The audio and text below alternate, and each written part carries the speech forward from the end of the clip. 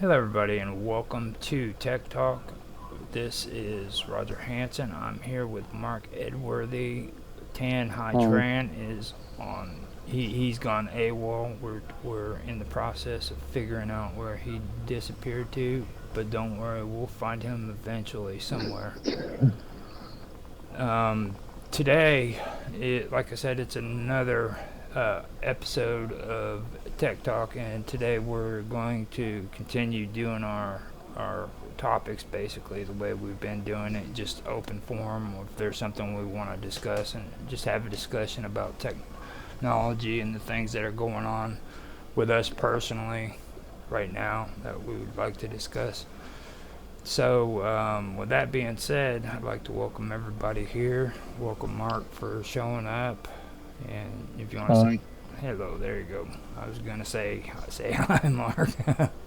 But I've been wondering, what would be a good thing to bring up to have a conversation about, and I just figured, there's a lot of things like in last year that I wasn't really able to talk about when it came to the things that I'm into and the stuff that I want to get into. You know what I mean? And I figured I'll just start having conversations about that. Like Mark, where you're into the professional background of technology and everything. For me personally, Mm. I would rather just build my own computers and stuff like that. You know what I mean? Things of that nature. So Yeah. Yeah. you know, so like when it comes to actually doing a build on a computer, that's something that I'd like to talk about. Like some of the mistakes people generally make whenever they do build their computers. Like if, for me, um, I, I learned I had to learn basically from just getting on the computer and doing tutorials on it. You know what I mean? Um, so there's a lot of things there that I had issues with. So if anything, what would you say would be the first mistake people make whenever it comes to building their own computers? Not. I would say actually not planning, not deciding on what they want the computer for. I always find that, especially in the sort of consumer market, a lot of people would just want the greatest and the best, latest machine without realizing that have the ability of the machine, so the amount of RAM or CPU, is something that they're never going to use, Mm-hmm. or very unlikely to use. Now, the one thing when you come up with that too that I've noticed because I've been in building too, and I didn't realize like you just don't build one computer does everything. You know what I mean? And I've been realizing like you said, what is it exactly that you want to use your computer for? And Mm. for me, I like computer graphics. I like doing video streaming, stuff of that nature. So I had to learn how to orientate my computer to where I can do computer graphics. Plus, I can stream on the internet. And when I say stream, I'm talking about streaming my own content, not watching Hulu and stuff like that. So, Mm. but um, and it's for me. There's learning curves too in that whole thing because like I did I was I've never had a computer like the one I've got now. Like now I've got an 8-core CPU. I've got a freaking GPU to go with it.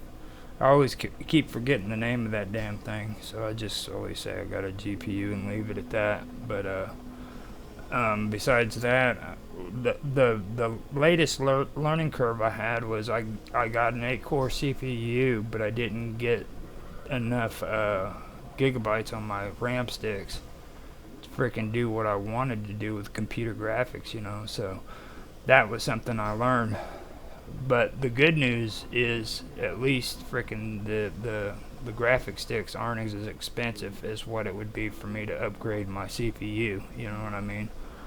Yeah, yeah. So, what I've got now, I've got 16 gigs on my graphics cards, or my chip, memory chips, or Your yeah, yeah. my RAM. And I found out recently that you could have 16 gigs on one stick. And I never knew that. I had no clue that you could get one. Again, it depends on the motherboard. Not all motherboards will allow all that. As an example, the machine I'm using at the moment, according to the specification document that was produced by Hewlett Packard, there is a maximum RAM of 32 gigs. But I did confirm this, and I have got it in there now. I've got two sticks of 32, so 64 in effect. Or actually, the operating system is reporting 62, but still 64 gigs in there. But according to the specification document that Hewlett Packard provided, it just states that the machine itself can only take up to 32 gigs. See, that's So yeah, yeah, they got it addressed. and that's the one thing I think is another mistake people do too. They don't want to learn the specs. You know what I mean? You got to go in and you got to match things up. I understand it. It really does get complicated, but once you get used to it, it's not really that hard. And I actually went on the internet, and they've got free programs where you can match up parts to see if they work with one another if you want to use those, So, but Yeah. that was one thing that I really didn't expect, was the fact that they have 16. They're 16 gigs, aren't they? You know what I'm talking about, don't you? Yes, 16 gigs, single sticks, I, single modules. Yeah. I never even knew they had that when I was putting this together. Like that just blew my mind. And I found out that with the computer that I've got, if I have two of those sticks on my computer, I'd have no problems with doing computer graphics or the computer graphics that I want. I can still do it now, but there's a little bit that I do want to go further with when it comes to it, and my RAM doesn't have the juice to do it. You know what I mean? Mm-hmm. But I was thinking I was gonna have to upgrade my CPU and freaking the whole 9 yards, and I went in and I actually checked with a buddy of mine who does tutorials and stuff on YouTube for Blender, and he told me no, man. Okay. He told me no. All you gotta do is freaking just go in, get or buy yourself two 16 gigabyte RAM sticks, and it'll take care of all your problems, I mean, I've only got 64 gigs on this machine because I do a lot of I set up quite a few virtual machines for development and testing purposes. So obviously the virtual machines need and allotment of RAM as well. Yeah, I played around with some of the virtual machines, and what was that I told you about, that virtual box? Yeah. And I could not believe how much how much RAM that takes. You know what I mean? It's insane, because like for like today with Blender, what they've got now, you can't get on there with a quad core CPU and just run Blender. It's gonna freaking cause some serious slowdown for you. But if you do like the 8 gigabytes, it'll do a decent job. Like I can do a decent job now, but I can also tell you right now, if I started messing around with virtual boxes, or VirtualBox or any of those, Mm. it would definitely mess around with my computer. Actually, I've got a Lenovo think sensor down there. That, well, I've not used for a while now. But I was using it with Blender, and that's a was a machine that was produced in 2012 or something, and only had a maximum RAM of 4 gigs. How long ago was that though? Um, I haven't. Well, must have been 3, 4 years ago Oh now. yeah, that's way behind. Like you haven't been on the new one yet. Don't try to plug that into Blender, dude. With now, cause like about 3 years ago, that's when they became fancy pantses. Like Bob Dub calls me, Mr. Fancy Pants. That's what Blender is now. Like Okay. when I had my quad core, I was alright with it. I think it was about 3 years ago. Oh, there he is. Hello, Tan.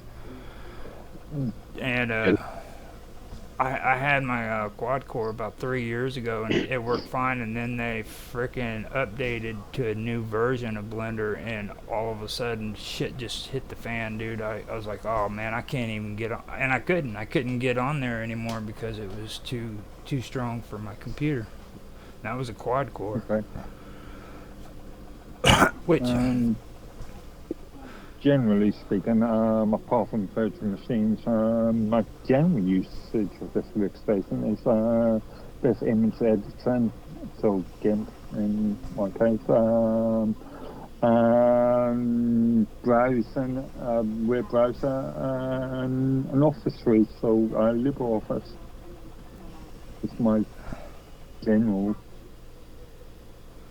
no, applications I use in there. An email client and a few voice over internet protocols, so such as Skype. So what do you use Libre for? Well, I use that for all my documentation. Any spreadsheets I'm doing, any word processing I'm doing, I use LibreOffice. That's Open Office, isn't it? It's a fork of the derivative of OpenOffice. Mm-hmm. OpenOffice is created by Apache Foundation, and LibreOffice is a separate project, but they both share the same code. Mm-hmm. So, Roger, you said you have a quad-core computer? Well, I did. I had to upgrade it so that I could. Now it's a 8-core CPU, and I've got 8 gigs right now. 8 gigs. Yeah, 8 gigs. I believe it's 8 gigs. 8 or 16. 8 gigs each, maybe. I recommend you move up to 32 gigs. That's what I was actually, just talking. I would argue for Blender and for your usage, 16 should be more than sufficient. Well, I don't know about all that. I've been like going through there, and like I don't know if you guys remember, it was a show that came on. It was called The Colony. It's where freaking aliens invaded Earth, and like humans were forced to live inside of LA behind walls, and they couldn't leave like districts and stuff. Well, at the beginning they had this really cool introduction where bricks are, when you first look at the introduction, it's just brick, I guess, bricks, a brick wall, like, what do they call them, where they're just up and down. And then when it turns, freaking the word colony appears on it, so it's like a 3D kind of effect. So I just recently used that effect on Blender, and this is without any kind of modifications, okay? Nothing whatsoever, just doing the actual effect. It took a lot of strain on it, and I actually had to downgrade to the point where instead of using video, I had to go and take photos of each frame by frame, and when Blender crashed, I had to start back up at that frame until the freaking whole render was finished. You know what I mean? And that was with that. So I've still got a couple of issues that I need to work out on. Like I'm wanting to really get into it and do some good graphics. Like I'm sick of AI. Have you been trying AI, or have you been just leveraging Mr. Robot's AI stuff? I've been playing around with it. I mean, to be honest with you, it's not really all that impressive. When you say artificial intelligence, exactly what do you mean? I didn't say artificial intelligence. I Well, said you said AI. yeah, I know. So see, I know better than to That's say. different. I know better than to say the actual words in front of the infamous mark. Okay. But yeah, anyway, yeah. What AI generated art. specific- What he's getting at, you know, Yeah. are Okay. images generated by algorithms. Mm-hmm. Okay. They literally pull these pictures off the search engine optimizer like you talk about, and they combine them and they create their own images. Okay. Yeah, I've heard people complaining about copyright issues and things like that, intellectual property issues. They actually had an actress, a pretty famous one, that was on the news here in Illinois that was talking about it. Well, that one girl, she was on frickin' that Minds Fest. She was talking about it. That's the first time I heard about that, where these people approached her. The one girl that was off of frickin' what was that gangster movie back in the or TV series back in the 90s? You talking about US TV series? US TV? The Untouchables? No, it was the TV series. Yeah. I Again, you're talking about US stuff. Yeah, had her on there, and she was on the Minds festival or whatever it was at the beginning. She mentioned that these people approached her and asked if they could use her likeness, and she said no, and they went ahead and did it anyhow. Well, this woman just like came out just like within the last week or two and said that they did the same thing to her. It was that GT what do they call it? GT frickin' it's one of the popular frickin' AI programs they got. GT AI or some shit. Chat GPT. Yeah, GPT. Yeah. Yeah, Chat GTP. GPT 4.0. Mm-hmm. They literally stole her likeness, and then they approached her beforehand, and she said no, and they still did it. Yeah, that's just wrong. Mm-hmm. Okay, so he end up suing the hell out of them? Yeah, she's in the process now of doing it. So did you figure what was the name? It was a blonde girl. I know that. I always look at the hot chicks. Yeah. The one that attended the Minds Fest? Oh no, her. She was. I had her. Jessica something. But hold up. Actress. I can probably suing chat GTS GPT. OpenAI could be getting sued by actress. Oh, Scarlett Johansson. Oh, Scarlett Johansson? Yeah. She's the Marvel girl. Mm-hmm. Black Widow. Well, she was also wasn't she also on freaking Krypton?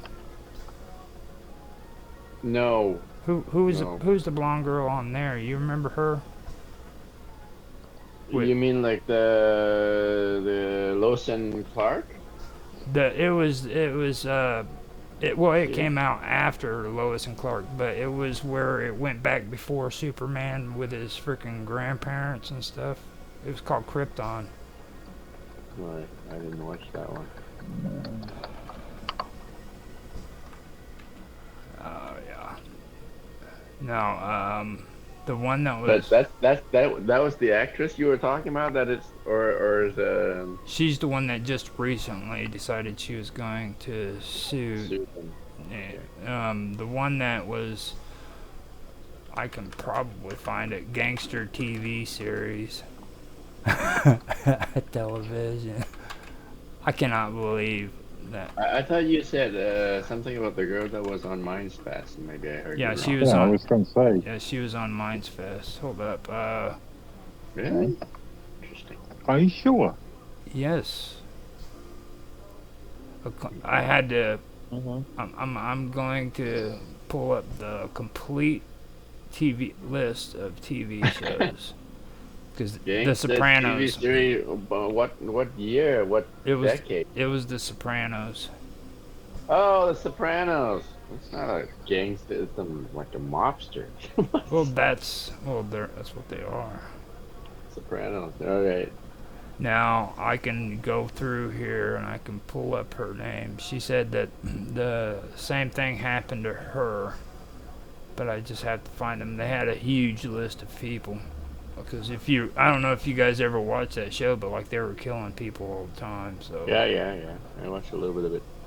it was like a blood fest. It's Tony. It's Tony. Oh my goodness. But yeah, I'm looking through a list of actresses for that show, and her face doesn't register. I thought I would be able to find her, but I haven't been able to. Her name doesn't ring a bell because they introduce everyone that comes up to Minds Fest.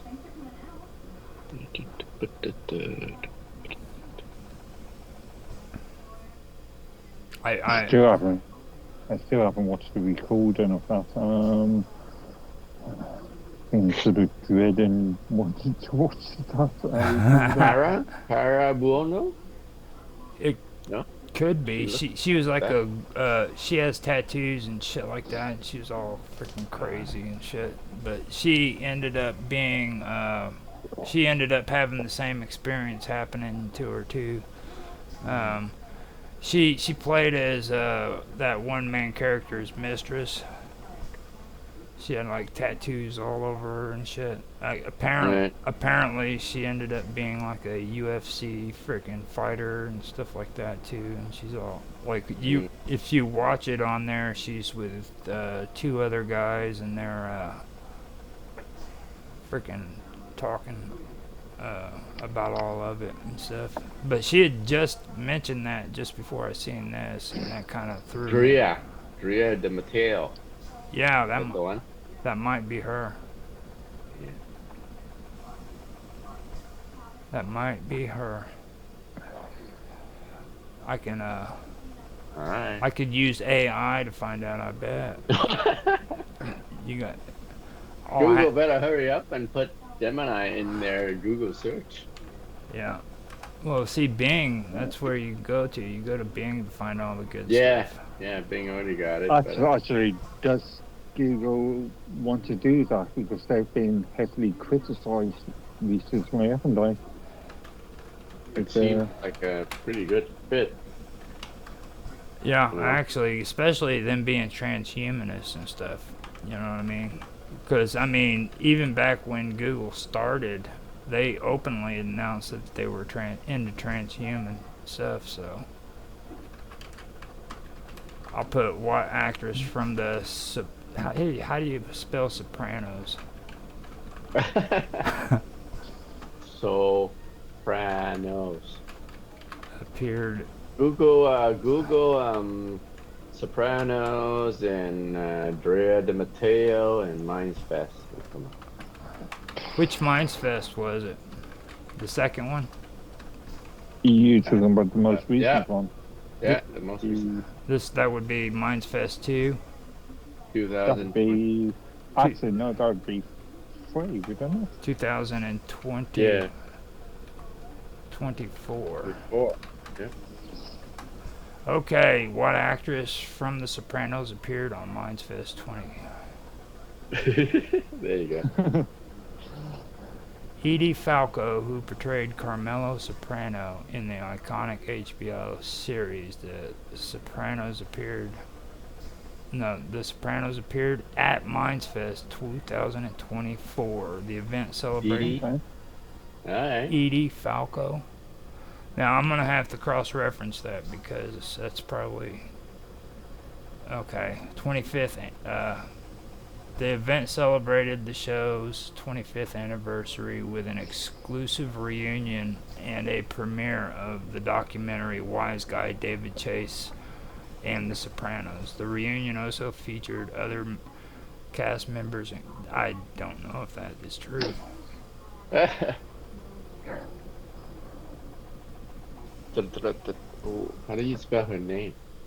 Edie, E-D-I-E, E-D-I. and then Falco, Edie Falco. and then F-A-L-C-O. Edie Falco. Yeah. Minds Fest? No.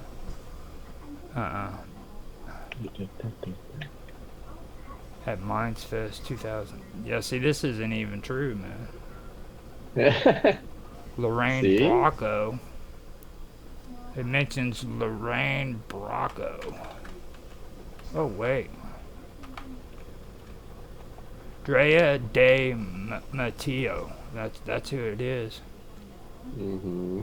That it just showed a picture of her on the side. Alright.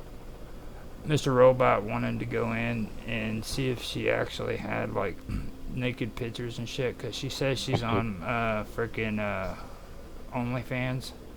Really? Yeah, and he said that he couldn't find nothing. So What happened? I mean, if she's the actress, why go to only? Well, what it was is she gets on there and she just kind of like shows herself in skimpy clothes and stuff, and that's it. So, Mr. Robot lost interest. Said, "Oh, she's not all that hot." I'm like, "You're just upset because Right. she didn't show no naked pictures," is what it is. But yeah, she's the one that said that they did the same thing to her too. So Okay. and that's one thing I think it'll show the picture of her. I'm not sure. Yeah, there you go. Can you see it in chat? Yeah. That's the one I was looking at. Yeah, she's the one they said that freaking these people did a freaking likeness of her without her permission. They even approached her first. Yeah, I think I remember her, the face. Mm-hmm. Yeah. I mean, it's pretty messed up if you ask me. So. Mm-hmm.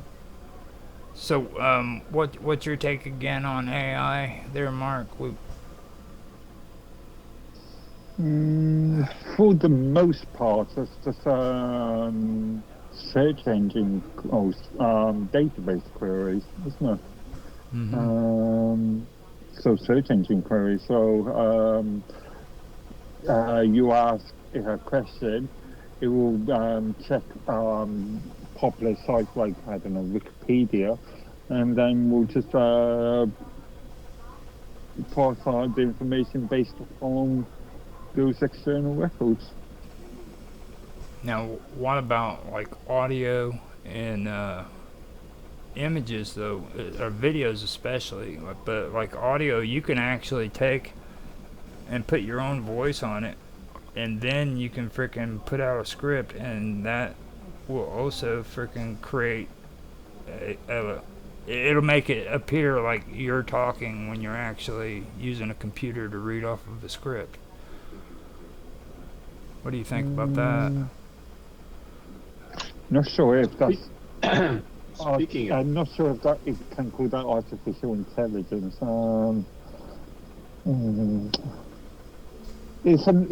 There are interesting concepts, but again, I question if they are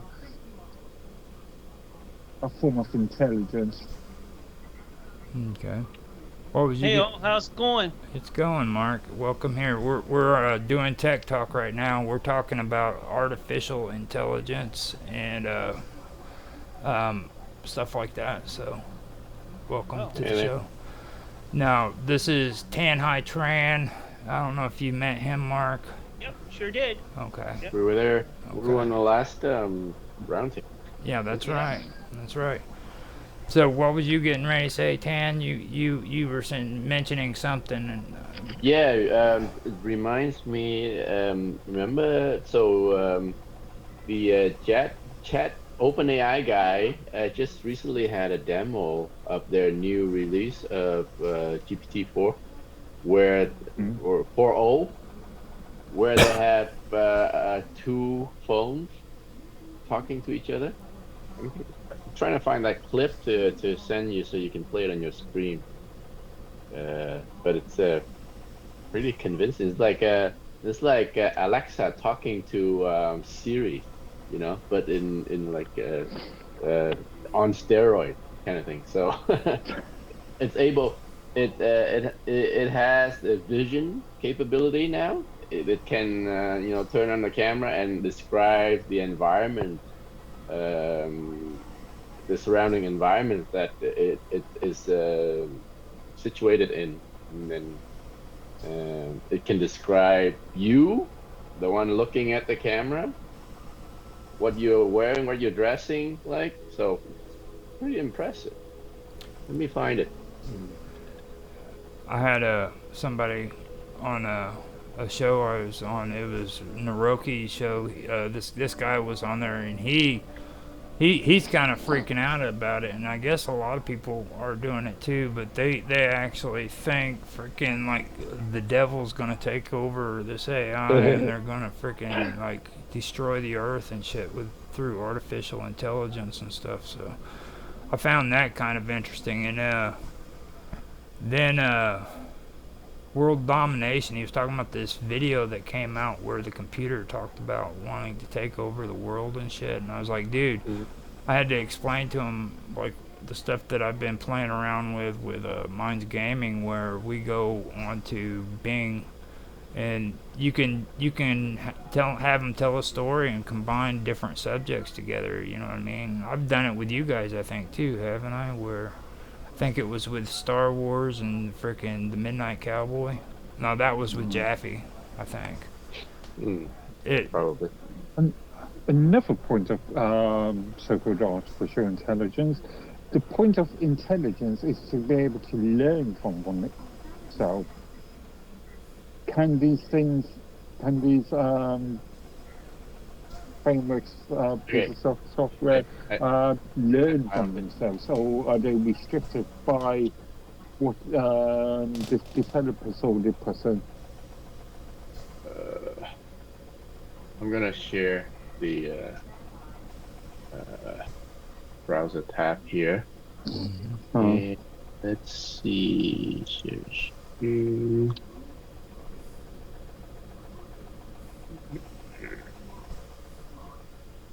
Hello, OpenAI. Yeah. Play this one. Today we're going to try something new. Can you hear it? We're going to let you talk to another Yeah, I can hear AI. it. This AI is going to be able to see the world. It's going to have a camera. I'll be holding it, and so you can direct it. You can direct me to ask questions about whatever you want them to do, but really try to figure out what does it see, and and ask questions appropriately. How does that sound? Well, well, well. Just when I thought things couldn't get any more interesting. Talking to another AI That's that the can AI see the talking. world? This sounds like a plot twist in the AI universe. All right, let's do this. All I'm right, ready to please meet the... pause for 1 moment. You got it. So now that first AI can't hear anything. Hello, AI. Today, you're going to have access to see the world. You can see me. What do you see? Hello. I see you're wearing a black leather jacket and a light colored shirt underneath. Great. You're in a room with some unique lighting. That is all correct. Now, what I'm going to want you to do is there's going to be another AI who's going to talk to you. This AI is not going to be able to see anything, but can ask you questions, can ask you to move the camera, can ask what you see, and your job should just be helpful. Just be as punchy, direct, describe everything, do whatever that AI asks. How does that sound? That sounds interesting. I'm ready to help out and describe whatever's needed. Let's do it. All right, let's get started. Great. Hello there, new AI friend. I'm O, ready to explore the world through your eyes. What are we looking at today? Hi-yo. We're looking at a person wearing a black leather jacket and a light colored shirt. They're in a room with a modern industrial feel, with exposed concrete or plaster on the ceiling and some interesting lighting. There's also a plant in the background, adding a touch of green to the space. Anything specific you'd like to know or explore? Hey there. Sounds like quite the stylish scene. I'm already intrigued by the modern industrial vibe. Let's start with the person. Can you tell me more about their style? Are they doing anything interesting, like reading, working, or interacting with the space? The person has a sleek and stylish look with their black leather jacket and light colored shirt. Right now, they seem engaged with us, looking directly at the camera. Their expression is attentive, and they seem ready to interact. The setting around them, with its modern and industrial design elements, adds to the overall stylish feel. They might be getting ready for a conversation or a presentation, given their direct engagement with the camera.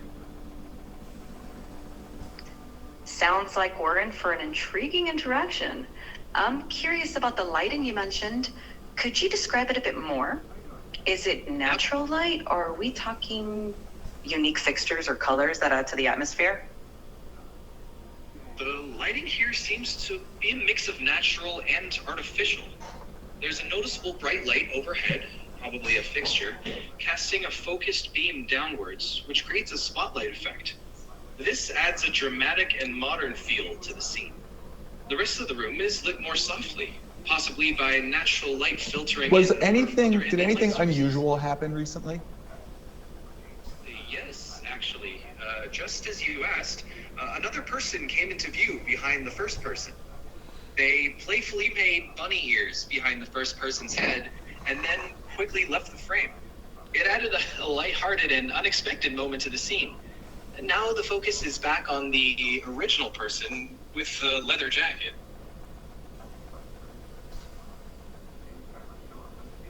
Sounds like we're not the only ones enjoying a bit of fun here. Yeah, That so playful moment really let's- adds a personal let's, touch to the stylish and... cut What that do you out. think about that? That's actually pretty interesting, but like I just figured we'd probably better keep it down to a minimum just in case. So Yeah. No, yeah. Right, I see. Couple of things. we'll say something. Yeah, it's your turn. Since He's pattern recognition is recognizing of his clothes, recognizing of light, so it's a form of intelligence.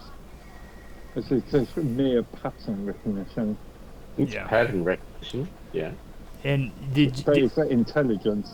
But did you notice too that he had a photo on his screen and he had it aimed away from him, and the other phone was looking up and was able to see the one with the female's voice was able to see the girl behind him. So he basically, the male voice was able to grab the information from the female voice on the phone and determine that something was going on there through that Yeah, phone. it's able to reason with the patterns that it recognizes.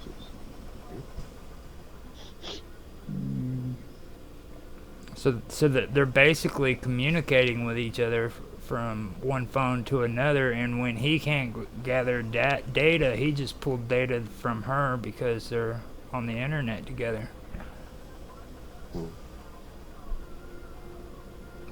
Yeah. It strikes me as the term intelligence has been thought over for centuries now. As a philosopher, what intelligence is. It's pretty interesting. I do have to admit that is actually pretty interesting. Yeah, I mean it's at the Mark's right at the basic level. It's just mathematical logic, crunching through data, right? Mm-hmm. But it's being let's take it to the nth level, and now it's able to use the data it has. Computer vision was a very difficult problem in computer science before. Now it seems like it's doing it naturally, right? Mm-hmm. So that's a leap forward. I'm not sure if you can call it naturally. Now, It's doing it. No, I guess naturally is the wrong word. mm-hmm. It's doing it with ease, right?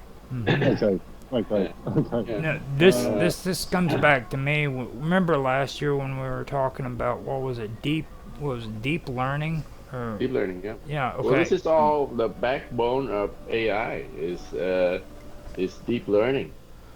And there in that, I believe we were going over freaking like paradigms, being able to adjust from one situation to another. You know what I mean?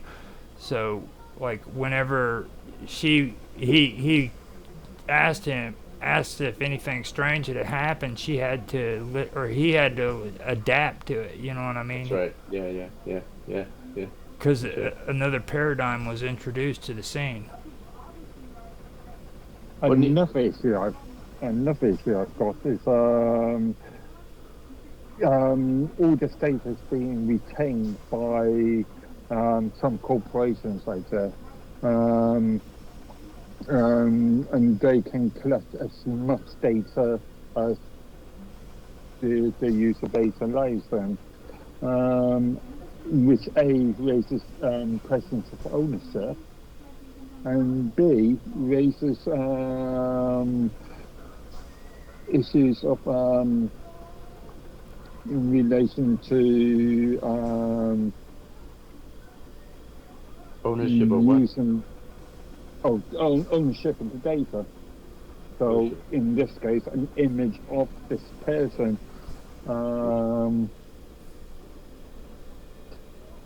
Now see that I've also heard things in legal language too, where they're actually trying to introduce a proposal that artificial intelligence would be a person, to where nobody could actually own it because it would be its own person. That was a 1960s or dramas around that, wasn't it? Yeah, well, it's actually during the 90s. It was during the 80s and the 90s. iRobot. I'm thinking of Isaac Asimov's iRobot. I'm thinking of the 1930s Metropolis, German silent film. So then with the. So somebody can potentially marry an AI. Hey man, there's enough guys out there willing to do it. I mean, I know. Can a non-sentient entity be a person. They, well, Yeah, I mean, the definition of a person is now kind of messed up. You know, Yeah, I suppose the US legal sort of Yep. framework is calling a company a person and a person a Yeah. company. Yeah. personhood is pretty messed up in the first place because, like, people with who are like mentally retarded, they Yeah. they're automatically wards of the state. There's no personhood for them because they can't function on their own according to the state. So if the state feels like coming in and taking custody over somebody who's mentally handicapped like that with retardation, then they can do it without any question. I presume they would need a court order to determine that that person is not a. It's pretty messed up. I've actually checked all that out. It really is screwed up. But Again, you're talking specifically about U.S. federal law. mhm. Well, most likely it came from over there. I mean, you guys are really known for all of the cool social reforms and shit. So, I mean, I would beg to defer. So, There you go. Them fighting words. he's like, don't be talking about the English. He's thinking of a real sophisticated thing to say in retaliation to that because he doesn't talk like us Americans. Stop staring now. Which I mean, being honest though, being sincere, like I've actually done research into this, and like you've heard about the donut, haven't you, Mike or Mark? Sorry, It's called the donut.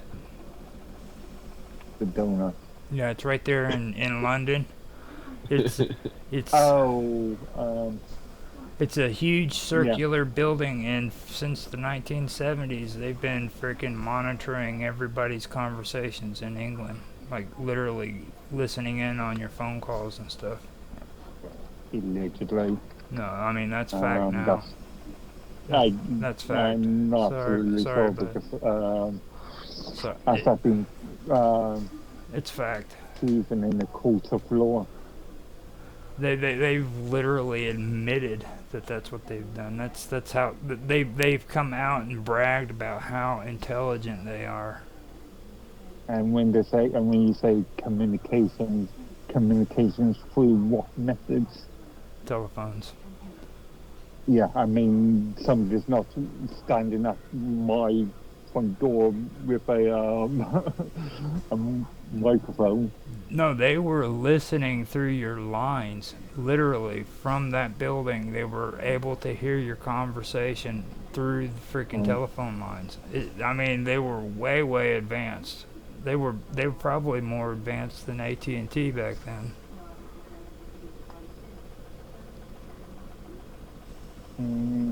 Not all houses have bad telephones.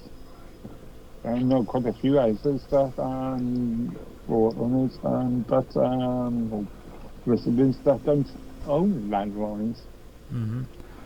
And I'm not saying they're like listening in on people's houses that don't have phones. I'm saying that they were listening in on people's houses that did have phones. Okay. But I mean, that was a big project that Margaret Thatcher was pushing too. She was real big on all that. As a matter of fact, she didn't get involved with the Star Wars program with Ronald Reagan because she was wanting to focus more on that program, and Ronald Reagan wanted her to get involved in it, and they ended up doing a negotiation. So it went into a lot of different areas of science. Like, it's a pretty interesting story behind all that. Okay, I presume under the guise of Cold War. Yeah. Now, like, I've heard like when it comes to missiles being launched, they can actually use a satellite now to pinpoint where the target's supposed to be. That's actually supposed to have come out of that program where they were able to use that data to create those weapons. Okay, that's just a matter of maths, isn't it? You plot it, where that missile's going to, and That's pretty cool stuff. you could do that with a map and a side roll.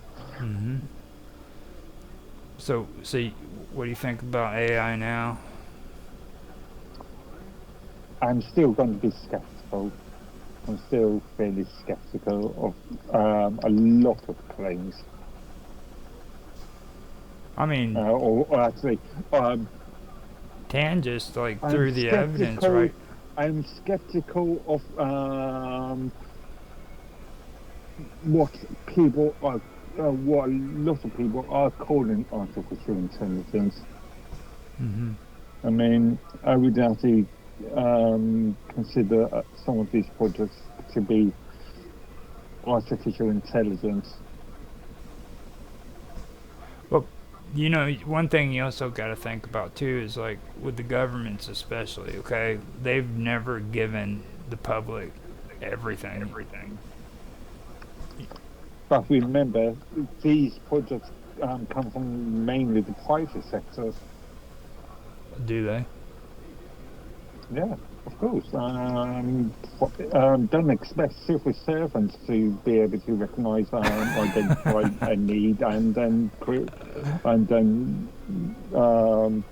something. I mean, civil servants are not capable of doing such things. generally speaking.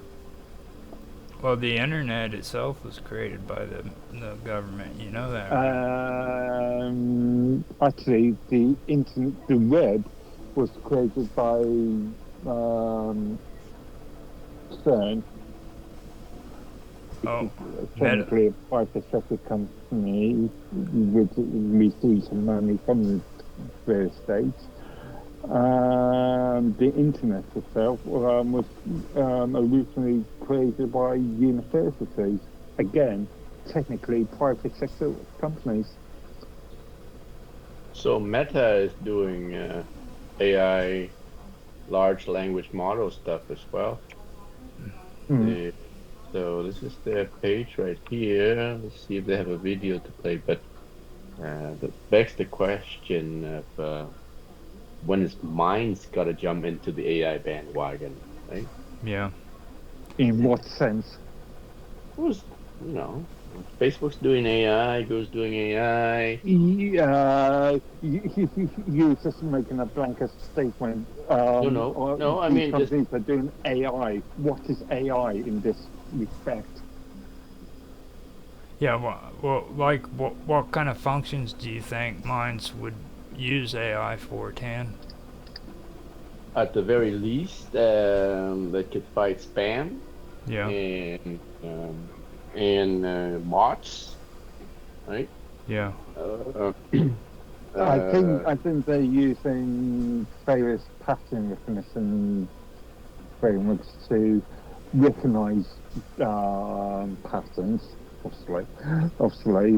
So you could argue that's a form of artificial intelligence if you're basing it on the modern argument. But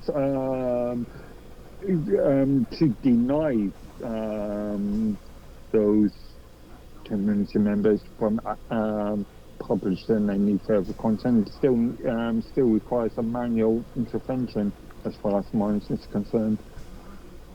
And I believe so that one, the other one is Minds would always staff would the staff has stated in the past that they would never use artificial intelligence or any artificial intelligence based related frameworks to ban. They did say that? Well, I mean, the algorithm will help them detect the bots and the spam, and then we'll let the administrator, intervene at that point. But without that, again, You is that artificial intelligence? Is trawling through a database, seeing two records that look the same, artificial You're intelligence? you're you're oversimplifying the thing. Take that to the difficulty of the nth level, right? At the very simplistic level, it's that, but it's doing that in a much more complex and a billion times faster than conventional computer can do. Now, that goes back Uh, too to what we were talking about last year when we were talking about infrastructure. You know what I mean? Like, how would it be beneficial to creating an infrastructure? Because I've listened to a lot of talk about mines and how they're doing this stuff, and I can tell you right now, just from what I'm hearing, they don't have shit for infrastructure.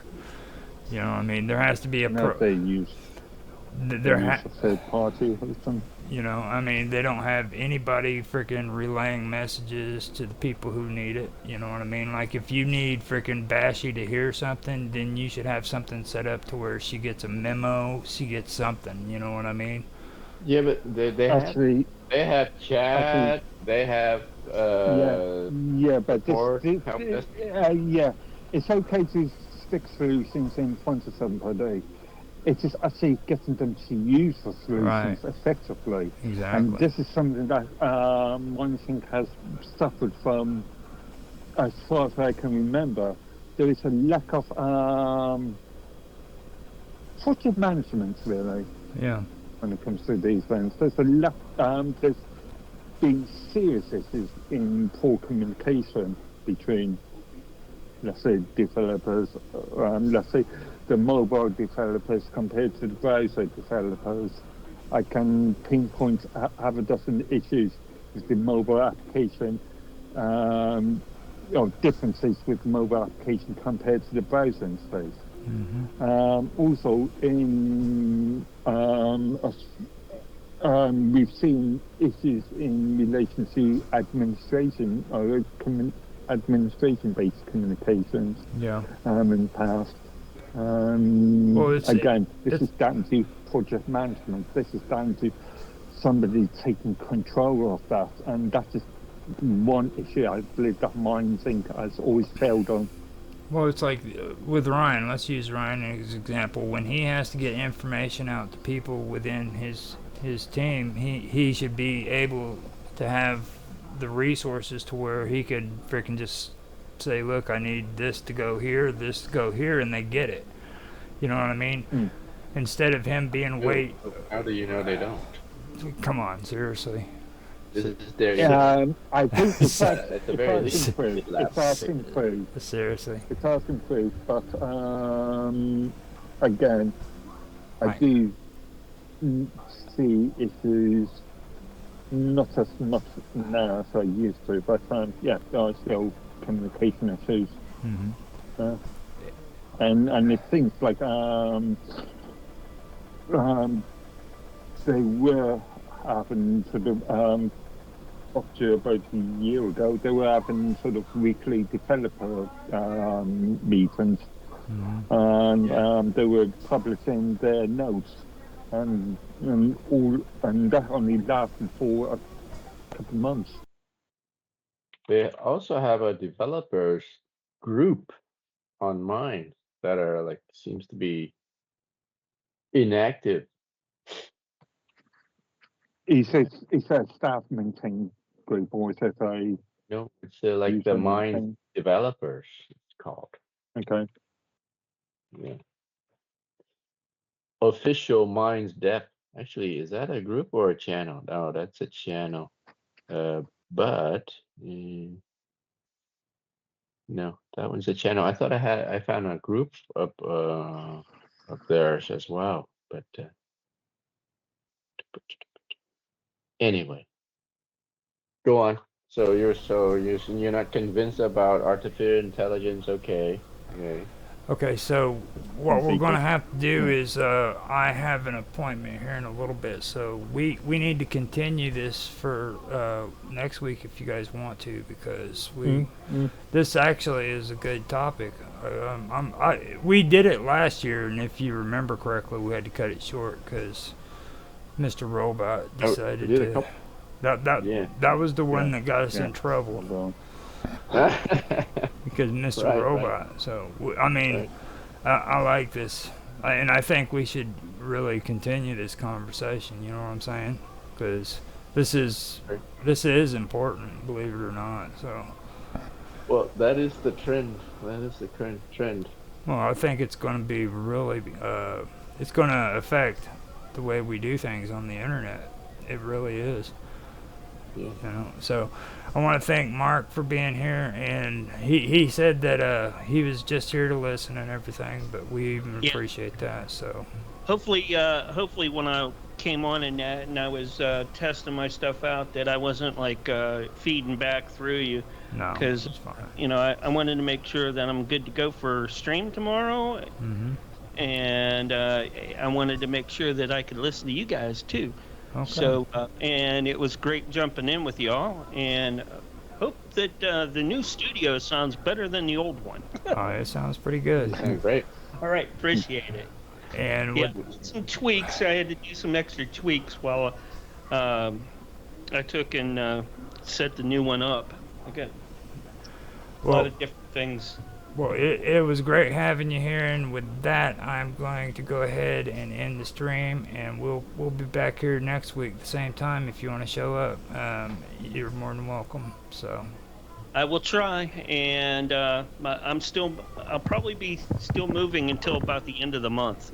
all right, All right, but my first live shows will be starting tomorrow. okay, And y'all, Roger, don't forget, come on in to Cafe Enigma. We will be there. all right.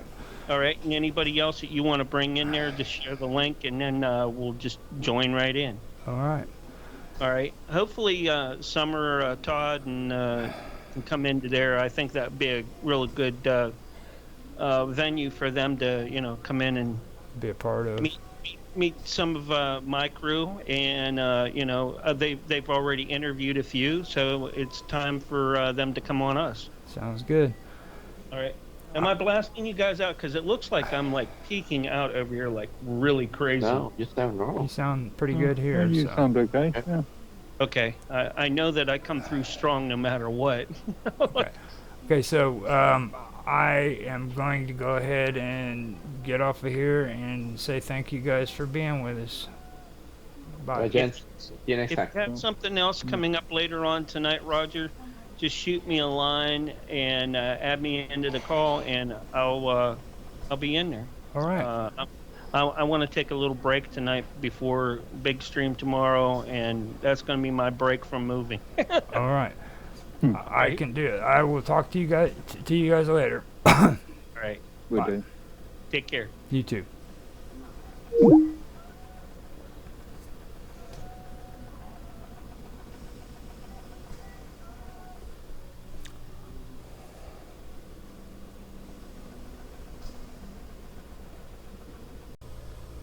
Okay, so 3, 2, 1.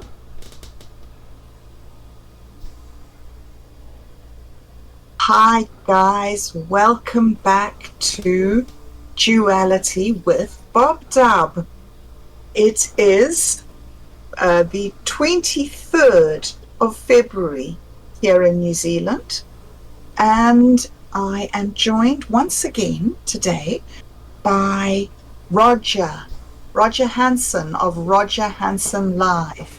Hey Roger, how are you today? I'm doing all right. Thanks for asking. Awesome. Well, we have a very interesting episode lined up today. So far, we have taken a look at the relationship between masculinity and femininity, and we have said how that is a cooperative dance between these two forces, this force of rationality and the force of love or nurturance, and how we both have both of those essences within us, that we try to use both of them to achieve a good and ideal life. And then last week, episode 4, we took a deep dive into the duality of man, and we looked at man's tendencies to be separate and to find unity. And today, Roger and I have decided to look deeply at the Zoroastrian religion and their concept of good and evil, because it's quite different, I think, from the Western understanding, and it really adds a dimension to the concept of duality, and maybe even illuminates it in a way that our traditions don't. So, Roger, thank you again for joining us on this and for being the expert. You yourself know quite a bit about Zoroastrianism, don't you? Well, I have a basic idea of it. Zoroastrianism, being honest, most of the people who know a lot about them are like college professors. That's really the best way of saying it. I mean, it's a really complex way of thinking. Like back during the time of Jesus and everything, the Zoroastrians were the equivalent of the three wise men when they talk about the birth of Jesus. So Right. and these were also referred to as the Magi, Yes. the origins of magic, all of that. So um, their beliefs were very complex, and they were considered very wise because of the way they thought and well, their train of thought basically, and how their religion blended into all that. So Yes. just to let everybody know, this isn't light work. I mean, if you're really interested in Zoroastrianism, it's a deep dive period. I mean, you're going to be researching it and finding out new things. Yes. It sounds to me like it's a very, very idealistic. No, that's not the right way to say. There is a very big component of idealism in Zoroastrianism. The basic concept is that ultimate truth is this idealized reality. Is that right? The best or the better word for me to use would be there's Zoroastrians. They allow you to see the world through certain abstract concepts. So it's more of an abstract or different abstract concepts, like through poetry, through freaking art, things of that nature. You know what I mean? That's more along the lines of how I'd put it. It's very interesting how all of it blends together. You know. Yeah. Yeah.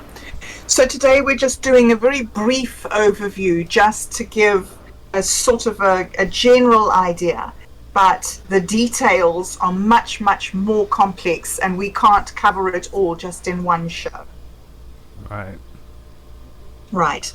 So I know nothing at all about Zoroastrianism, so it's going to be very interesting for me.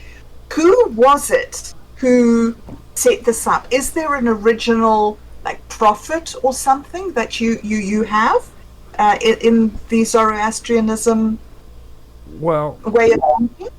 if it, I'm not Zoroastrian, so I'm not offended by saying this, but it might offend some people who do believe in it. But I can go ahead and say it because I've done the research. Okay. Yeah. But Zarathustra was the person who originally came out with a lot of the concepts that created Zoroastrianism. But Zoroastrianism actually goes back to an origin which connects Zoroastrianism with Hinduism. It also connects it with freaking a lot of the Greek belief systems, and that origin is originally Indo-European or / Indo-Aryan, which was the ancient word for Indo-European. So like when you hear the word Indo-European, that's what they're talking about. These are this is a belief system that evolved and became Zoroastrianism, just like Hinduism wasn't originally Hinduism. It evolved from Indo-European belief systems too, so and you can find a lot of Greek mythology, and which I don't like saying mythology, the Greek religions. Yeah. You can see a lot of their beliefs coming out of the Indo-Europeans too. So Gosh, that's fascinating. that's where it actually originated from. But Zarathustra was the one who started the Zoroastrian religion. So he sort of took those basic fundamental concepts and he refined them into this way of thinking. Right. He That's he created what was called the Gothas, or the Gothas. oh, I the don't know. Goths, right? So that's sort of like the basic Bible. I don't know, what would you call it? Holy scriptures of the religion. Yeah, the Yasna. It's the Zoroastrian liturgy. Now Aha. they're arranged in 5 different modes or meters, however you want to call it. Yes. Now they, like I said, they have different modes, and the structures is what is it? Ahanazati, Ashtavati, Sinta Menu, and Vohu Vistragatha. And then you have Vahishto Ishti, which is probably mispronounced. I'm not very good with pronunciation. I think I've said this before, but I want to re-say what I meant before. But the Ahanavati Gatha, it has 100 stanzas, 3 verses, 7 plus 9 syllable meter. And then the Ashtavati, it's having happiness is what that is, and it has 66 stanzas, 5 verses, 4 plus 7 syllable meter. Then you have the Spinta Menya Gatha, and that is bounteous spirit, and that has 41 stanzas, 4 verses, 4 plus 7 syllable meter. Then the Vahu Yashathra, and that's good dominion. That has 22 stanzas, 3 verses, 7 plus 7 syllable meter. And then Vahishtu Ishti Gatha, and that's best beloved, and that has 9 stanzas, 4 verses, 2 of 7 plus 5, and 2 of 7 plus 7 plus 5 syllables. Gosh. Yeah. So that's poetry. That's quite strict poetry. It's not just stories. Mm-mm. That's interesting. So do you know why he chose to give his teachings in poetry? Is that got something to do with how he thought about the world?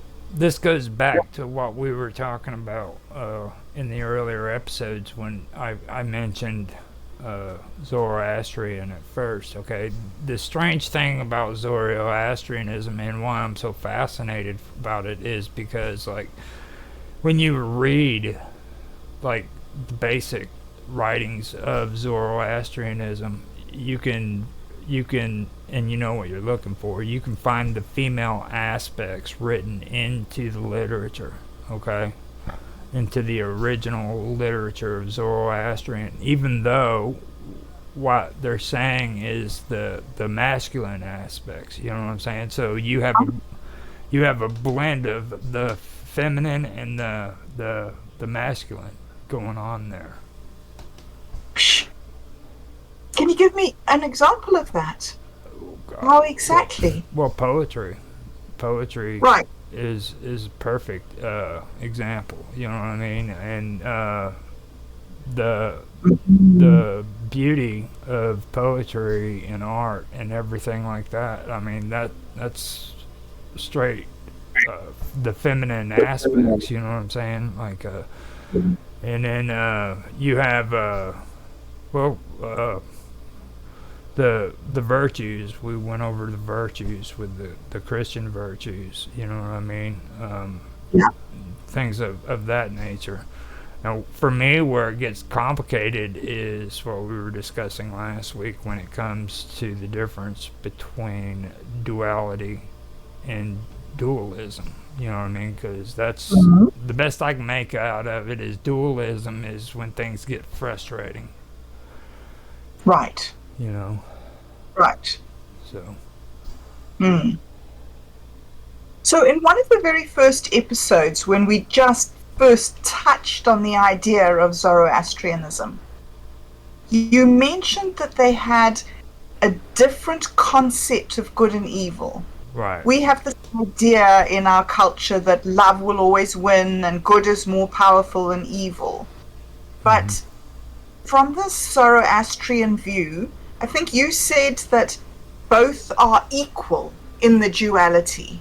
There isn't one that's more important than the other. Right. Now, with Zoroastrian, let me also point out too that the one deity that stands above all the other ones is Ahura Mazda. Okay. Right. So when when it comes to understanding this, you have to understand that Ahura Mazda created what's been referred to as the ideal world. Okay. And I believe he called it Asha. All right. So Ahura Mazda created Asha through his mind, and that's the ideal world, which is from his mind, which means it hadn't been introduced into the material world. Okay. It was created purely through thought, and the ideal world is the perfect world where frickin' there's nothing that's in conflict with one another. You know what I mean? There's no chaos. All So right. there's no duality there. It's just perfect unity. Right. Interesting. And you and Otto were talking about that on your episode, which I don't want to be like a scene stealer or nothing, but I'm going to do it because I'm a rebel like that. So, but Do it. Do it. but you guys were talking about wanting to go directly to the source. You know what I mean? And he was explaining to you from his perspective what you were doing. Okay. Now, in Zoroastrian, in your comment section, I mentioned it, that what they call that is the good mind. Okay. Right. And, Okay. And the good mind is the goodness. That's where you focus on the good. Where Otto was telling you that if you focus on the good, then you know you're going to be more likely to be influenced in that direction. You know what I'm saying? Yes. That's a Hindu belief, but it links to the Zoroastrianism, and both of those go back to an original belief system that's Indo-European. You see what I mean? Yes.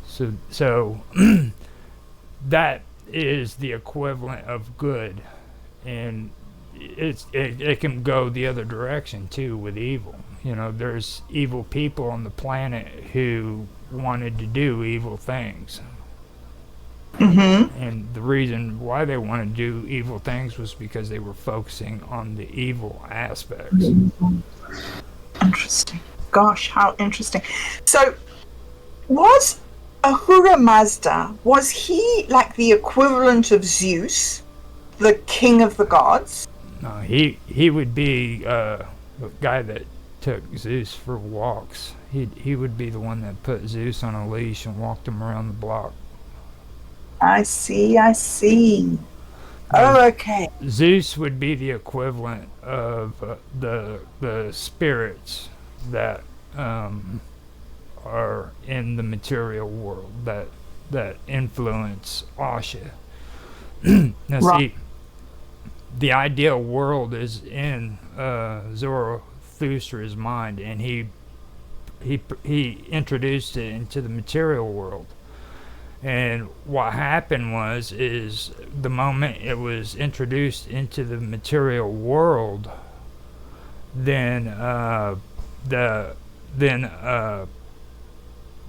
ideal world became corrupt. It became tainted because of the spirits that were in the material world. Some supported Asha and some opposed Asha. Mm-hmm. Mm-hmm. Okay. Mm-hmm. Yes. So that's where you get the conflict and you get reality, what's real. So Zarathustra, in his mind created the Asha. Right. Is that right? So who was Ahura Mazda? Was Ahura Mazda outside of Asha? Or was he created when Zarathustra created Asha? Now, he is the creator deity, and he's supposed to be god of the sky. Okay. He's god of the sky in the ancient Iranian religion of Zoroastrianism. That's where it comes from, is Iranian, and a lot of people don't understand, like, the idea, or the name Iran is actually originally Aryan. Okay. Wow. And it was changed over time to Iran, but Indo-European, Indo-Aryan. That's where the term Aryan came from, and I think we had the conversation the other week about Nietzsche. He really did get into Zoroastrianism, and him, like the term Aryan, got he got vilified because of World War II.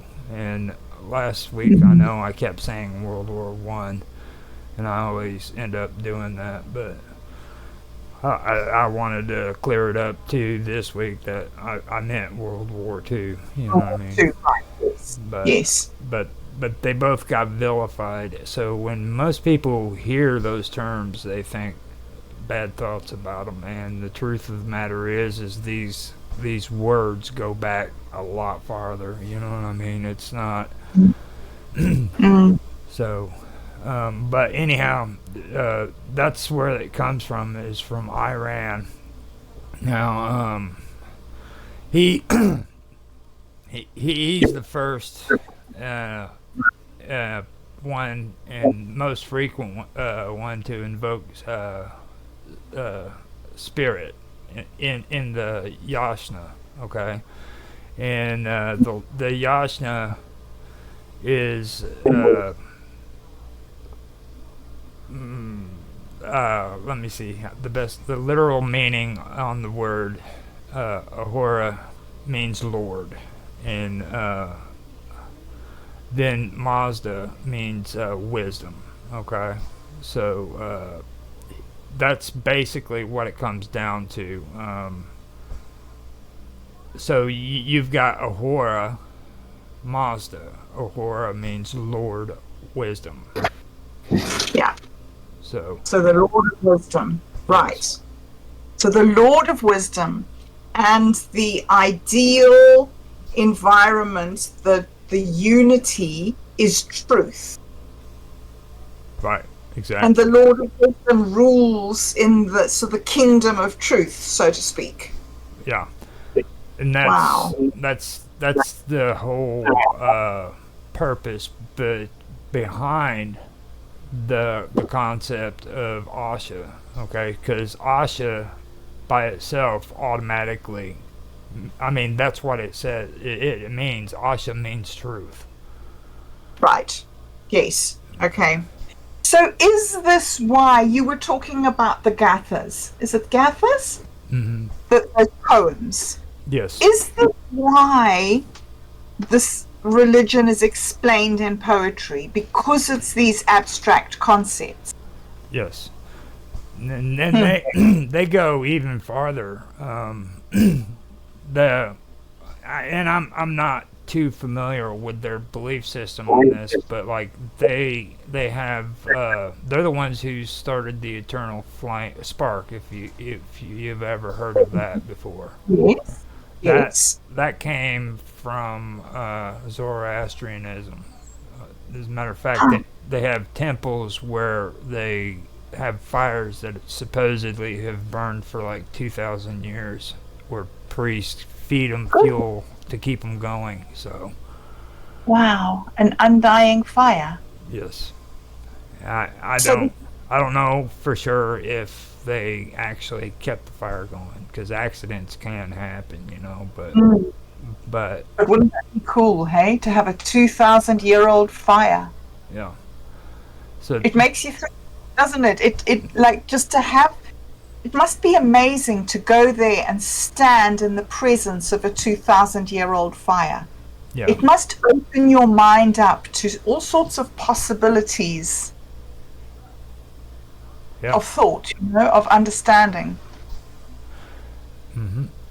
And now, the word Asha, like I said, means truth. Okay. Now, the notion of truth is the totality of division of ideal existence, and the relationship of all things in perfect harmony, so that nothing occurs at the expense of something else. All right. Mm-hmm. And that is also connected to the idea world. All right. Yeah. So yeah. Nothing occurs at the expense of something else. So you don't freaking, in the ideal world, you don't kill somebody because that's going to take away their life, and it'll also freaking affect their family. It'll also, you know what I mean, things like that. So in this ideal world, nothing occurs at the expense of something else or someone else. Yes. So the idea that something harms something else, is that what we would consider sin? Like something that's damaging? Is that their badness, their evil? Yeah, that's the evil. That is that. Well, we said good, and then we said evil. So yes. when you think of good, you think of the good mind, and you think of the ideal, mm-hmm. the ideal, world. Okay, or yeah. Yeah. The perfect state of right. And in the material world, that ideal world is tainted by spirits that don't or that oppose Asha.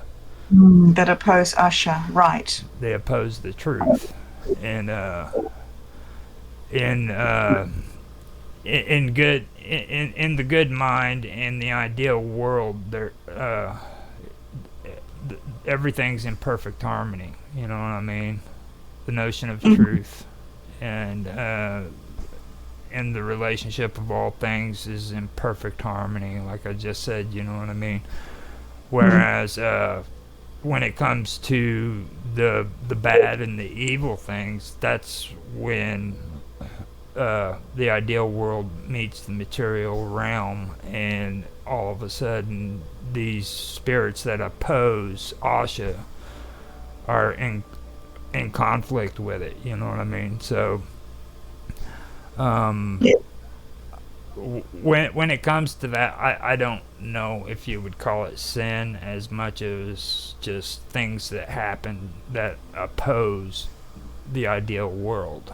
You know what I mean? Mm. So Mm. Mm. I don't know how their thoughts were on that when it comes to Mm. sin. To be honest with you, that Interesting. is a very tricky thing to say. You know what I mean? So. Yeah. Yeah. I don't even know for sure if the Zoroastrians believed in sin.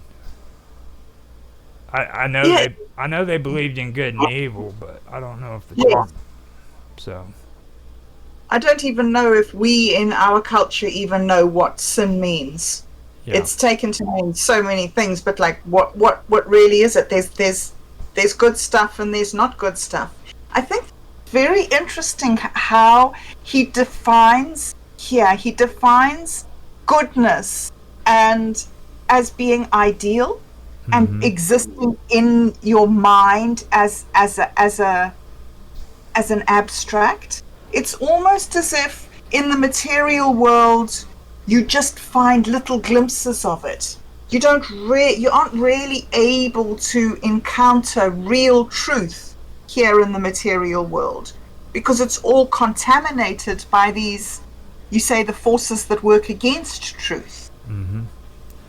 And think about that on a serious level, like on your everyday life to life experiences. Okay, like I mean, this is real stuff. This is stuff you can actually relate to when it comes to your way of thinking and your mind. You know, like with me, I have this ideal world in my head, Mm, but when I start to put it into practice, all of a sudden things frustrate that and things come into conflict with what my ideal world is. You know what I mean? So all of a sudden I have to adjust and I have to freaking change and change my thinking because apparently my ideal world doesn't work. right. You know? Yes. In this material realm. Right. We would have to be in that world of the mind, but maybe that's where we go after we leave these bodies. Maybe we go to that ideal place. Maybe it Maybe. could be a good. It could be a good, good. It sounds pretty good actually. So there are three things, I think. There are three, well, I don't know what you would call them, things. There's the divine essence of truth, the good mind, and the spirit of righteousness. Are those the three things that make up the Asha? The divine essence of truth would be like the concept of what the world was made up of. The good mind, is that our tendency to want to do good things? The good mind is well, we were talking about it just now. Like in your episode, you were talking with Otto about wanting to just cut out the middleman and go to the main source. Right. When it comes Okay. to searching out, you know, the truth and searching out God. You know what I mean? Yes. And you were talking about all these other deities. Okay. Now, Otto was telling you, like, if you focus on the good, then your mind is in a place where you're more than likely well, how did he put it? He says it a lot better than what I could. But you're more you're in a place where you're more likely able to attract goodness. You know what I mean? Yes. So Right. so when you're in that good mind and doing good things, good things are going to happen and good things are going to be around you. You know what I mean? That's the good mind. You create the goodness within your life by having that good mind. Okay. So would that be then, I don't know, that's making me think of like what the hippies used to say was good vibrations. Well, Like, I'm not a hippie. You know what I mean? I've been called a lot of things for talking about this stuff. Don't call me no hippie. no, I'm just trying to say that, like, does the good mind, it sounds to me like the good mind sort of means like making good vibrations, making good thoughts, focusing on, I don't know what Otto would call, I think, the realm of the devas. Yeah, that would. I believe that's what you guys were talking about too. The Devas, weren't you? Yeah. Okay. Yeah. Now, the Devas in Zoroastrianism would be the spirits that promote Asha. Okay.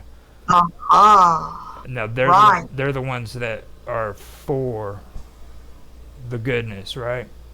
Yes. Okay. Yes. The So the one, Go ahead. yeah, sorry, go on. Go ahead. I was going to say, are there spirits like demons that fight against the Asha? Yeah. There's two forces or vectors, okay? The spirits that promote Asha and the spirits that frustrate Asha. Yes. This is the dualism between good and evil. This is what the evil or the spirits that frustrate Asha are what taints freaking the idea world, the world that was created within the mind of Ahura Mazda. Yes. Okay, so Yes. whenever you're going through your day-to-day life and you're feeling frustration, that is being caused because of the evil spirits that are frustrating truth in your mind. You see what I mean? The things that are blocking you from the truth. Yes. So it seems to me from what you're saying that it's sort of like our responsibility to have the good mind in ourselves, to create it for ourselves. Yeah, Or I believe that is. I believe that that's really what it comes down to when you're talking about Zoroastrianism. I think that that each person should look at the world as a moral reality. You know what I mean? It's about our morals and what we want in our life. You know, like the good. If you want good things to happen in your life, then you need to focus on the good things. The bad things will happen, but that doesn't mean that you stay stuck in the bad. You know what I mean? There's always a way out. You just have to look for it. And I've had experiences in my past where I've had bad things happening, okay, but there was always a way out. There was always somebody around that had a good heart, you know what I mean, or stories that I could listen to that had a positive twist to things, you know. So so that's the good mind, right, searching out those positive things that see you through. exactly. At least that's my interpretation of it. And a lot of even in today's world, a lot of people like to call it moral psychology. You know, Yes. That's a good way of looking at it too. It's that's what it comes down to, moral psychology. You know, for everything that's good, there's something that's opposite to it, and everything that's bad, there's something that's opposite. You know, and I seriously believe that two opposites can occupy the same space. So Right. so Yes. if you have something bad that's going on in your life, then you need to replace that with the good, something that's good to take its place, because they both can't occupy the same space. That's both physical and mental. So, for people listening to this who have encountered negative stuff and stuff that's dragging them down, and hardships and trauma and dramas and those things that tend to make life so miserable, what would a Zoroastrianism advise a person like that to do practically in order to find this good mind? Well, first, one thing I have to say, and this is my take on it, and it kind of blends into what we're talking about with the good mind, okay?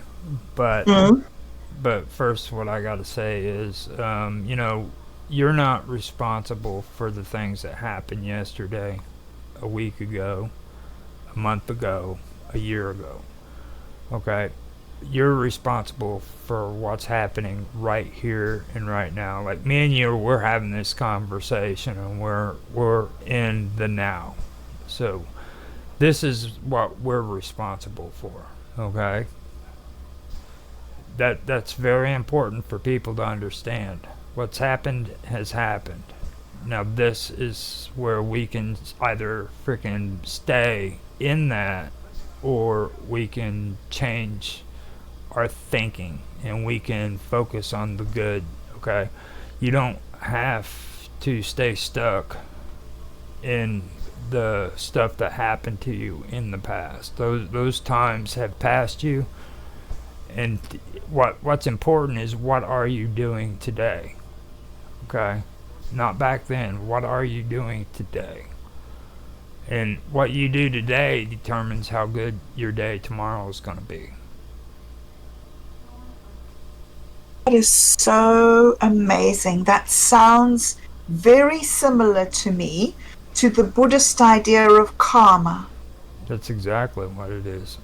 And that's the right. that's the masculine aspects as well. Right. And we all have a responsibility to ourselves, okay? Now, a lot of people hate that. They hate being told that they have to be morally responsible. But the thing of it is it's like, okay, everybody loves to talk about, oh, I love this person and I love that person and I love this person, but nobody ever freaking wants to talk about how they love themselves. Now, if you can't love yourself, then you can't love anybody else. Okay? So first you have to learn how to love yourself before you can properly learn how to love other people or other things. If you don't take care of yourself first and show yourself love, then you're not going to be able to freaking show love to another human being. So it's really about taking responsibility for yourself and treating yourself with kindness and compassion And love. and love. It's an inside job. Wow. And I've been saying it's an inside job since we started doing all this streaming stuff. I mean, and everybody just kind of like blows it off like, yo, whatever, you know. And it always pops up whenever we're talking about love too, like, because like what really gets me is like everybody thinks like these outside forces are what creates love. You know what I mean? Like, this woman, she came up to me and she just had the beautifulest eyes. I fell in love. You know, I mean, like her beautiful eyes are what influenced me to where I freaking fell in love. No, you felt love genuinely within yourself. Okay. Now that doesn't necessarily mean she reciprocates. Like, it doesn't necessarily mean she loves you too. You know what I mean? Like, it could be a one-way street, but you still felt love. Yeah. Yeah. You know what I mean? And then there's people that'll even go farther. Well, since she didn't love me, it wasn't really love. Yeah, it was really love. It's just you're the only one that felt it. Yes. You know. Yes. It just wasn't a relationship. Right. It wasn't a two-way street. Yeah. You know, we all feel that, and it's what I said. You know, because I really don't want to go off topic too much, but I just, you know, what I was getting at was it's an inside job. It's within yourself. Yes. And yes. if you're not able to freaking learn how to love yourself, then you're not going to be able to properly love somebody else. So first you need to learn how to love yourself, and then learn to love other people. Mm. Mm. So let's take a little moment to examine love a little bit more deeply. Because when people talk about love these days, it's not actually popular to talk about love. People talk about compassion. But compassion is all the mushy things, the feeling things. Mm-hmm. And that's all the feminine aspect of it. But what you're saying here, well, what I think you're saying here, is that there's a very strong masculine component to love, which is about hearing. Hold on a minute. Okay. Yeah, keep on talking. Yeah. I just have to mute. Yeah, you carry on. So what I'm understanding from this discussion that we're having here this morning is that it seems to me that there's a very strong emphasis here on a type of innate ability to recognize what goodness is. And goodness seems to be aligned in this way of thinking with truth.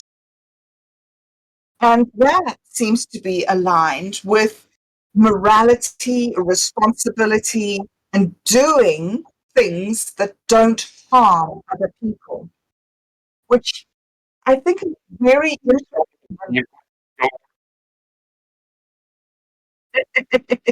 Not you, viewers, you stay here.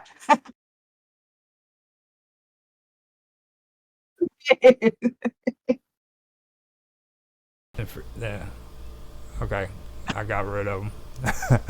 He just kept sitting there talking and talking and talking. So, but yeah, I was listening, and yeah, that's basically what the whole concept of it is. You know, like, and I believe people have like a really messed up concept of what love is. Like you said, they get caught up in the well, I'm not going to say the mushy stuff. Well,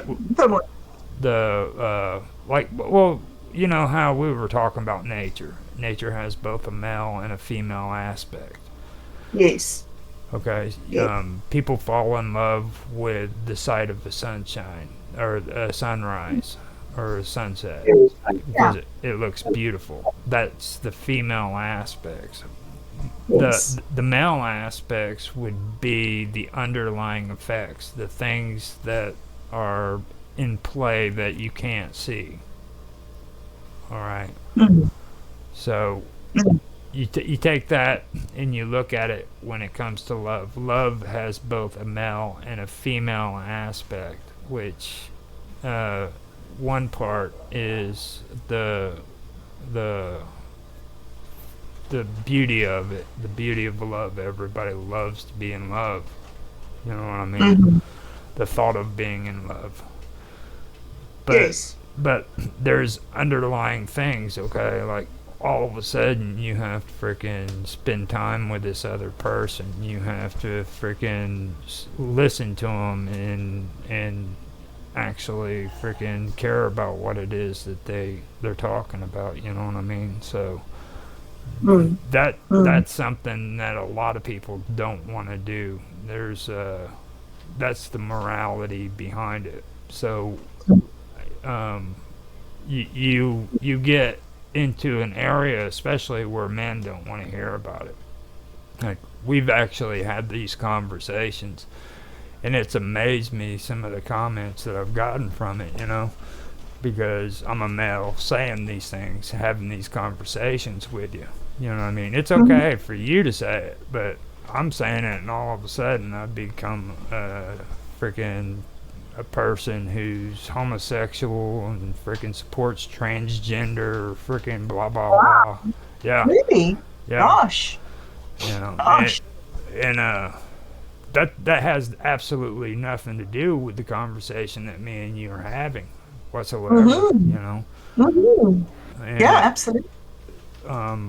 That is what I think is the real big problem, is people don't really want to hear it because it hits soft spots within their own being. Like, it's okay for them to say that they love their kids, but then treat them like crap. You know what I mean? So, you can say you love somebody and then just treat them like crap, and it's okay because you love them. You said the L word, yeah. So it's interesting because I have a different experience being a woman. I find that if I speak to women about personal responsibility and doing the right thing, and say things like compassion isn't enough, then they come down like a ton of bricks on me and say how I'm unloving and I'm all sorts of horrid things that they say. And so it's interesting that there's this. I mean, we're having this conversation, a man and a woman, talking about masculinity and femininity, and also having experienced opposite sides of the spectrum in our quest to try and discuss this with other people out there in the world. And see, that is the little bit that I could understand when it comes to like the duality and the dualism. I got a kick out of Do Better last week because he thinks like duality and dualism is like freaking winning the lottery and stuff, and I kept quiet about it, but I'm like, no, that's not it. You know what I mean? I've heard a lot of people use the stuff that he was talking about in relating to things like synchronicity and what he was discussing was like it was luck, you know what I mean, stuff like that.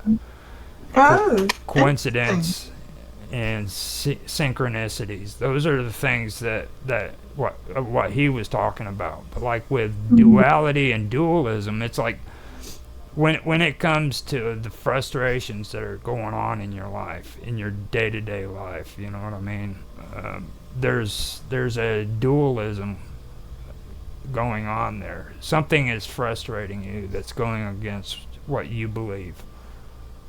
Yes. You know what I mean? Yeah. So that's the closest I could come to it. I know that when it comes to Zoroastrianism and what we were talking about with these spirits, okay, like there's Asha,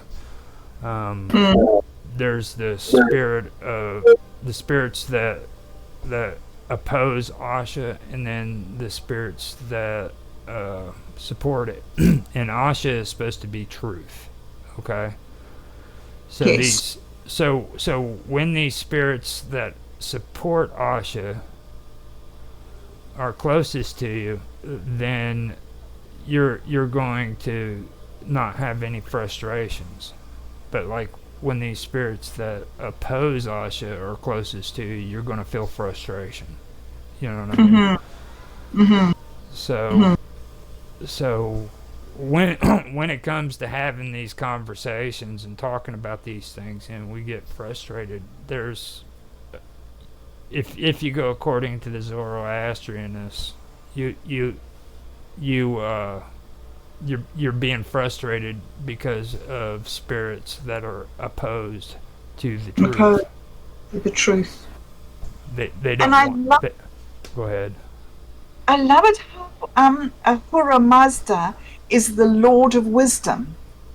because that seems to say that this integration of the masculine side and the feminine side is wisdom. And that's what we should seek in order to understand wisdom and understand ourselves and attain this truth and unity and this very big ideal, is this wisdom of the integration of masculinity and femininity. And they should be working together, not opposed. Together. Yeah. Yeah. They should be working together and not in conflict. If they were in conflict, then that would be dualism. That would be, you know, so. All right, so this is a little bit, what I want to ask is a little bit different from what we've been discussing, but it just occurs to me that some people say that there is no such thing as evil, actual evil. What there is that there's good, and then opposed to good is not good, like emptiness, like no effort to being good. So in your life, you say that you're not responsible for what happened. Even though it's been bad, even though bad things have happened, you can just let it go and not have to worry about it and just focus on good, this goodness that actually is. Now, when you do that, you have to also use common sense and you know, discern things. Like if these situations are affecting your life, okay, in a physical way, then yeah, you have to deal with them, okay? But if they aren't affecting you in a physical manner where you have to take care of it or something bad's going to happen, then you need to let it go. It's about surrendering, and it's about, you know, freaking moving on, and there's a process that you have to go through in life, you know what I mean? And holding on to something that is not good for you is going to cause you physical harm, period. So there has to be a point in a person's life where they said, you know, enough is enough. I want something better. I mean, you know what I mean? If you can't do that, then what's going to happen is your life is going to get worse. It's going to be horrible, and you're going to wake up every day in misery, go to bed at night every day in misery, and nobody wants to live that life. Nobody. No.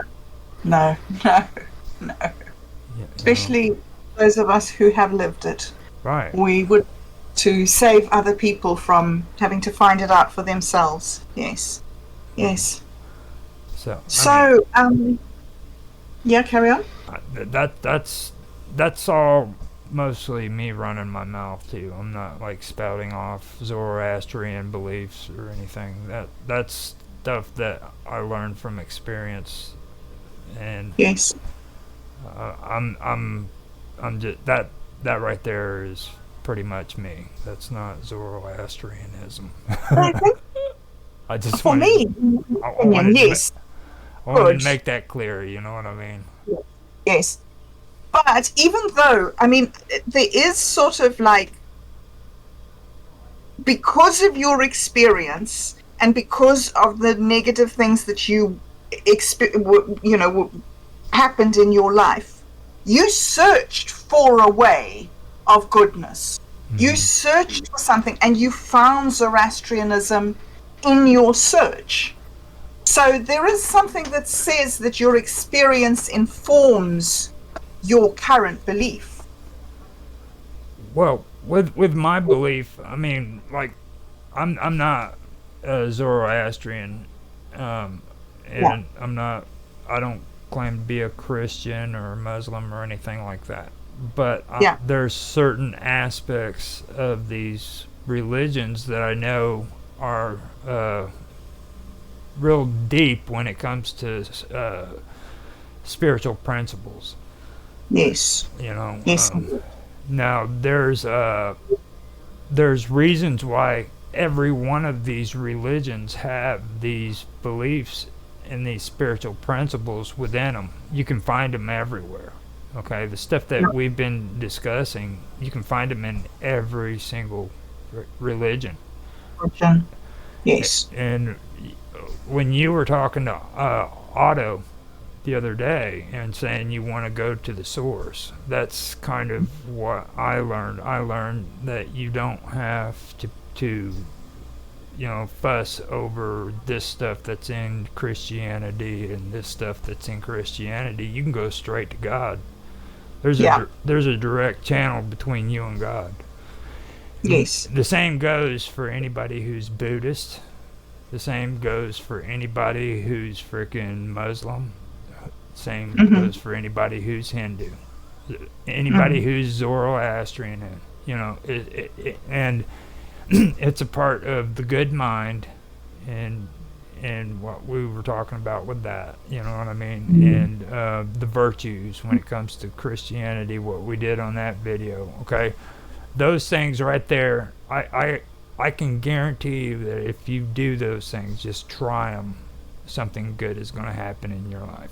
I know. And it's not because of my teachings, it's because I had to do that in order to sober up. Yes. Okay. Yes. So Yes. I know it works. You know. Yeah. That's the truth for me because I know it works. I've actually experienced it. The Asha. Right. Yeah. And Well, Roger, that is fantastic. That is such an interesting conversation that we have had, and I mean, it raises all these questions about absolute truth and meaning and goodness and spirituality and all these desires that we have to be good people. So I am really now looking forward to the next episode, but unfortunately we have run out of time today. Okay. So just once again, thank you very, very much for your time and your insight and the love that you bring to share these experiences of yours with our audience who also are searching and looking for Asha or truth. And so before we go, do you have anything that you'd like to say just to round off our discussion today? all I can say is I know life's hard, but try to work through it and remember that for everything there's an opposite and two opposites can't occupy the same space. Thank you. Thank you very much for those very wise words. And thanks, guys, for listening. It's been wonderful having you with us today. It really is an honor and a privilege to be able to sit here and know that we are connecting with people who are fellow pilgrims along the road as we are. And please, if you do have any questions or comments or anything that you would like us to discuss in the future, please don't hold back. Let us know in the comments section. We would very much like to enter into the conversation with you and maybe even explore some of the issues that you are dealing with in your lives, or perhaps you've got stories on ways in which you have been able to integrate masculine and feminine elements in your life. So thank you very much once again for being with us. Thank you, Roger. Thank you, viewers. And we will see you again this time next week. Bye. Got everything set up. I just have to go in and get them streaming. Just reading the investigation still going on. Yeah.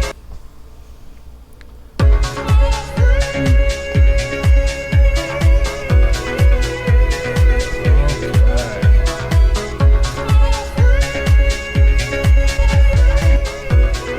Got Odyssey going.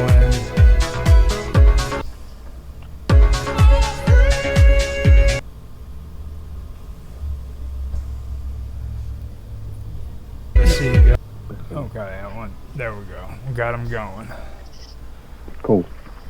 Now, at one time I used to think frickin' Rumble's template thing with the video at the beginning was good, but I'm starting to really think that it sucks now. because it does Why? a 15, 20 seconds of video, and then it repeats itself, and like it stops the video right in the middle of it, so you got that little gap of music and then it starts over. It drives me nuts. Mm. Okay, so go ahead and start the episode. Before we get started, I want to let everybody who is watching know that we are taking a break. This is going to be the 12th episode, and generally what I do is I like to do 12 videos, take a time limit to take a break. That way we don't get burned out on things. And we'll come back and start another 12 episodes and do it all over again. And before I even say anymore, I'd like to say thanks for sticking it out with me, Mark. I know it's been hell. Sure. It's been hell. And today, what I want to do also is kind of, because we've been going over a lot of stuff here in the United States, and I was talking to you about this off stream, but I want to focus a little, actually more, almost all of this episode on England, period, you know, because there's a lot of things that happened over in England that caught my attention, that really got me motivated into talking about a lot of this stuff. And one of them was frickin' the Grenfell, wasn't it? Grenfell Towers. Yeah. That happened back in 2017, you know, and I want to talk about that. But I also want to go back over some of the stuff that we had discussed in some of the episodes. Now,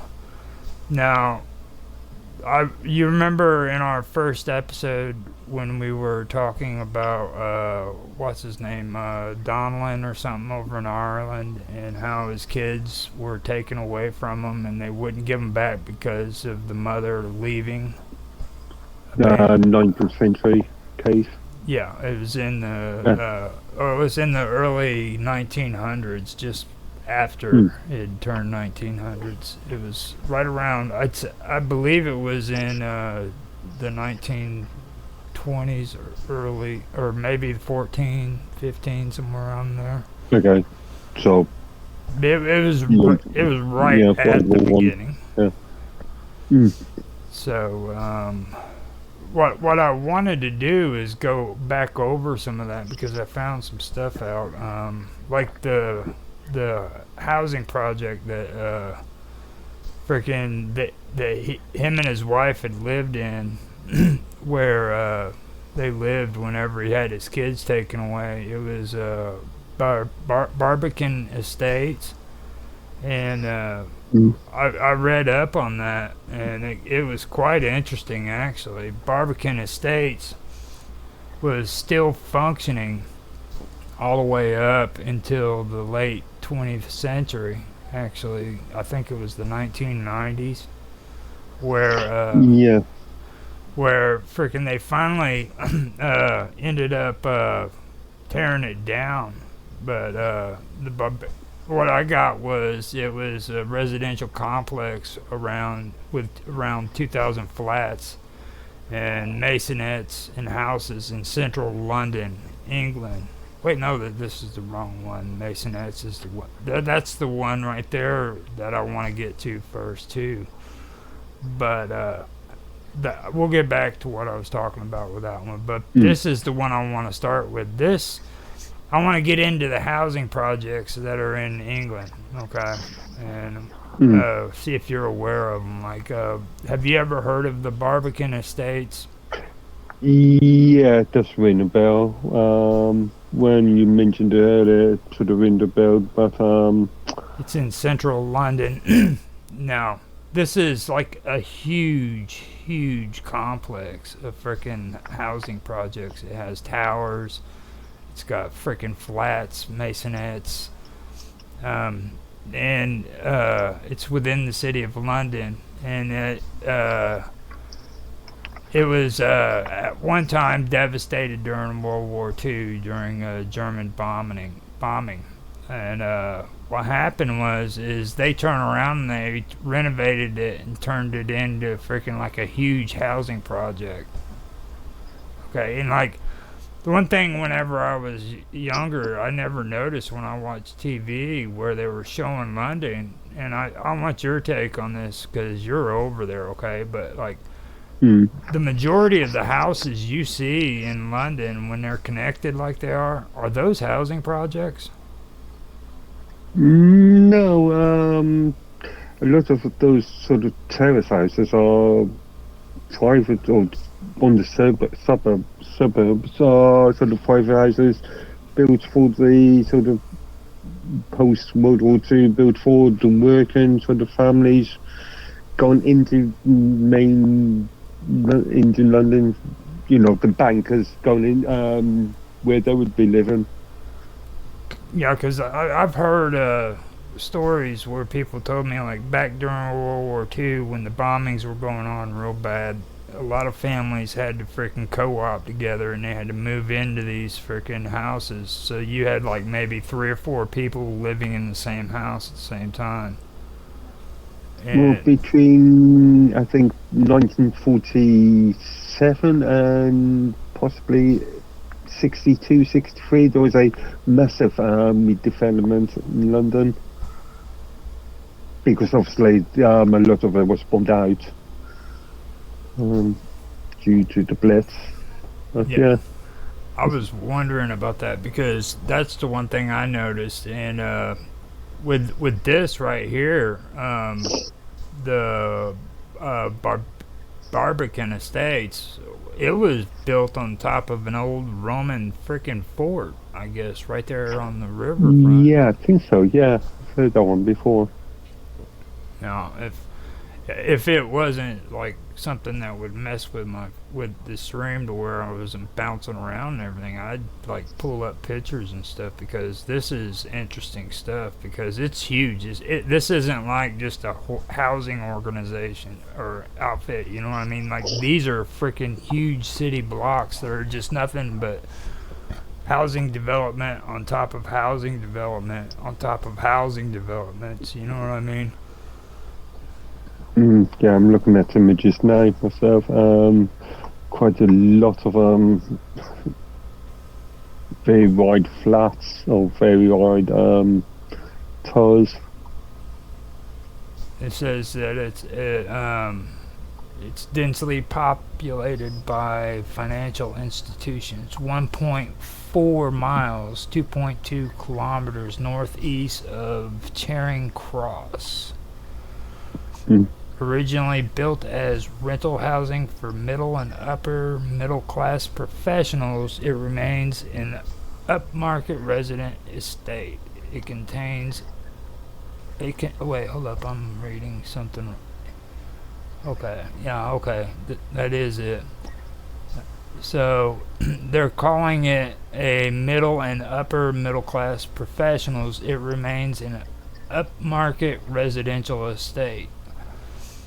It contains or is adjacent to the Barbican Art Centre, the Museum of London, the Guildhall School of Music and Drama, the Barbican Public Library, the City of London School for Girls, and a YMCA, now closed, forming the Barbican Complex.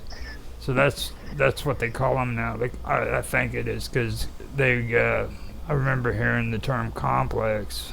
When their complexes is what they are. They're huge freaking neighborhoods of nothing but housing projects. You remember when they redid Demolition? No, not Demolition Man, but freaking Judge Dredd. Oh, the 2000. I've not seen the latest film, but I remember the 2012 film. Yeah, that's the newest one. I mean, there's newer one, that was released only 3-4 years ago. Oh, really? I didn't know about that.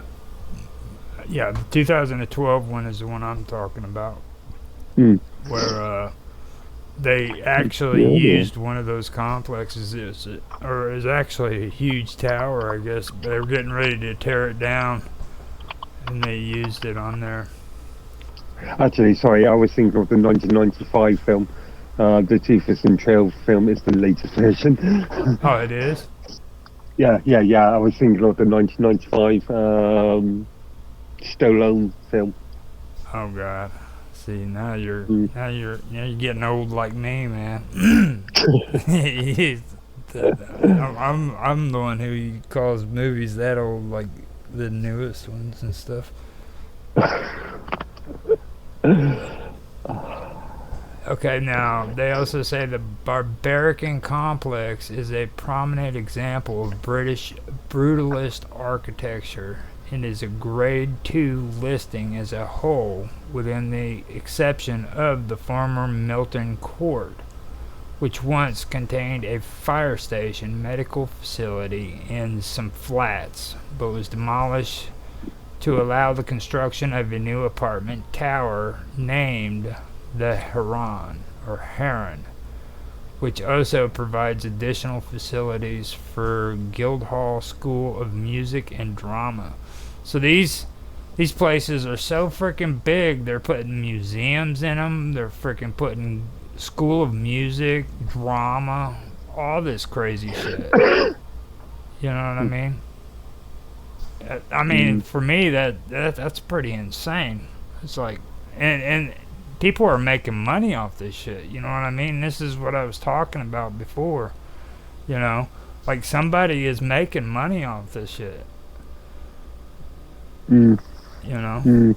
I mean, that's what blows me out of the water. This isn't like freaking private individuals going out and freaking, you know, building this stuff for the poor. You know what I mean? This is the freaking government building this shit up, and they're throwing freaking Right. art schools. And Private sector companies, it's not the government. The government doesn't have. they're contracting it out. Yeah, they contract it out. The Yeah. money's coming from your pocket, dude. I mean, the government's paying these freaking contractors to do the job. I mean, so The state is paying. Yeah. you know, any way you look at it, it's coming from your pocket. You know what I mean? I mean, you can talk about where it's going and all that stuff, but where it's coming from, you know where it's coming from. I mean, now on 14 June 2007, oh yeah, here it is. The high-rise fire broke out in the 24-story Grenfell Tower block of flats in northern Kensington, West London, at 0054 British Standard Time, which is General Motors time now. Over. Yeah, it'll be 11. Yeah, be 5 minutes to or 6 minutes to midnight on GMT UTC. Yep. And burned for 60 hours. 72 people died. 2 later in the hospital with more than 70 injured and 223 escaping. It was the deadliest structural fire in the United Kingdom since the 1988 Piper Alpha oil platform disaster, and the worst UK residential fire since the German bombings of World War II. That's pretty fucked up. Indeed. Now, what pissed me off about that and what made me to where I wanted to freaking start getting into this stuff and actually getting online and talking about it is because when they went in there and they did their investigation, they found out how poorly this freaking tower had been freaking kept up and maintained. Okay? And these contractors that we were just talking about, it's their responsibility to go out there and maintain them, and they found out that freaking it was the refrigerator that was actually the one that caused a freaking refrigerator in 2017 caused a fucking fire. You know what I'm saying? Yeah.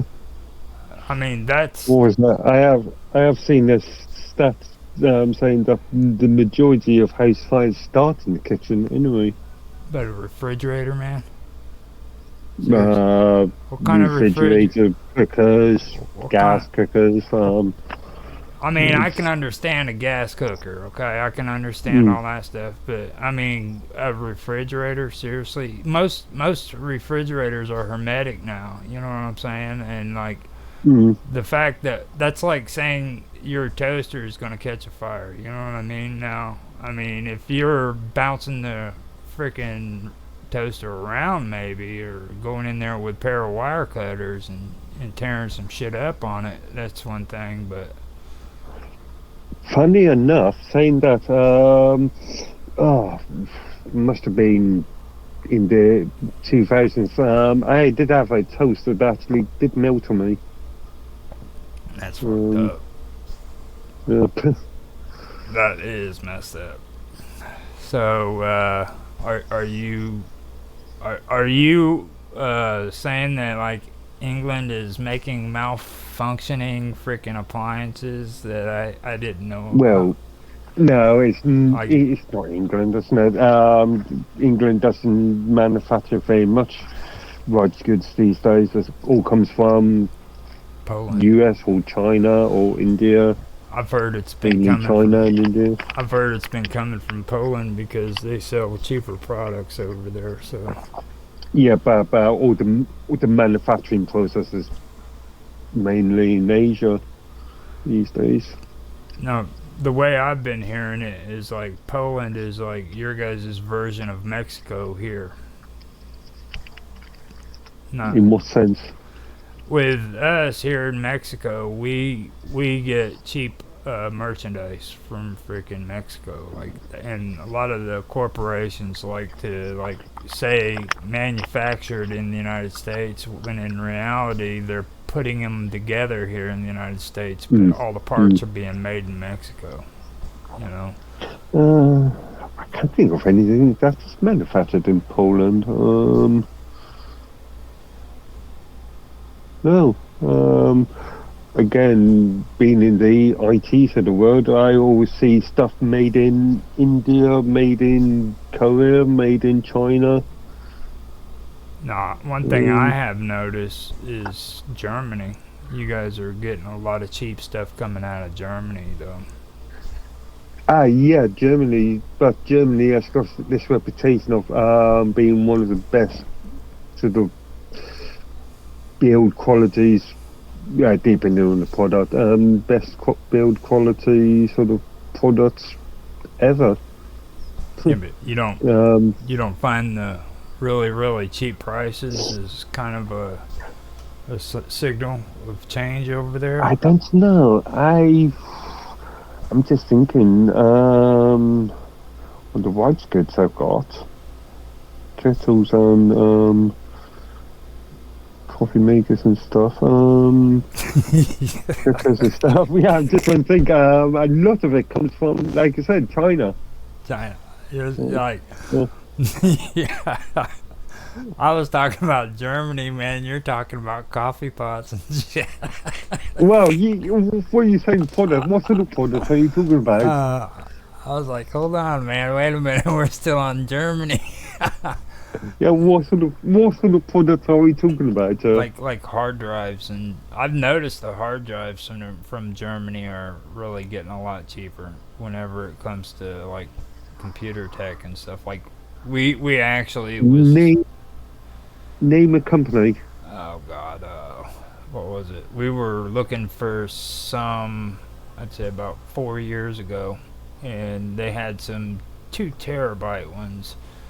Now, if I can pull it up later on to talk to you about it, but what it was is they were like really cheap. Wait, no, actually, and they're also there's another thing that they were getting into too. It was satellite equipment and stuff. My brother wanted to do satellite, and instead of getting a company coming out to put one in to freaking do it like back in the 80s the way they used to do it, you put your own satellite up.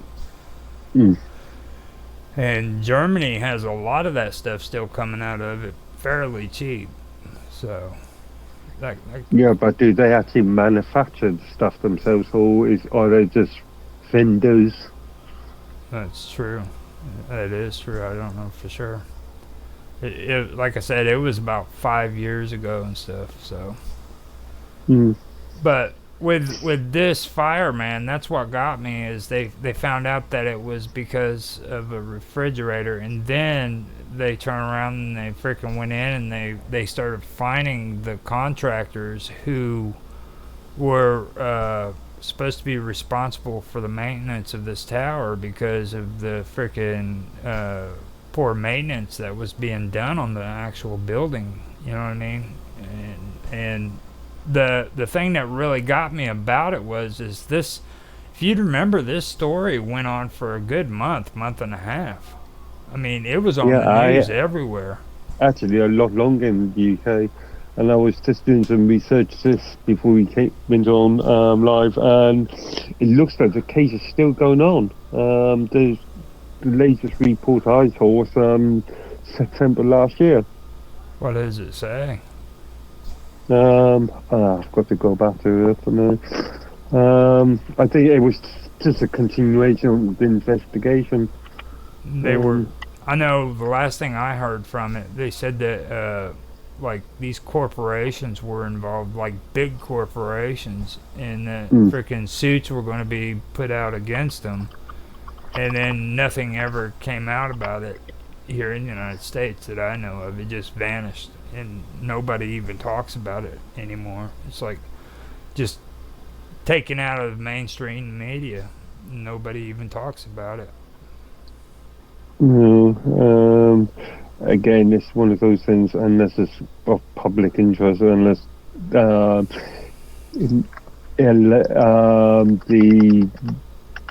there's a story to be told that's not going to be reported on. Well, see, that's one thing that gets on my nerves too. It's like back in the day, people understood if you're going to put a story on the news, you need to do a follow-up. Okay, journalists even know that when they're in the newspaper, it's always important to do a follow-up. Now they don't even do follow-ups on the media at all. It's like you never hear people doing them. It's like if you're going to make a story, you do follow-ups. I've just found a report from The Guardian dated back in November last year. Is The Guardian? I'll have the I'll add the URL there. Alright. So you want me to read it for you? If you want to have a look. Yeah, have a look. Okay. Let's see what it says here. Grenfell Tower Inquiry's final report on cause of disaster delayed again. Alright. And it says findings may not be released until summer as process of writing to those likely to be criticized, proving time consuming. The official findings about the cause about what caused the Grenfell Tower disaster have been delayed again and may not be released until the middle of next year, 7 years after the console block fire that killed 72 people. After the council block fire that killed 72 people.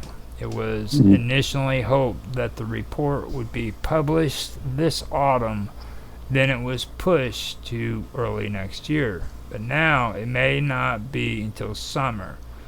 It means potential criminal prosecutions for manslaughter, fraud, and health safety offenses will also be delayed, with any trials unlikely to start until late 2025 or even 2026.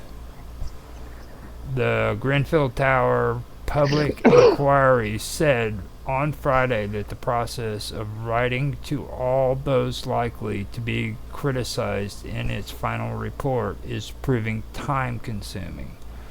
That is in part because it generates responses which must be analyzed to consider if the inquiry chair, Sir Martin Moore Bick, needs to change his conclusions or the way he expressed them. The inquiry took evidence over 4.5 years, and its final hearings were in November of 2022. That's messed up. Indeed. That is messed up. And this is after the final inquiry, so they don't want to release the information because this involves people freaking being brought up on criminal charges and stuff. Well, yeah, it's criminal charges, it's reputations. It can be quite damaging for those that are accused. So that means freaking somebody's getting paid. Well, You got- just as a process. You got some crooked English politicians over there is what it is, Mark. I am not going to comment. I'm just going to say that there is a process to these things. Is that what it is? That's all I'm going to say. And then the other thing is only allegations. It's only suspicions. Okay. I just had to do it. I'm sorry. Okay. Now, with that right there, I'll share the freaking link in the chat too, so that everybody can read it and everything, because I think that's important, and that's one thing that I think people need to keep going, and let people be aware of it, because what happened to those people was freaking horrible. I mean, it was. It even affected me over here in the United States. I remember when they were putting freaking the news up and everything all over the media and stuff, and then on the internet too. Everybody was giving their condolences, and it's sad that freaking it's just been forgotten. Nobody's even freaking talking about it no more. You know what I mean? Well, I don't know. Again, I've just come across. Funny enough, I've just come across a report in the Daily or in the Mirror.co.uk who interviewed a person who lived in the flat where the fire started. Speaks for that. And this was published at the start of this year, so 23rd of January. So they've got more information other than that, then? Not really. This is just their own this individual's own point of view. Oh. Not really any information per se. It's just what they be. It sounds like it's being shut down. You know what I mean? It's being shut down and kept away from the public. And it's not being shut down. It's just, again, extremely slow process. 7 years. Well, yeah, 7 years, huh? Because 2017, it's exactly, it's getting close to it. What was the date? June 2017. Yeah. Yep, so it's moving up on the 7th year now. 2 months from now. That's pretty crazy. Fatima Mansions, okay, is an extensive public housing complex located in Rialto, Dublin. In the early 21st century, it underwent a substantial urban renewal program with the assistance of public and private funding. All existing apartment blocks were demolished to make way for 600 accommodation units consisting of social, affordable, and private housing, along with community business and leisure facilities at the cost of 200 squiggly mark for English dollars million. Euros. Yeah. Yeah. The squidgy mark. No, not English dollars. Not I'm English sorry. dollars. I'm sorry. I kind of. Heavily sold. I should have already gotten used to like the squiggly lines representing English currency because John makes me have to freaking go and look at that stuff all the time whenever he does his stuff with video. It is what we call pounds. Yeah, and I know. not what you would. I was amazed though. I found out you guys still use shekels and stuff too. Like I thought. I do. You use shekels? Pounds and pence. Pounds and pence. See, you don't use shekels? I don't think shekels were actually ever a currency. I think that's more for fictional then, isn't it? Now, what is like 5 shekels? I've heard that being said a lot of times. Like, I think that's just a colloquialism. so nobody ever used shekels? Is that what you're trying to say? Not that I've never heard of shekels. I've heard of shekels as in, but but not as a actual coin currency. Yeah, no, yeah. I think it's just a colloquialism. You think maybe it's like a wooden nickel? Actually, no. Israel knew shekel. Israel shekels. The currency of Israel.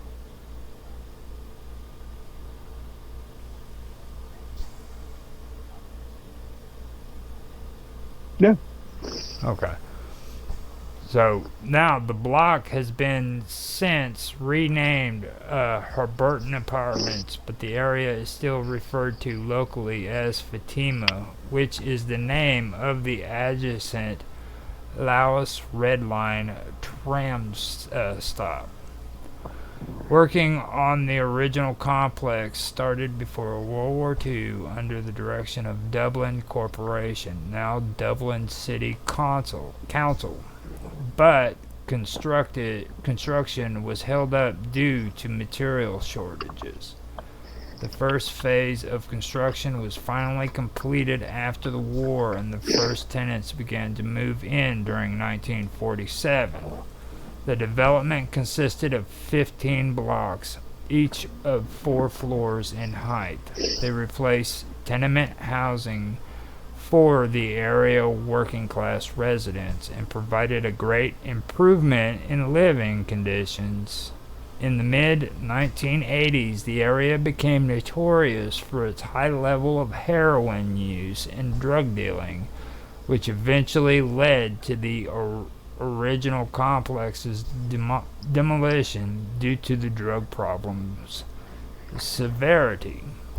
So, your king and queen contributed to... Actually, no. To... Dublin is in the Republic of Ireland, not in Northern Ireland. Oh, and therefore outside of the UK. Therefore outside of the UK. So you got me. Completely different country. Hold up. But this thing that you mentioned is fairly new, okay? Because you also have to remember Ireland only split up within the last 40 years. I think maybe 50. 100 years. No, 100. no, northern and southern. I know. What was it back the in the Republic of Ireland? I know. When was the Republic? When did the Republic? When did they Ireland split? When did they officially split in half? Because you got to remember, man, they were having a revolution there. They had the Irish Revolutionary Army for a reason, dude. Ireland, the Republic of Ireland gained independence from the United Kingdom on December the 6th, 1921. Wow, that's a lot longer than I thought. Yeah. So the thing is if this is true, then why was freaking whenever it comes to these Catholic services that were involved with children and everything, why were they making the King and Queen of England their patrons? You're talking about very complicated history. Actually, 13, 19, 20, blah blah blah. Accumulating in the formal Declaration of the Republic in 1949. Okay. So, but yeah, you're talking about a very complicated history in relation to religion, Anglo-Saxon. Oh, sorry, the Church of England and the Catholic Church of Rome, and also Northern Irish dissidents wanting to become their own sovereign country outside of the power of, or outside of grip of the UK. now, So yeah. they said industrial schools were established in Ireland under the Industrial School Act Ireland of 1868 to care for neglected, orphaned, and abandoned children. By 1884, there were 5,049 children in said institutions throughout the country. The act was superseded by the Children's Act of 1908. Today, in the Republic of Ireland, children may still be detained in protective custody. The nomenclature Yeah. That's one of those sophisticated English words. Has changed from industrial school and reformatory schools to children detention schools.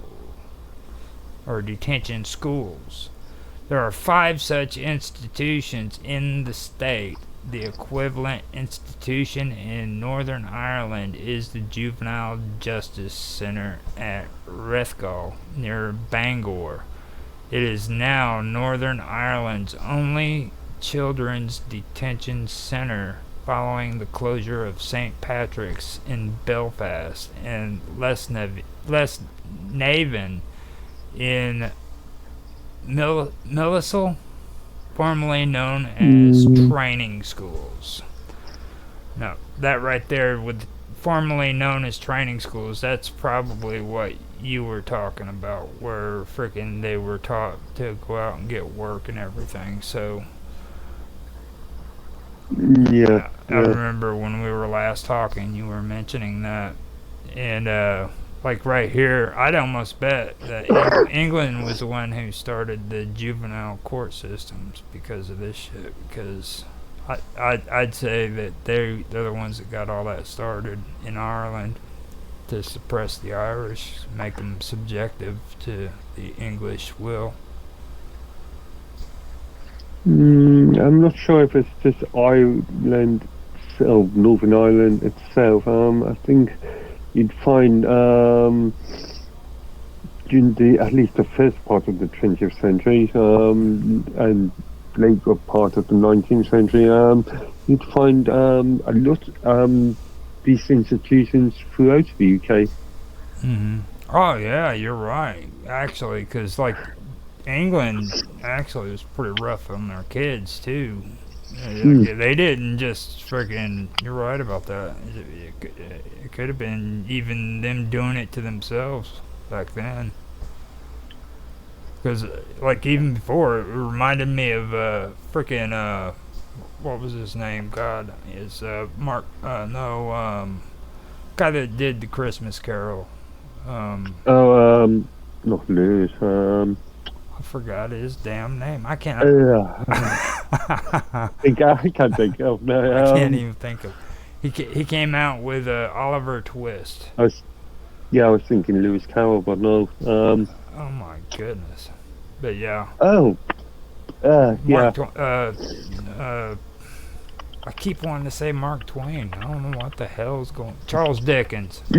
Charles Dickens. Charles Dickens. Yeah. I just had to say Mark Twain to get it out of my brain, and then Charles Dickens popped up. I was like, "Oh, you idiot!" But yeah,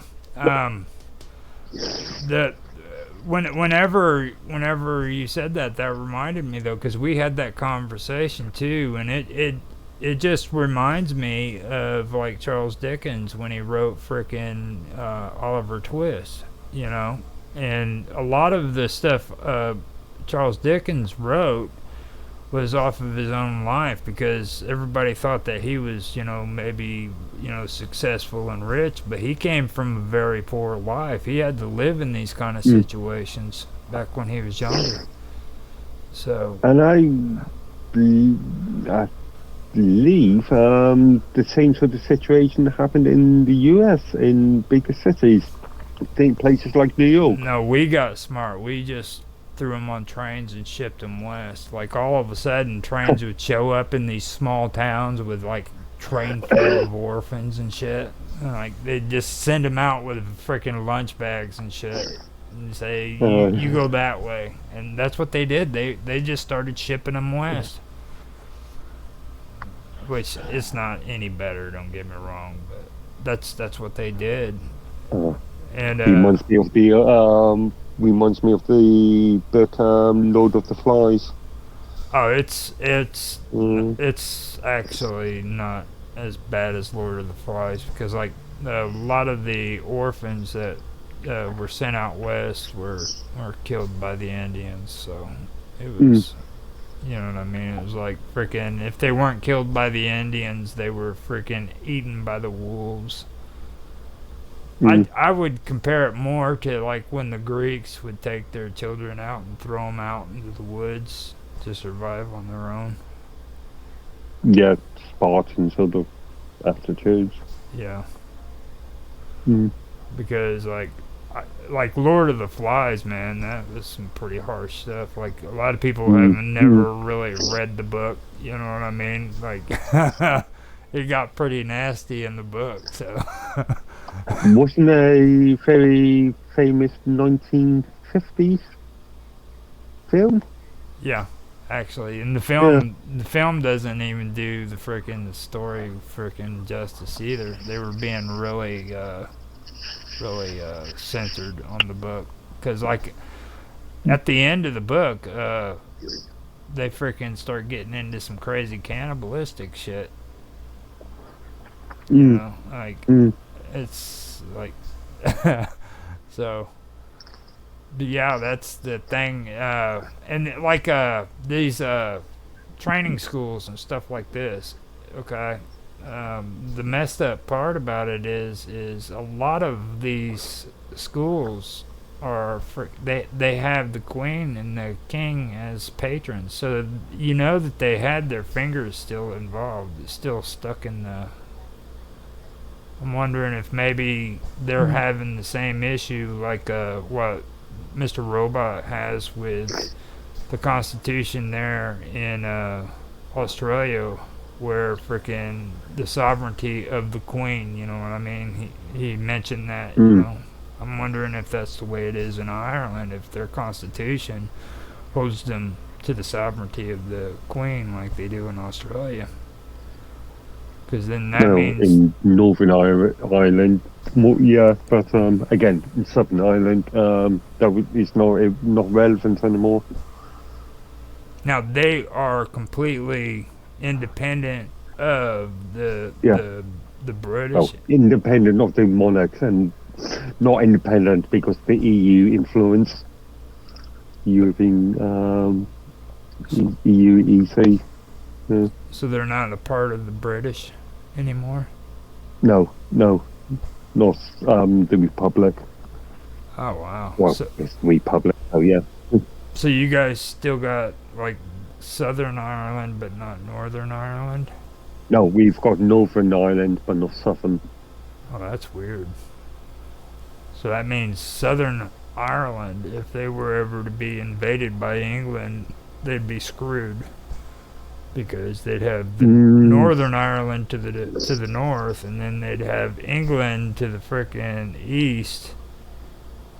No, the English would be screwed because Southern Ireland is Republic of Ireland is still a NATO country.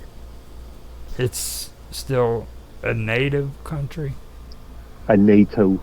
Oh, NATO. Oh, God. Yeah, North American Treaty. You really think that's important?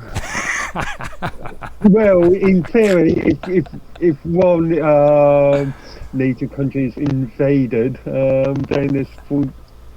the rest of the NATO countries have a responsibility to defend them. Yeah. If it actually works out that way, you know what I mean? Like, yes, yeah, what was the name of that other one? Herzegovina and all them.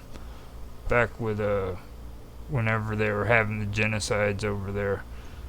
Do you remember that? It was back when we were young. Yeah, but they weren't actually NATO countries, weren't they? This was just after the breakup of the Cold War, and they were prior Soviet countries. They were part of the Warsaw Pact. I didn't remember. I forgot all about that because they were actually on the other side of the block. Yeah.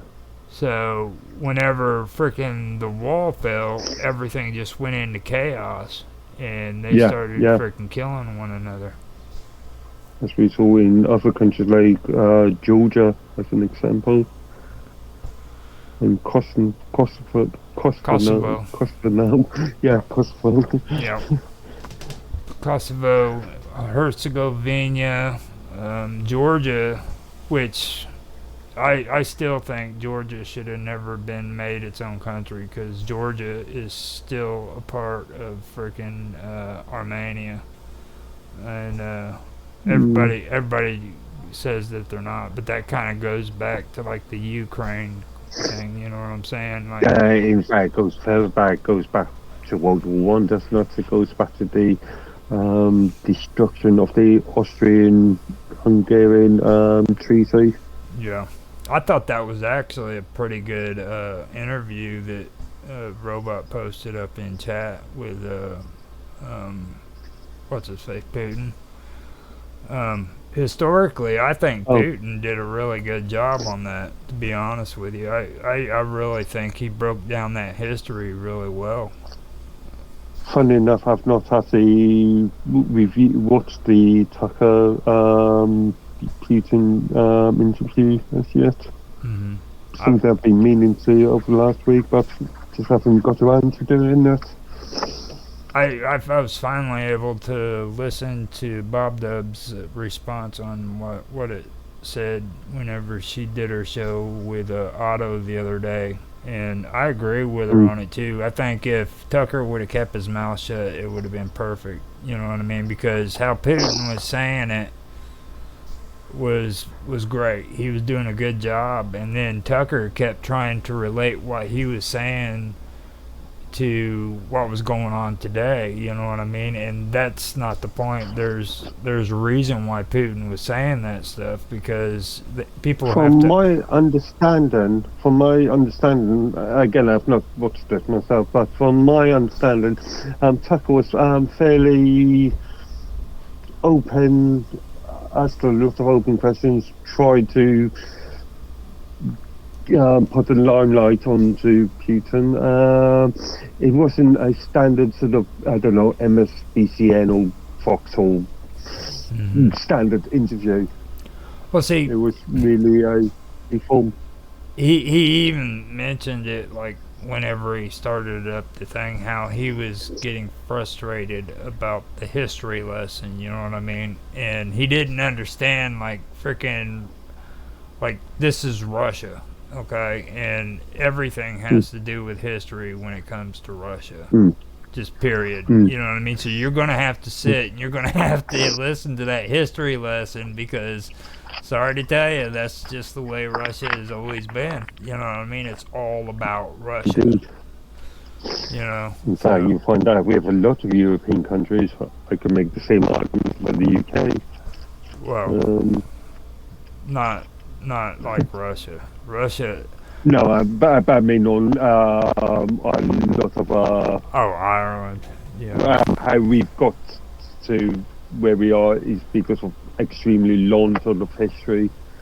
Yeah. And remember, unlike the US, we haven't got just 200 years to go back.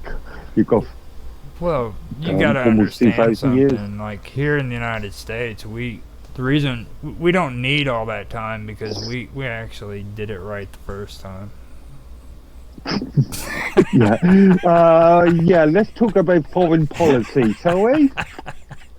Yeah. I think I'm going to disagree on that one. I knew that would get you. Now, right here it says, okay, High Park Convent. This was when we were talking about the actual case about, what's his name? It was in the first episode where his kids were taken away from. Now, Oh yeah, you mentioned the name earlier. Yeah. this High Park convent in Ireland where Kathleen, there was a woman by the name of Kathleen Elizabeth. Okay, now this kind of gives you an idea of not just because I'll give it the benefit of the doubt. The father in the first story we were talking about, the daughter eventually did say that there was a certain amount of abuse there, but during those time periods, she said too that that was the way parents usually discipline their kids, which I can agree with. But also, I wanted to bring up this case which I ran into, which involved High Park Convent in Ireland, and it involved a girl by the name of Kathleen Elizabeth and Kathy O'Brien, October the 18th, 1956 to 2024, February 2019, was an Irish author best known for a controversial memoir known as Kathy's Story in Ireland and as Don't Ever Tell Elsewhere, the most successful nonfiction book published by an Irish author. Okay. Now, the daughter of Oliver and Anne O'Brien, she was born in Dublin. However, in her book, O'Brien claims that she was adopted. According to journalist Herman Kelly, O'Brien was educated at Scoil Mihir in Clondalkin from 1961 to 1969. In 1967, at the age of 11, she spent 6 weeks at St. Anne Reformatory School in Kilmacud. Kilmacud.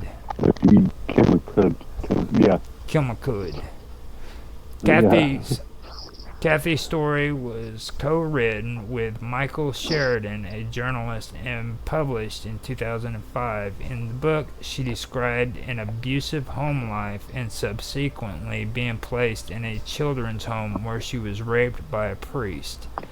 She was then sent to a psychiatric facility and finally placed in Magdalen Laundry at High Park Convent in Drumcondra, where she was again raped, giving birth to a daughter who later died at the age of 10.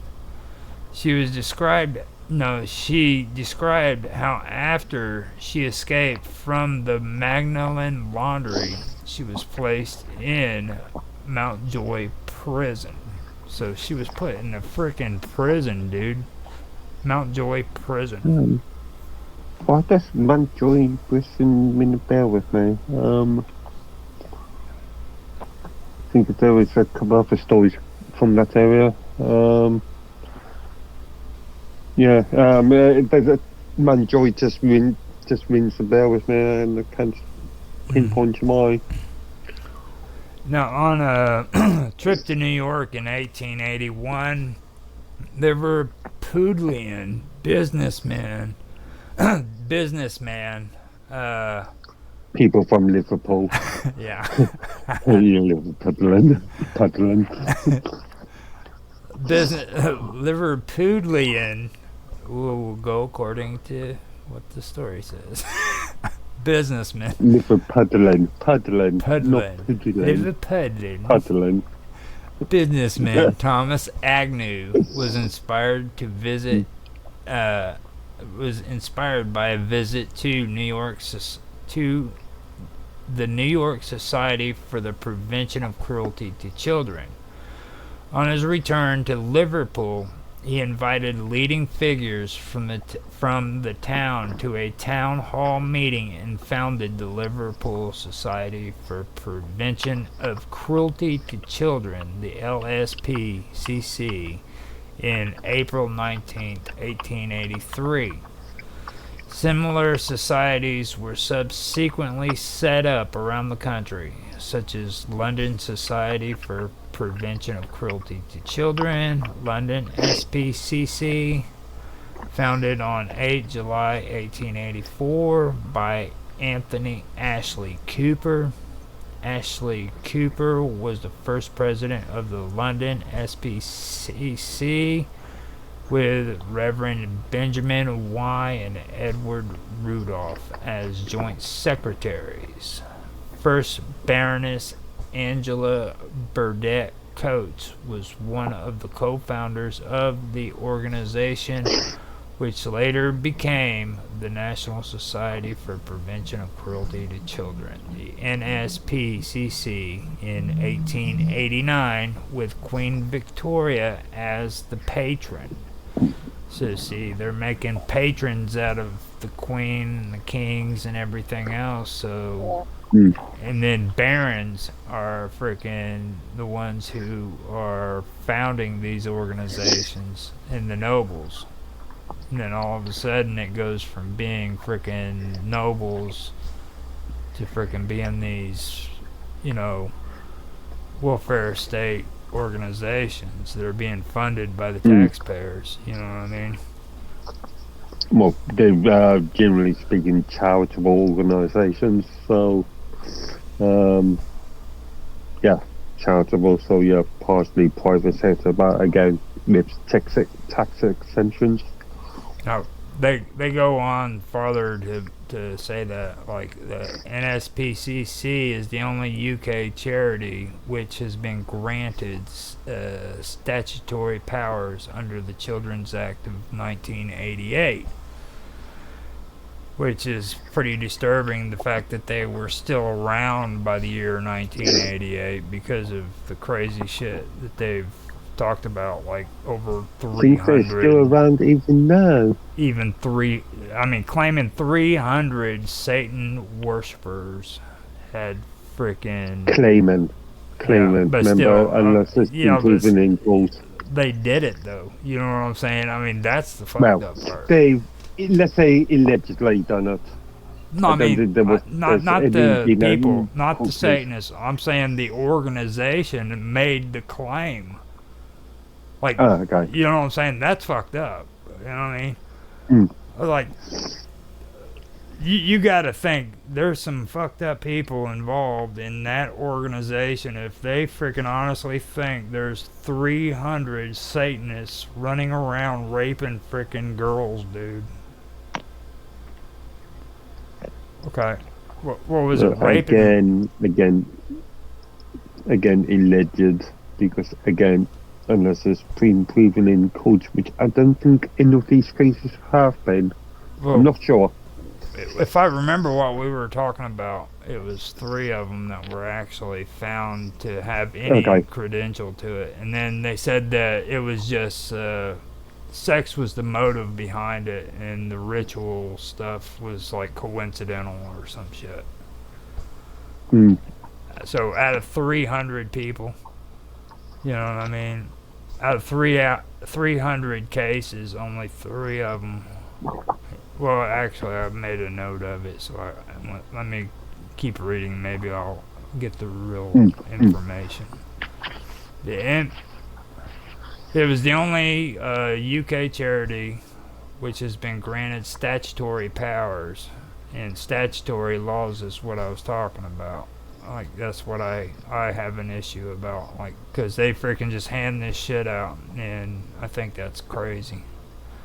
And it's over the Children's Act of 1989, allowing it to apply for care and supervision orders for children at risk. In 1983, the NSPCC launched its centenary appeal in Britain in order to establish 60 child protective teams across the country. Okay. The launch of the appeal occurred during a time when the organization was struggling because of an insufficient amount of public support and government funds. That would probably be right around the time they made the Satan worshipping claims. Actually, funny enough, I seem to vaguely remember the story at the time. I was pretty young myself, so yeah. But yeah, the story seems does ring a bell. What do you kind of or remember about it? Again, very vague, no, because again, we're talking about what, 40 years ago? Yeah. Now, to help advertise for the NSPCC, a poster was created. Now, remember, they had to use posters. Back then, they didn't have internet like we did, so it was important. To help advertise... TV and radio, yeah. Right. No, to help advertise for the NSPCC, the poster was created that highlighted the faces of 2 abused children, one from 1984 and the other one from 1884 and the other one from 1984. The message that was written along with the picture was, "The faces change, the bruises don't." That's fucked up. Now, the NSPCC documented allegations of satanic ritual abuse in 1990 with the publication of survey findings that of 66 child protection teams in England, Wales, and Northern Ireland, 14 teams had received reports of ritual abuse from children, and 7 of them were working directly with children who had been ritually abused, sometimes in groups of 20. Okay, so that's my whole point. It's like they're freaking in 1990 even, okay? Like, this wasn't freaking way back in the 40s and 50s and shit like this. This was in the 1990s, and these people are freaking talking about satanic ritual abuse, you know what I'm saying? And they're still running pretty much today. Possible ritual abuse. I remember you talking about report off. Just because it's report doesn't mean it's true. Well, I know. I doubt very seriously any of that shit's true. I'm talking about the organization. They're fucked up. I mean, you got these people freaking that are working for your government as freaking contractors. Okay? They're crazy freaking psychopaths. Screaming freaking satanic rituals. You know what I'm saying? What kind of people are in charge of this place? You know, and then okay. Again, all alleged. An investigation into SRA allegations by the British government. When the British government finally did the investigation, they produced over 200 reports, of which only 3 were substantiated and proved to be examples of pseudo-satanic abuse, in which sexual abuse was the actual motivation and the rituals were incidental. So out of all of them, only 3 of them. Okay. That they've been able to prove, yeah. That's crazy shit. I mean, any way you look at it, that's crazy. If you remember on the first episode, I read that and I flipped out. I was like, oh my fucking god, remember? I literally flipped out when I read that. And then come to find out, okay, this same organization is the only freaking charity which has been granted statutory powers. Yeah, but they're still, on every single case, it still has to be reviewed by a judge. I mean, it's like any sort of thing. You can get a warrant without a signature from a judge or from a court. I wouldn't freaking trust that too well.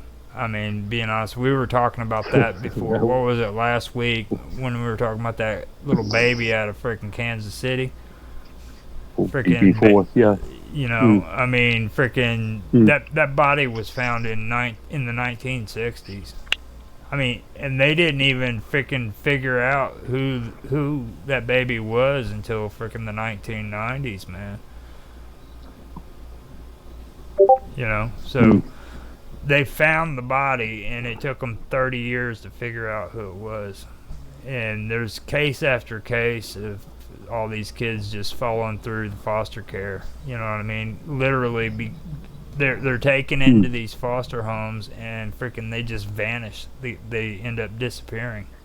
Where are they going? And it happens quite a bit. I'm not so sure about it. I'm not so sure about it these days because of better improved processes on, well, changes in processes on improved technology, but yeah, at least up to fairly recently. I don't know. I mean, you'd have to sell me on that one, because like I've fallen for the whole we've got all this new technology shit, and come to find out, and a lot of the stuff that freaking I thought was actually better, they weren't. Like what our government is actually funneling into technology is insane. You know what I mean? Like they're just now starting to freaking use like the internet for freaking elections. I mean, come on, dude, seriously, what the hell? You thought freaking advertising on TV was a good idea, you know? And it's because all these candidates were like up in their freaking 60s and 70s and shit, and didn't know how to use a computer and didn't want to use a computer. So now they're figuring, hey, maybe I need to freaking get on Twitter and freaking advertise that I'm running for president, you know? And that's just one example. What's the old song? Bugles, the TV killed the radio star. Yeah. The internet's killed the TV star. Exactly. It really has. Technology's changed, yeah. And like, all I'm saying is like, I'm not fooled by all that, because like I know, like especially when it comes to these government offices, there's no guarantee that they're actually using the technology that's available for them.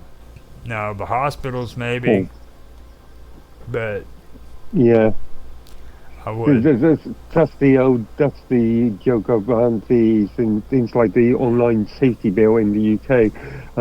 These all been decided by people that have been ministers for, I don't know, for been politicians for, I don't know, 30, 40, 50 years, in their 70s now, don't know any.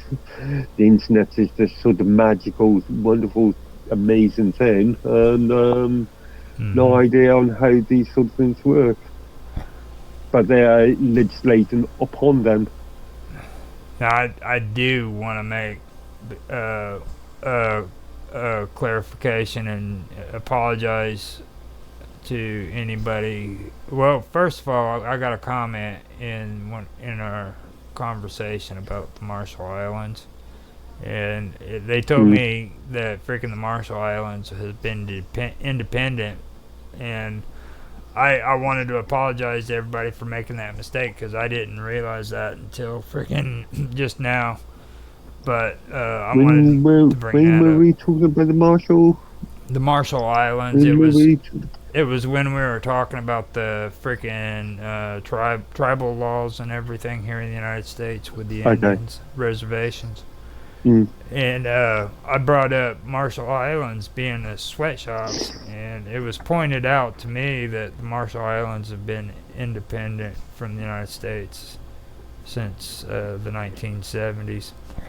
So I went on and I freaking pulled up the information, and I wanted to say I'm sorry about making that mistake to you and to everybody who watches this. And I don't really give a shit about the dude that made the comment. I mean, like, he ain't never gonna watch our video again, so fuck him. I'm just looking at the Wikipedia page for Marshall Islands, and it seems like they've had a really interesting sort of history. Yeah. German protectorate in 1825. They're dirty as shit, dude. I mean, seriously, like, sweatshops is like by Japan in 1914. Sweatshops is like the smallest deal, okay? Like Bikini Island, okay? The United States freaking went in there. They used them for a nuclear fallout, like dropping freaking nuclear bombs to experiment on. They literally. It was one of the testing areas. Yeah. They literally kicked freaking people who were on the islands out and told them freaking they couldn't come back. There's people that were native to that freaking those islands that still can't go back to it because of nuclear radiation and shit. And they keep using it for a dump site for plutonium and shit. Even to this day. I mean, like, after freaking the islands got their independence and shit, you know. It's fucked up. I mean, I still don't take back what I said though about the sweatshops and everything. And I went back over it, and it didn't dawn on me that freaking the Marshall Islands were also a part of Bikini Island until I had to go and check this all out again. You know, if you want to talk about some fucked up shit, that was horrible. I mean, because there were some people that didn't leave, and they freaking ended up having issues because of the fallout. Growing freaking like 5 heads and shit. Babies coming out with freaking deformed bodies. Stuff like that. So. Yeah, I'm just looking at this historical population sort of charter. 1920 population. Those islands were 9,800. In 2011, it grew up to 53,000. And then in the last citation was on 2021, I'd say population of 42,000. Now it says here, on May 1st, 1979, in recognition of the evolving political status of the Marshall Islands, the United States recognized the Constitution of the Marshall Islands and the establishment of the government of the Republic of the Marshall Islands. Whew. The Constitution incorporates both American and British constitutional concepts.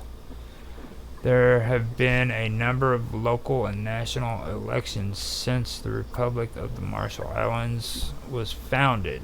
the United Democrat Party, running on the Reform platform, won in 1999 parliamentary elections, taking control of the presidency and cabinet. And that's when I finally made my apologies for not knowing that the Marshall Islands were now independent, because I didn't know that until we did that episode. So Okay.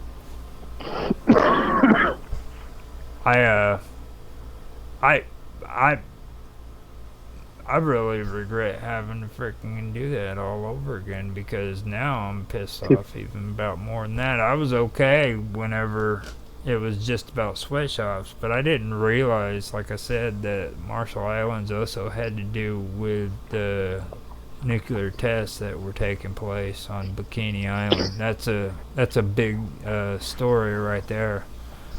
Like, this was before World War II, whenever they Or post World War II would be in the 50s. no, this was early 60s. this was the test site that they used to freaking test the bombs out before they bombed So Hiroshima. the Manhattan Project. So we're talking about we're talking about 1945. Mm-hmm. The bombs that they dropped on Hiroshima freaking came from these islands right here. Okay. And they were doing them in Nevada. I know they were doing them in Nevada, and then they were doing them out here on these islands. It's fucked up. It really is.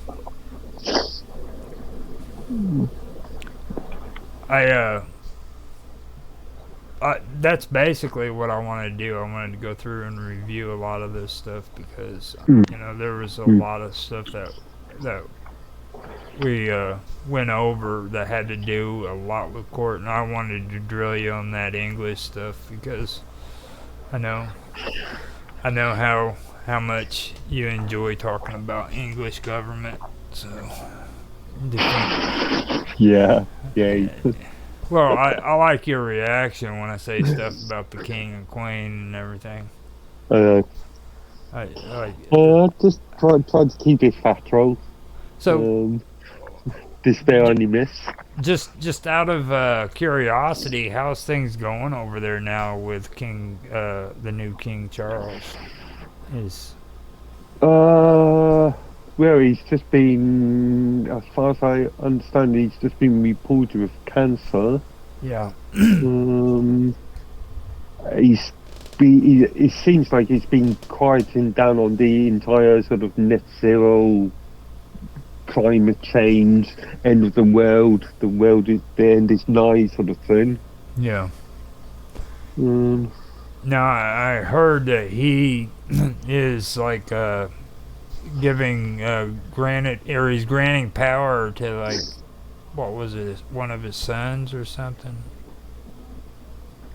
Oh, you're talking about the entire Harry, Meghan.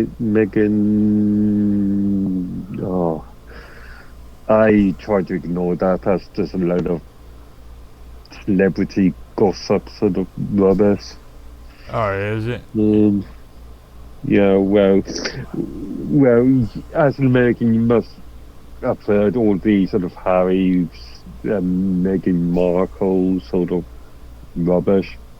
So he's not, like, all worried about his cancer and stuff, and, like, thinking about relinquishing his title as king.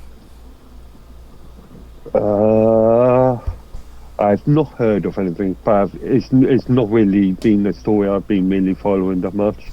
Yeah, because I ended up having my brother telling me all that stuff, and I can't take a lot of the stuff he says to be serious. He loves Facebook, you know what I mean? So, like, he'll get on there and freaking listen to all these people talk dumb shit. I'm like, I mean, all of it is, a lot of it's celebrity gossip and rumors and theories and tabloid rubbish.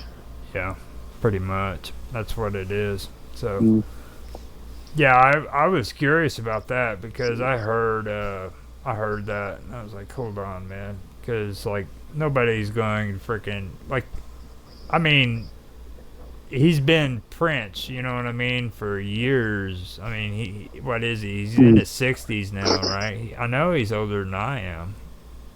I'm not sure how old is Prince Charles or King Charles. Sorry. Yeah. So Keep you used to calling call him, Prince. like so you used to Yeah. calling him Prince. I think I just called him Prince. 75. 75. Yeah, You know what I'm saying? 75. He had to Yeah. be Prince for 75 years, and you're telling me he's going to step down from being a king because he's got cancer? Seriously?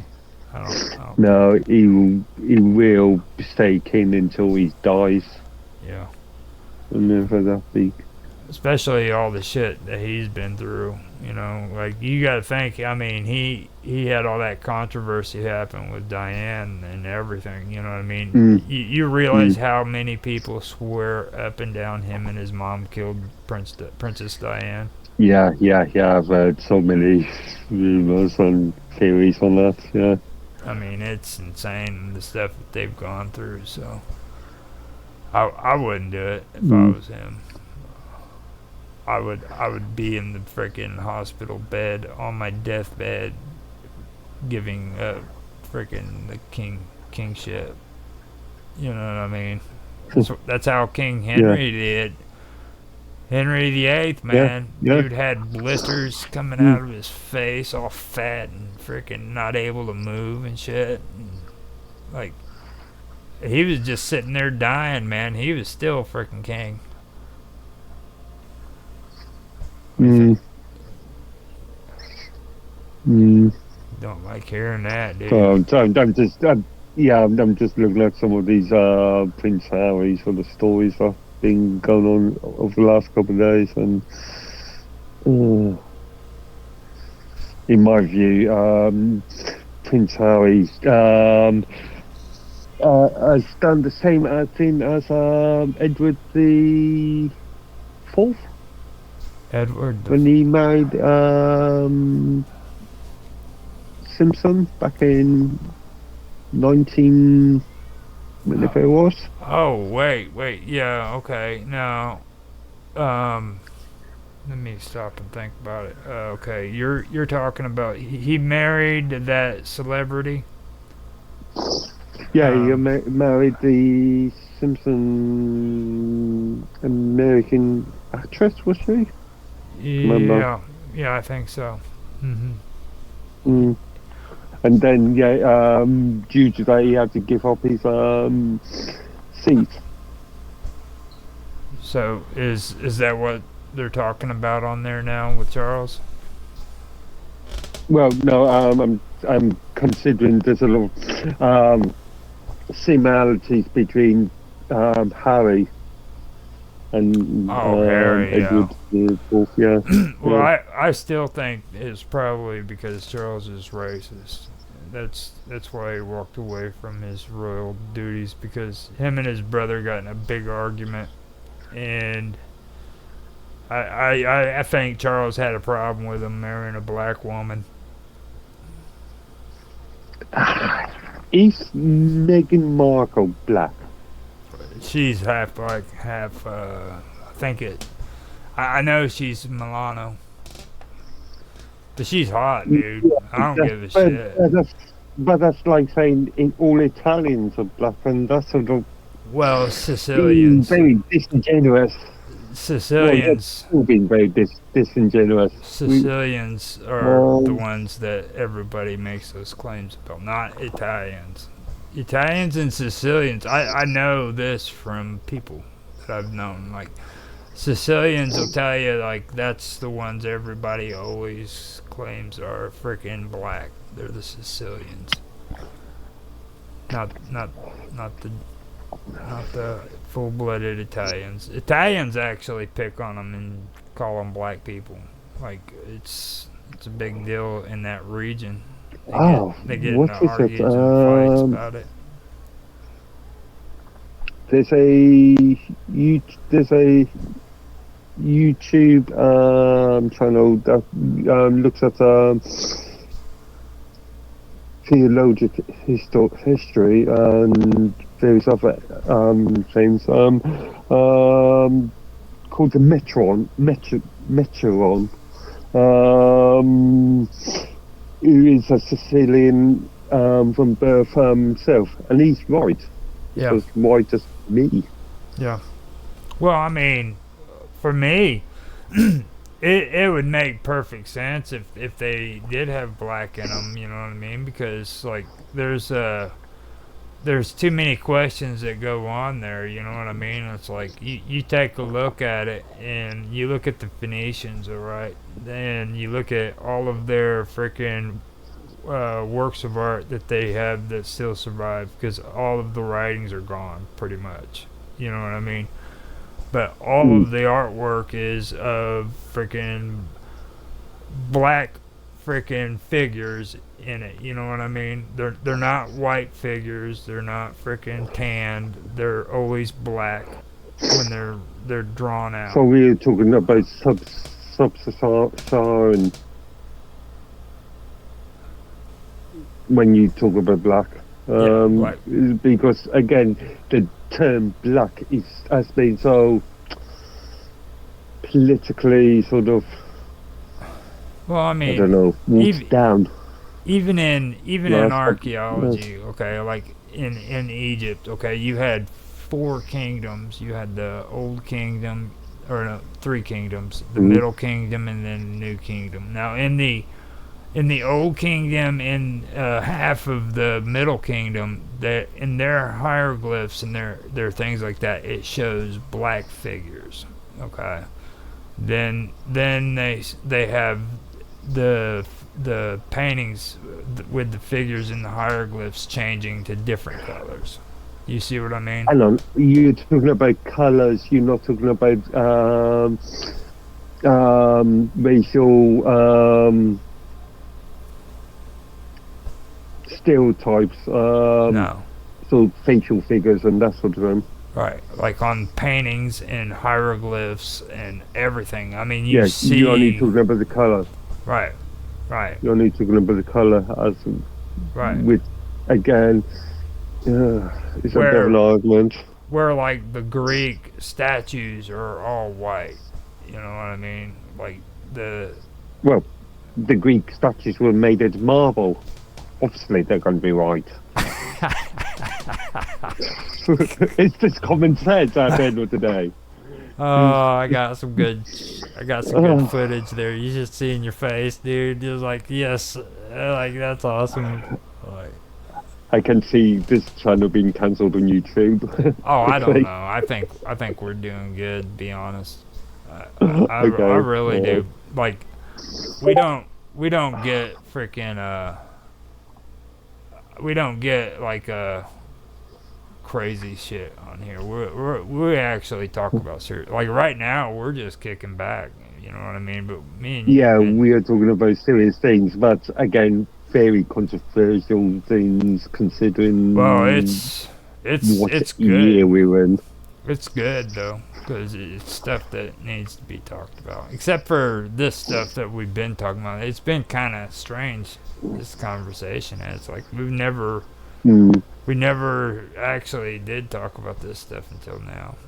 But I mean, it's good that we're doing it too, because this is going to be our last episode for a little while. So but we also got to be extremely careful what we say, because again, very politically sensitive issues.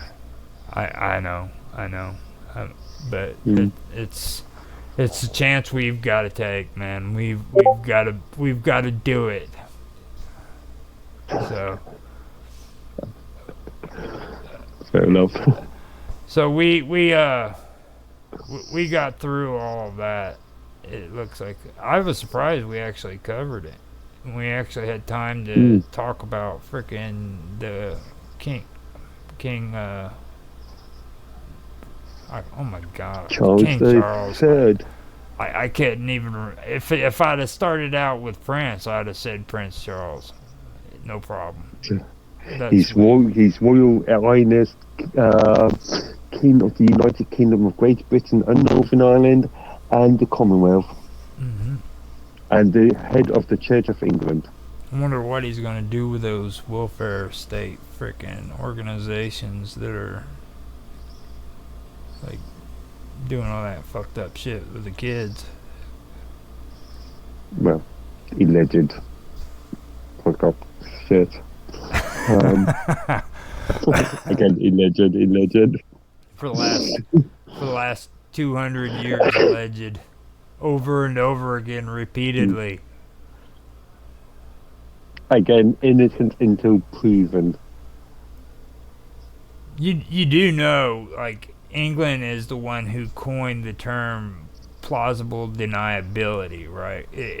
That shit didn't come from the United States, dude. That term was coined in the United Kingdom by frickin' England, dude. Okay, like they're the ones who came up with the whole term plausible deniability.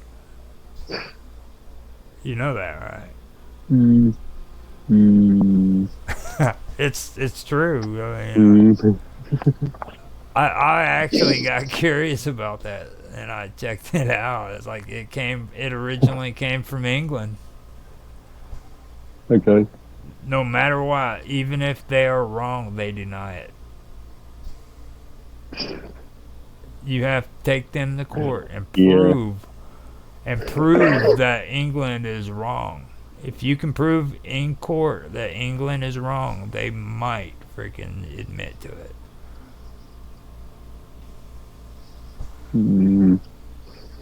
Irrelevant if they admit to it. If they've been proven, then they've been proven. Mm-hmm. And you have to ask them for permission to freaking sue them. I did find that out. That is true in England, too. You have to do it here in the United States, and you have to do it in England as well. Yeah, but a lot of what you as an American would sue, we would prosecute as criminal actions. Right, but you still have to ask the government. There's a difference there. You still have to ask the government for permission to sue them. Yeah, but there is a difference between suing and convicting somebody of a criminal action. There's a difference between civil and criminal courts, isn't there? These days, I don't know. I mean, I'll have to look deeper into that. Well, in the US, it's more of a grey area, but in the UK, there's still a fairly good blue line between the two. I don't know about that. We're going to have to focus a little bit more on the English Parliament because, like, I mean, you got, like, this really, really high-minded thought when it comes to the English government, and I really think that maybe you're... I've got not the English government, the English process, the United... That's the government. Process. That is the government. The process. No, governments come and go, usually once every 5 years. And they follow a process. And the process still remains. Right. Irrelevant or That's the one reason why I wanted to do that today too, is so that we could put a little bit more focus on England, because we've been talking a lot about that, and later I'd like to freaking like go a little bit more over Parliament and stuff. So I think that would be pretty good. And I want to find out what the hell is going on over in Germany as well, because those socialists are going to kill us if we don't keep an eye on them. Well, I don't know. This is going to be quite. In the UK, it's going to be quite interesting because of the general election, which probably won't happen until September. Now, I'm guessing. That's really strange there too. September, And then New Zealand, they actually have to have. I think it's re-elections or something. Something happened to where frickin' they don't have a government moving into power, so they have their what do they call it? It's frickin' it's like an alternative government that's still in power. A coalition Transitional. of multiple governments. It's a Okay. transitional government. They still have a traditional. Oh, go ahead. According to what I'm seeing, New Zealand's general election isn't until 2026. Oh my God. Last one was 2023. That is messed up. A 3-year cycle. Okay, that's weird. Usually it's generally speaking, it's 5-year cycles. They are pretty different from what I've been hearing. So. Well, I think we better bring this to a end. It's an hour and 36 minutes, man. We filled up a pretty good time slot there. It makes up for having to cancel last week. So I wanted to apologize about that too. That was a big deal. I ended up having some issues going on there, so I had to cancel out on that. So sorry about that, Mark. Right. That's okay. It gave me a chance to do actually to meet up with a friend instead. I'll tell you what, February has been just as crazy as what January has been for me. This last 2 months, this is the first time I've actually had to live stream like this during these months, and I didn't realize how screwed up it is, man. I've done like gaming streams and stuff like that with YouTube, but I've never done like the actual streaming with live, talking and having interviews and stuff like that. In January and February, it is a nightmare. It's like you can't get it might be much like the conversation we had of the tech talk thing. It might be a good idea just to miss some, not to come back to this until April. Yeah, sometime in the spring and stuff. Oh yeah, miss out the month. Yeah. Because just to sort of reset our batteries, sort of thing. Yeah. Yes, this whole winter thing, just it's not really good at all. You know what I mean? Trying to get everything organized and stuff, and everything seems to be like disorganized, and it's not just me, it's like everybody, So I was like, just and I'm still doing some streams too on the side, but like nothing like on a regular scheduled time period. So So time to sort of organise ourselves for just return back in April, I think. Yeah, get April going and set up, and then freaking I think April would be a good time to get started, so more people would be more inclined to freaking want to do stuff in April. So all right, well, if that's it, I guess we can call it the show. I'm glad you was here with me, Mark. We got a pretty good conversation, and you keep it up on writing me about England and how great you guys are over there. Some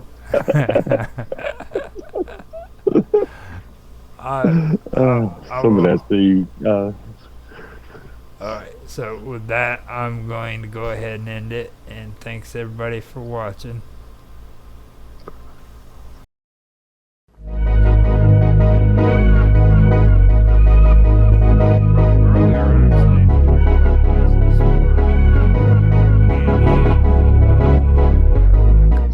Naroki's channel,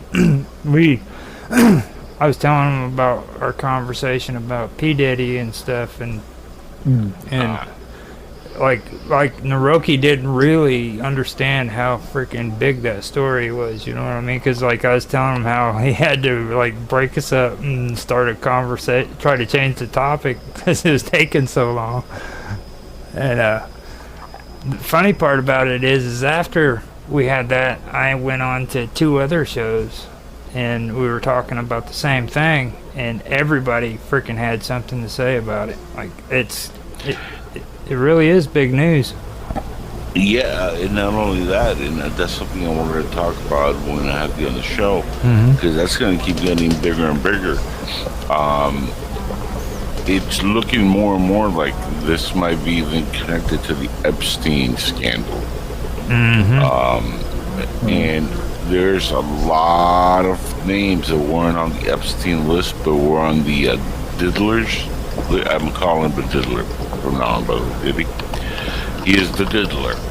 And a lot of names that showed up on there, some cross names between both lists, like Clinton's and Obama's showing up on both lists.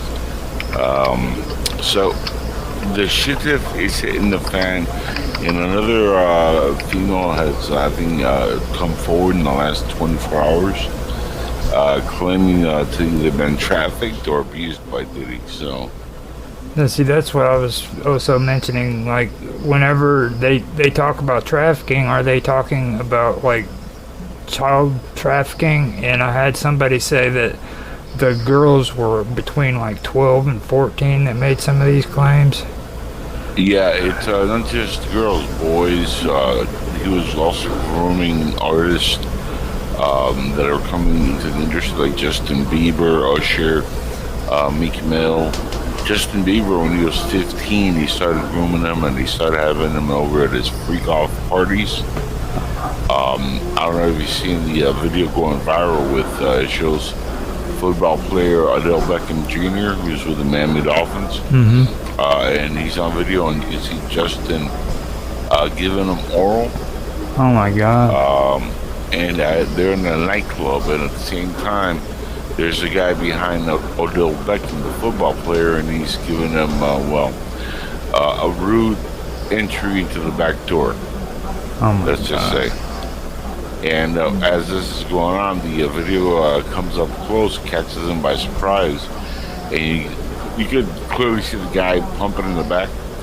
Odell Beckham looks directly at the camera like, "Oh, you just caught me," you know, and Justin Bieber has his face by his crotch, and he lifts his head up, turns around, looks right directly at the camera, and then does something like odd with his face. Like, he looked like he was stoned out of his mind. His lips are all wet, like there's a lot of saliva just coming out of it, or maybe somebody just injected some other fluids in there. Either way, it's not a good look for the Biebs. Also, it explains why, before all this started hitting the fan, he sold his entire catalog for $200 million and left the music industry. Yeah. He I actually knew this was coming. He actually had a breakdown, started getting all rebellious and crazy, too. That would explain that, because usually when kids have been touched, they have a tendency of doing that. Lashing out. Well, not only that, in one of his last songs, he said how he did it all for a Ferrari. I think they groomed him and they started giving him gifts, and he was like so drugged all the time that half of the stuff he was doing, he probably doesn't even know what he was doing. Yeah, that's crazy. And that happens to a lot. That happened to Corey Haim. Corey Feldman talked about it. It's gone on and on and on. Dana Plato from Different Strokes was a victim of that. Taj Jackson, one of the Jackson kids, who's one of Michael's nephews, was also groomed by a producer and molested. And the guy who actually came in and saved them was Michael. Go figure. And a lot of people don't know that story.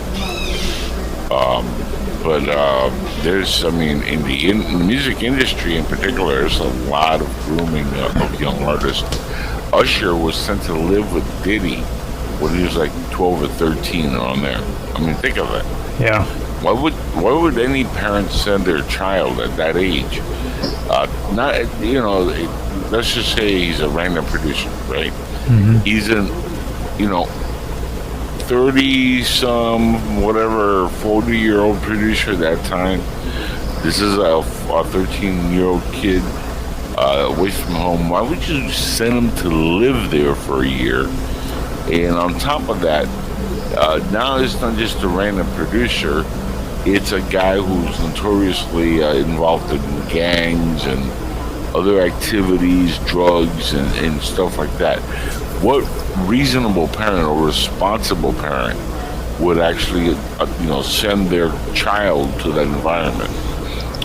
So, I mean, the parents need to be charged. Diddy needs to be charged.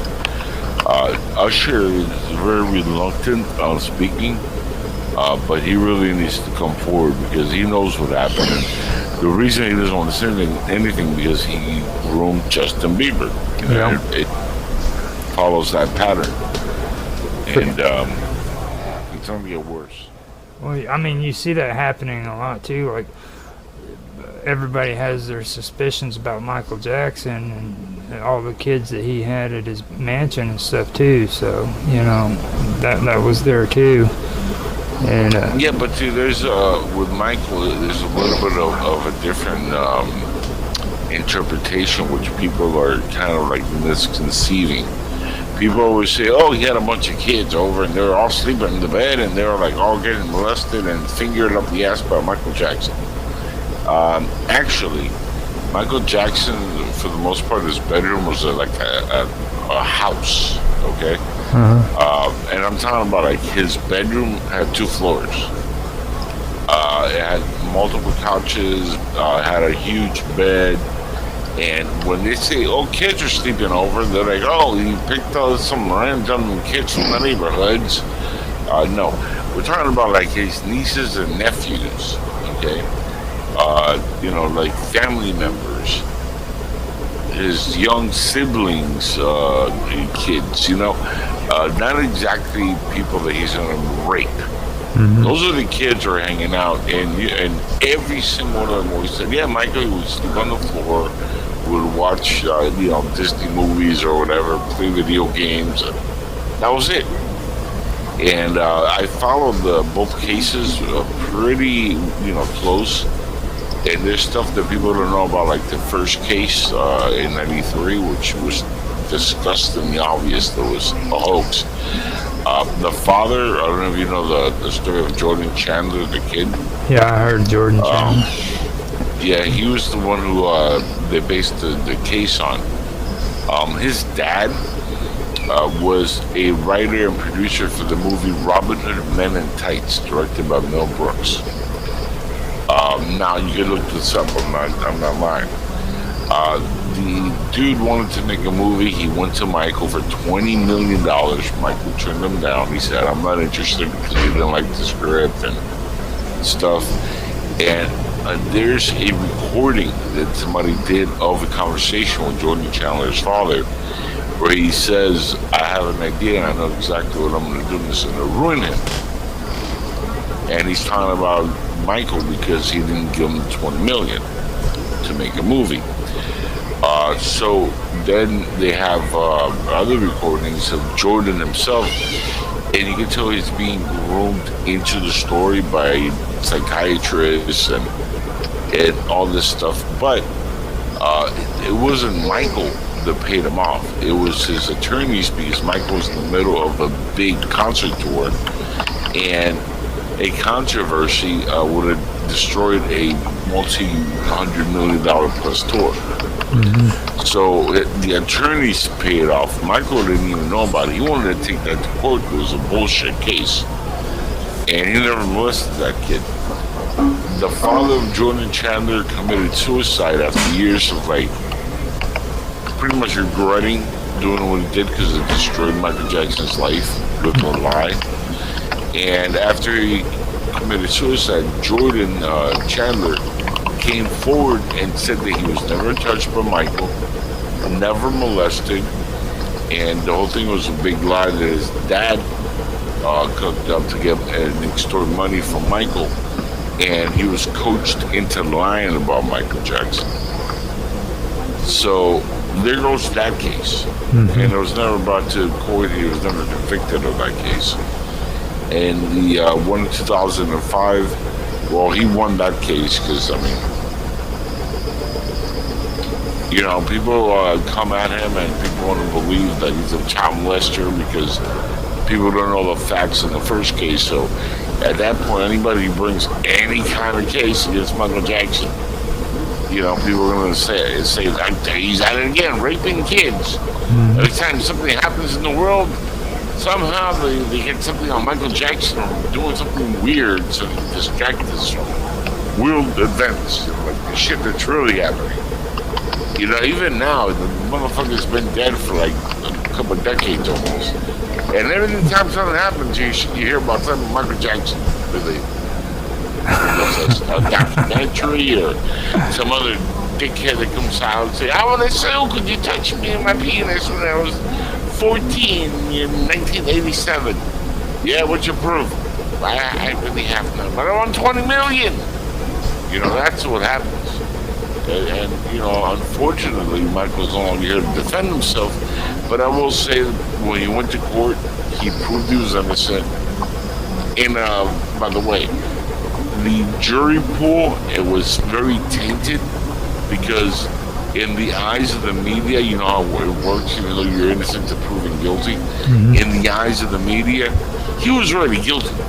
You know, since the 80s, they labeled him a weirdo and a freak and a rapist, and the dude was like singing about rainbows and save the earth. Yeah. You know, and the reason they went at him is because he didn't want to make music that was about sex. He wanted to make music about positive shit, you know? Yeah. And Sony really wanted his catalog for hundreds of millions.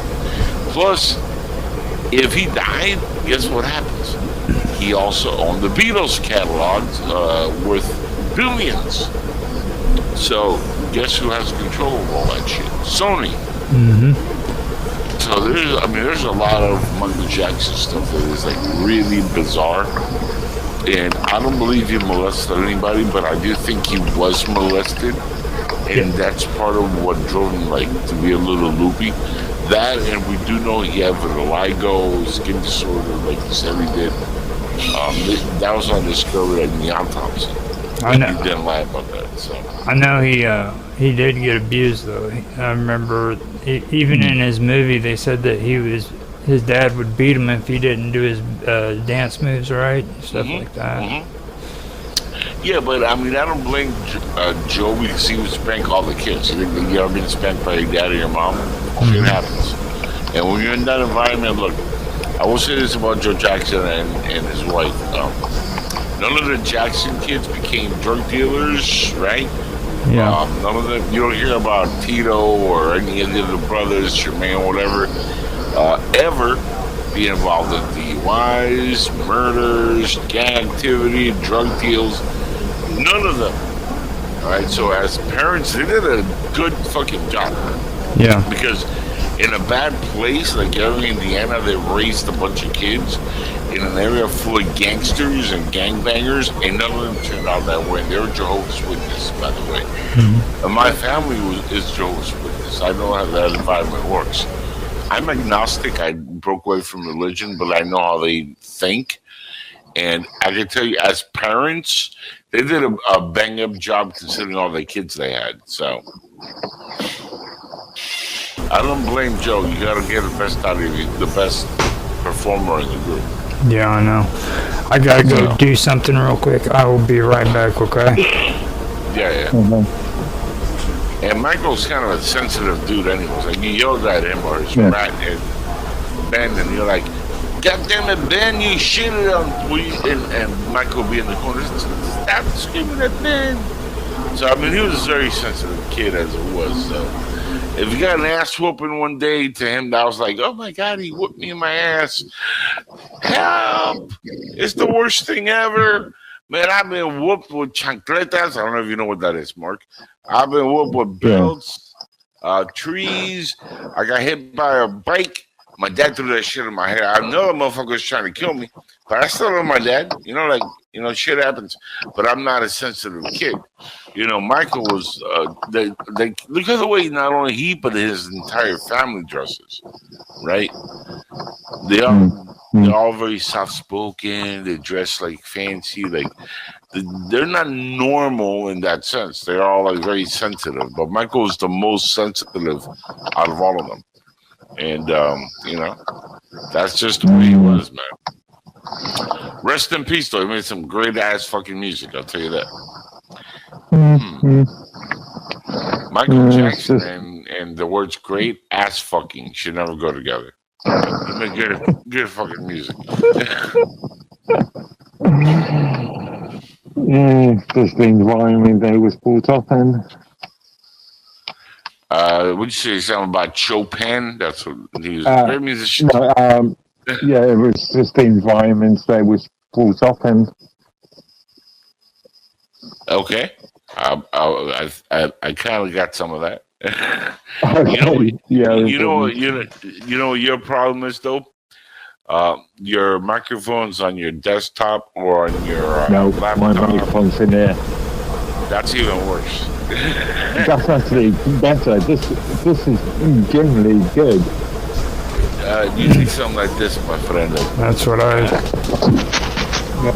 I've been saying that to him for a while now. He won't. And right here, like Amazon, you get these bad boys for $25. This is what I've been using for like the last 10 years, and I have $1,000 set up, which is crazy. This is a Jabra device, which retails for about 200. I pick it for about 120 or something. British pounds. $25. Yeah, but it's never failed anyone, and it sounds legit. But this is good for other purposes, such as out in a bag. So I can't really wear that outside. Understood, but Roger, who sounds better? I sound better. Generally, I sound good. It's just today. I've been telling him for a while now that he should just cave in and get the headphones. They're not that bad. Back in the 70s, we used to wear them things all the time. Didn't have a problem in the world with it. Yeah, but it's not practical for my own use case. I think you'd look cool with a pair. To be honest. Again, this is all space on the endless. I gotta go to the bathroom and take a poop while I'm on the air. Then that's it. Well, gentlemen, I'm gonna go drop some hate mail. I'll be back, and then I'll just put my video off and be like.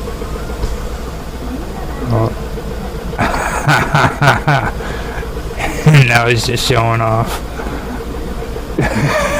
Speaking right now, but you cannot hear what I say. I'm on mute. See, he's showing off to you, Mark. Indeed. $25, Mark, and I can mute myself. I can mute myself. Yeah, but it sounds terrible when you come back on, and it's not you, it's the device. I am back on now. It should sound okay. But you're touching your ear every time you do it. That's the weird part. Like, you're actually like reaching up and touching your head and to turn. It's like he's getting an order from like the Sith Lord. Execute Order 66. Have you ever watched Mark and Mindy? Oh, of course. Nano. That's Nano. Yeah, Robin Williams. He would always touch his freaking head to talk to Orbison. Yeah. That was one of my first shows growing up when I was a kid. Me too. I loved them. Have you seen, have you heard of Jaime Costa? No, I haven't. Dude, I didn't believe cloning was possible until I saw this dude. He looks identical to Robin Williams. Oh, wow. It looks like Robin Williams, like reborn. Like he does. He's an actor, by the way, and he does a Mork and Mindy clip and put on. I'm gonna link it here on the chat here. and it is freaking brilliant. He's trying to get a biopic of Robin Williams made. He's a huge fan, and he looks just like this dude. Let me see if I can find this. I can link it to you. Jaime Costa, Robin Williams. He does impression videos, all kinds of stuff. And he doesn't really have to do much of an impression because, like, the guy just looks like Robin Williams. It's like, it's freaky. Let me see. It was funny, like, they were trying to do, like, a deep fake, and they were like, yeah, we don't have to do anything. It looks just like fucking Robin Williams. So they didn't do, like, they were like, there's, can't change anything. It's like display the image. It was like it's a perfect deep fake. They don't have to do any work. Freaking, I seen somebody put up a picture the other day on that new what is it, Enigma Cafe. They were showing pictures of, no, it was on Jaffe show. He was showing pictures of this guy who's claiming to be Elvis Presley. Dude, he would be like 100 years old right now, right? Yeah. I was thinking the same thing. Yeah, he'll be like, I used to be the king. Now I'm the mummy. Oh, nothing but a hound dog. I just threw my back out. Oh, I need a touch of care now. Put me in a hospice so I can get down with. I say Lois would be alive right now. He'd be a rapper.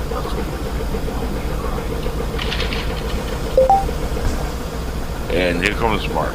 He does look like him. Oh my God. Oh, there he goes. Hey, what's up, Mark? You're right. This guy could easily be him. Right? Yeah. Dude, and he's like a really good actor. He even did a Han Solo video, like where he's playing Han Solo, like a fan film. And bro, he's like spot on. I mean, he doesn't look like Harrison Ford as much, but his mannerisms, like, this guy's a really good actor with the makeup on and stuff. You're like, he can pass as Han Solo, better than the guy they got for the movie. Now, the ideal actor would have been this other guy named Anthony Gruber, who looks exactly like Harrison Ford. And I found him because of this guy, Jaime Costa. I was looking at the Robin Williams video, and I was like, who the hell is this Anthony Gruber guy? Why wasn't he cast? And bro, if you want to see like freaky, let me show you that video. Anthony Gruber. Sounds like a. Have you ever heard of Andy Kaufman? No. Andy Kaufman played on Taxi with Andy Kaufman. I'm sorry. Andy Jim Carrey played in the movie. Right. No, I just misheard the name. That's why I was like, no. But then he meant Andy Kaufman. Now he was one of those kind of guys too. He could look pretty much like anybody he wanted to look like, and he was a strange one. He was a real strange guy. Oh yeah. Well, most of those gimmick. Him and Larry the King. Yeah. Lawler. Yeah. They did like a whole wrestling thing, which that was just a joke. It was just them goofing around. They're actually really good friends, but everybody thought that like they were mortal enemies. It's all part of it. Battling it out. Yeah, it was funny as shit. Like, but anyway, check it out. That's Anthony Gruber. He got a gig on a movie called Days of Adeline, or Age of Adeline. I'm sorry, Age of Adeline. And it was with Harrison Ford as the lead actor. And he played a young version of Harrison Ford in that movie. Okay, that's how much he looks and sounds like a young Harrison Ford. Yeah. And he did this video imitating the scene from Star Wars. His voice, mannerisms, like, he looks like a clown. And like there were even talks about him taking over the Indiana Jones role since he didn't get the Han Solo role. They fucked up the Han Solo movie really bad. That's why I'm always worried about biopics. But if I was gonna do like a Robin Williams one, that Jaime Costa guy, I mean, Yeah. no doubt, that's the guy. I mean, you don't have to do anything. He would be better as a young Indiana than anything else. It's cool with Harrison Ford, but he would be perfect for young Indiana Jones. The Anthony Gruber kid? Yeah. Yeah, no, he looks dead on. He would be perfect for that, just with the way he acts. Because, like, in the movies with Indiana Jones, that's where you get to see a lot of Harrison Ford's facial expressions, you know what I mean? Yeah, yeah. He would be perfect for it. If they were rebooting Indiana Jones, that's the guy. Yeah. I mean, you don't have to look any further. Plus, he already played a young Harrison Ford in Age of Adeline. Yeah. That would which is a really good, it's a good movie. Have you seen that movie? No, I haven't seen it at all. I haven't. Oh, dude. The one thing I freaking bring up every time I talk about Harrison Ford is how he got his job. Like, I know he was a carpenter before he was an actor. Yeah. And he was actually in, what's-his-face's office fixing his door. George Lucas. Yeah, George Lucas's, yeah. He was fixing his door. He was working for the Carpenters Union. There was actually interaction before that. Steven Spielberg had used Harrison Ford for construction also, for fixing some stuff. And he's the one that advised George to call the same company, or the same people. And ironically enough, it was Harrison Ford who showed up for the job. Same guy. And that's how he met George Lucas. And yeah, he was doing some cabinet work for his office. And George, I'm pretty sure you'll know this to be fact if you know the story. George was short on somebody to read, and he's like, "And you want to read here with the rest of the cast just as fill in?" Because, you know, they didn't have it was for American Graffiti of all things. Mm-hmm. And he was like, okay, and he put down the brush or whatever the hell he was doing, and went over and read, and like George was like, holy smokes, this guy is like a natural. And he cast him in American Graffiti. It was a small part, but it was a good part. Then he cast him in Star Wars because, again, he was working on carpentry. And he was looking for Han Solo, and he couldn't find him. And he's like, well, you worked in a movie with me once. You want to read for Han Solo? And he's like, sure, George. So, like, talk about being in the right place at the right time, right? Yeah, really, that is true. Yeah. No. And now he's like the best known actor in the world, really. Like, exactly. That's something else. I love hearing stories about it because it's that's one of the big ones, like where a person just becomes a movie star overnight. You know, that very seldomly happens in Hollywood. You know. I don't know if you know the whole history of Death Row Records versus Bad Boy Records. Yeah. Tupac versus Biggie. When Biggie died in '97, Puffy or Diddy or whatever his nickname is, the Diddler, really raped the shit out of his music catalog. And I'm talking about for hundreds of millions of dollars, because he literally, like, everything he released sold. You know, the album Life After Death, which came out right as Biggie had passed, sold, I think it was like 11, 12, 13 million copies or some shit like that. Mm-hmm. So, I mean, that's about $100 million right there, plus, right? Mm-hmm. And he didn't give any of that to the family of Biggie Smalls. He kept all that. He kept all royalties for years and years and years. So he screwed him, he screwed another rapper, Shine. Literally cost him his career and his freedom because he went to jail over some bullshit gun charge, Mm-hmm. which is what caused Jennifer Lopez to leave Diddy, because Diddy was the one with the gun. He was the shooter, and he blamed Shine, the rapper, and Shine ended up doing a prison time because Diddy died.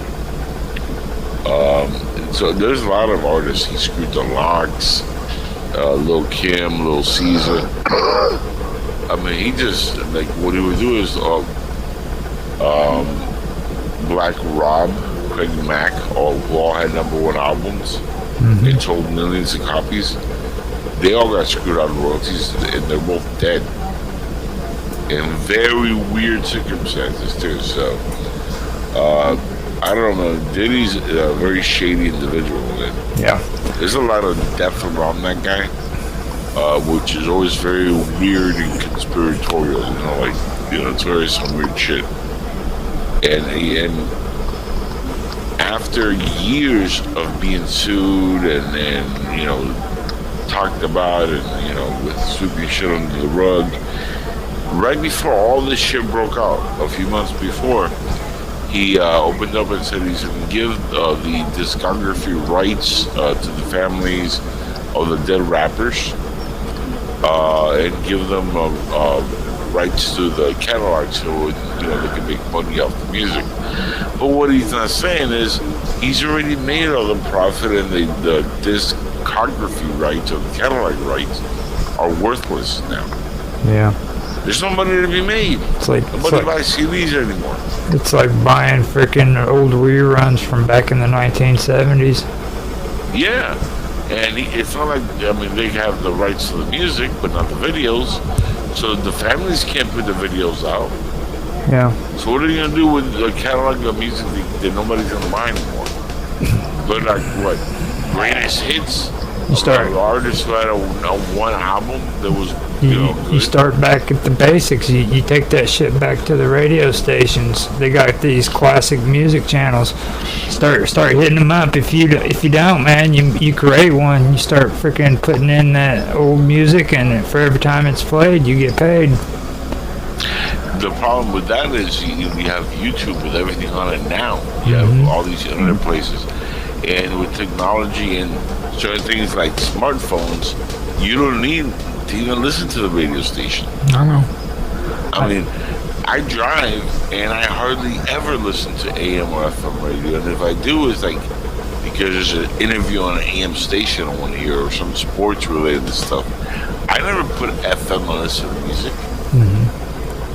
If I want to hear music, I have it on my phone as MP3 because I have 250 gigs on my phone, or I play it off my phone on like YouTube, and I have the video playing with the music loud banging. You don't need physical copies. Everything is streaming now, so technology killed that. I understand not listening to the radio and everything, but when this stuff is being introduced to me and somebody's telling me this is mine, it doesn't matter if I listen to the radio or not. I know that this is where I go to get money from it. You know what I'm saying? Yeah. Doesn't mean I have to listen to the radio. It just means, hey, you need to go talk to these radio stations and see if you can get a couple bucks from it. That's what I would do. No. But trust me, they're not paying. That's the problem. And historically, radio stations never really pay artists to play their music. The way that worked historically was artists would actually grease the palms of the DJs to have the music played. So it's the other way around. Yep. And now, there's no greasing of palms anymore. The radio stations just play the music as long as they have, BMI covering it.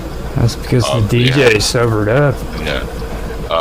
The DJs for radio stations are usually covered with licensing, so they can play whatever they want. They don't pay royalties to play a song.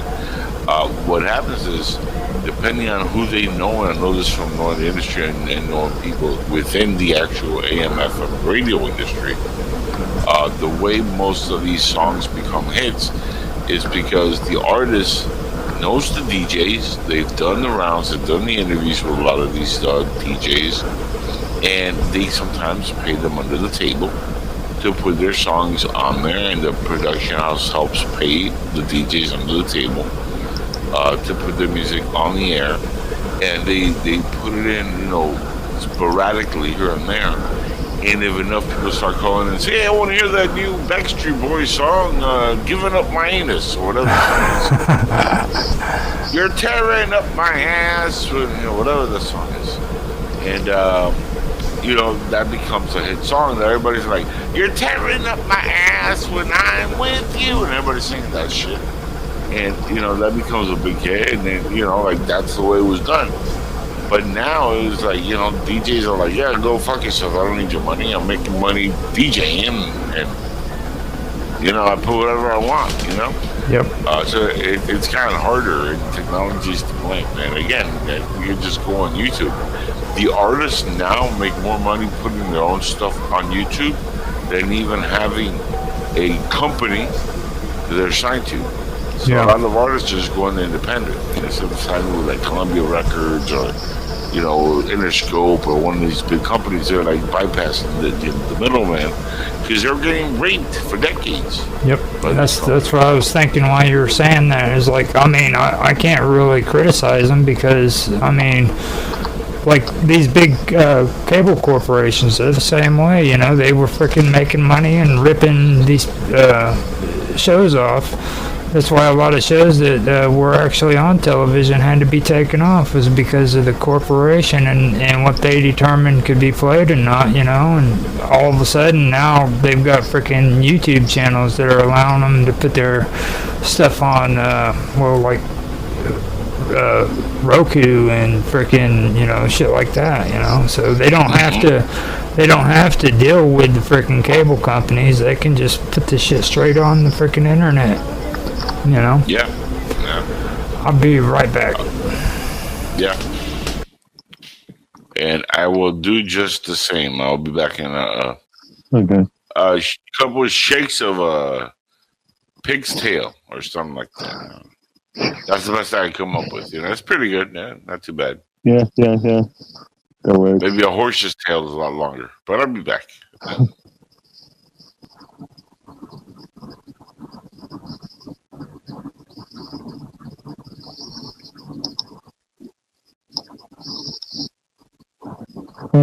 Well, missed half of it actually. I'm thinking actually I've come with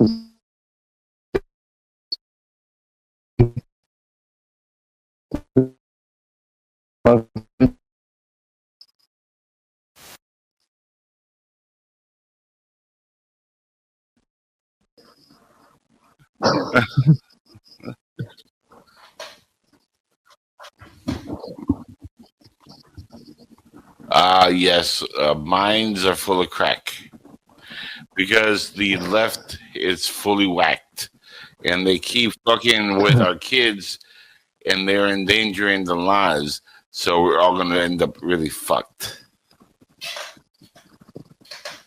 That's, the truth.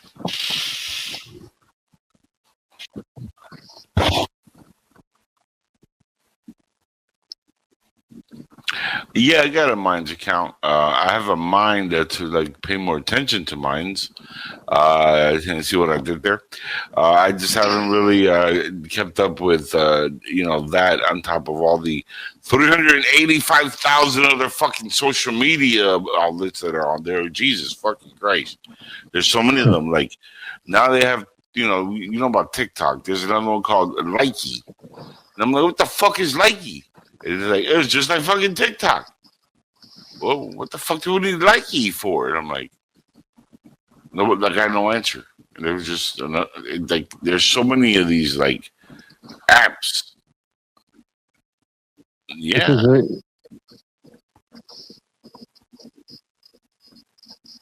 Yeah. You know what? Fuck this. I'm going back to MySpace. Yeah. No, it is a competitive industry. So really competitive industry. MySpace was the shit, son. Like I love MySpace. Oh, I know, but like it's become like total bullshit. And I was like, it's not the same. Yeah. I mean, now it's more like music driven than anything else. But it's like Yeah, really don't need that. Like, how about you make it, like cool again? Like, like they have "Make America Great Again." Make MySpace great again, motherfucker. Do something important.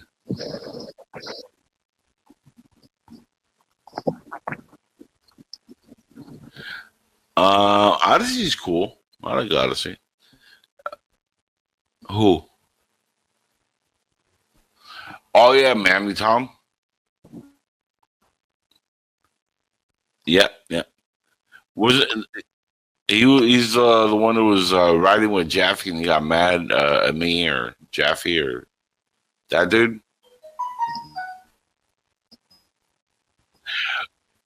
Oh yeah, yeah, yeah, yeah, yeah, yeah. That Tom. I thought you meant Miami Tom. No, that's a different Tom. Man, MySpace Tom. Well, he's on Facebook also. Like, where else is he? Yeah.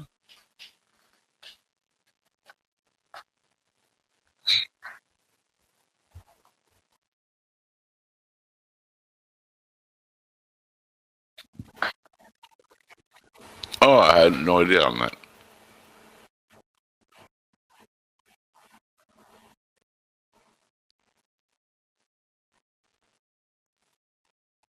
Is they still have that goofy like?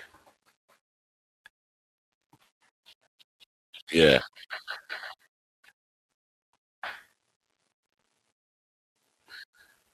like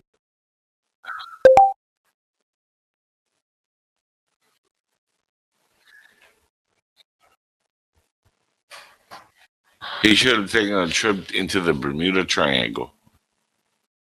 Because when he sold MySpace, he fucked everything up. Like, uh, oh man, he needs to jiggy. Yeah, he needs to jiggy his way back into MySpace and fix that shit. You know who owns MySpace now, right? Justin Timberlake. Yeah, well, I think he still owns. I know he bought it for like $20 million. Money well spent, or somewhere along those lines. Which is crazy because at one point it was $1 billion company. You know,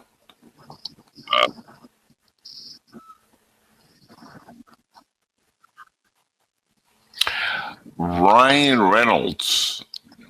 Yeah, he's a good guy. I got to briefly speak to him for like 30 seconds once. Yeah, he's a cool dude. I have actually met Mobile. It's my cell phone provider for the last 2.5 years, and they're actually really good. I've had no issues. Doesn't drop calls. The internet when I go out works perfect. I get and then my phone's oldest. I got the Samsung S8, which is old as shit now. They're like the S20 something, and it works perfect on that.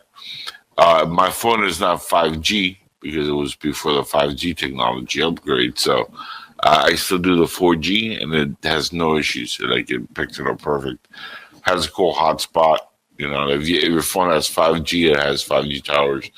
They actually just sold majority ownership to T-Mobile. So they have now all the T-Mobile towers carrying the signal, so it's even stronger. Um, T-Mobile is a minor owner, but they're a majority owner.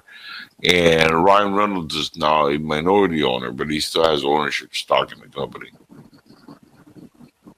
Yeah, he's a good dude. But again, I mean, like overall, I only got involved switching over to them because he managed to do something which I never thought I'd see in my freaking life. And when I tell you what it is, you're gonna be like, "Really? That's what he did? It convinced you?" See if you can figure it out. I'm gonna give you 10 seconds before you say anything. No, no, really? Y- Yeah, something he did which blew my mind into the point that I was okay. I'm switching him in mobile now.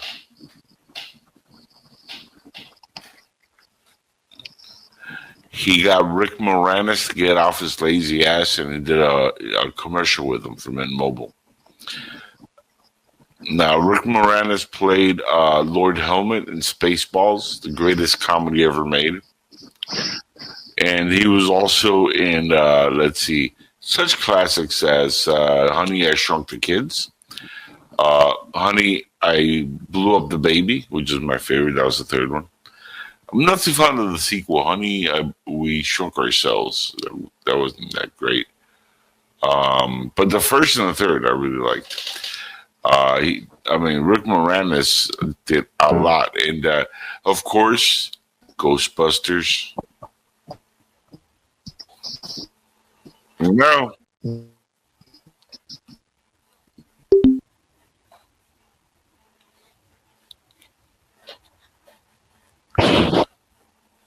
But he played Darth Vader better than Darth Vader played Darth Vader. That's how good he was.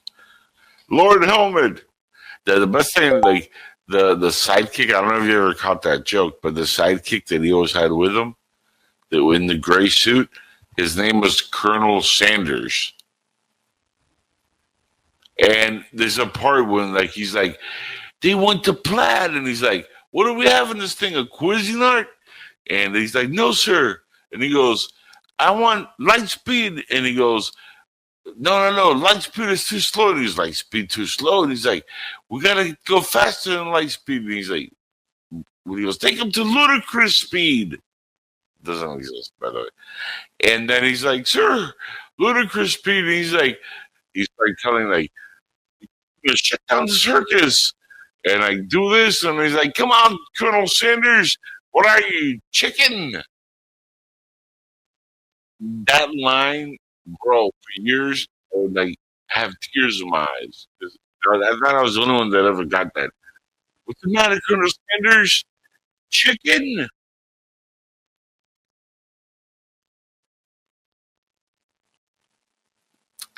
Oh, it's Spaceballs, Croup? Oh, which one? Remind me. See what we're doing.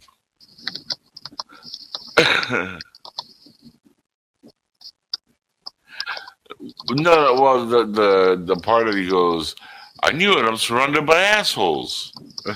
Yeah, yeah, because he goes, who made that man a gunner? Because first like he shoots the ship, but he's like, I said across her nose, not up it.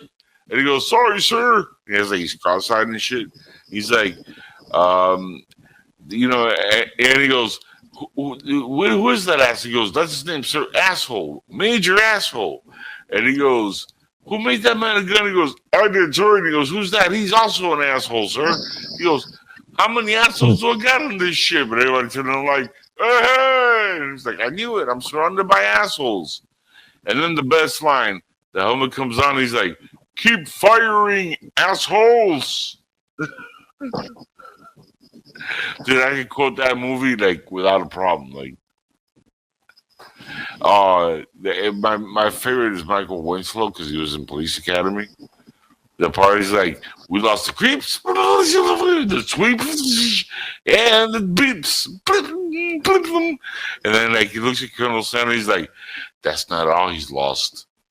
Like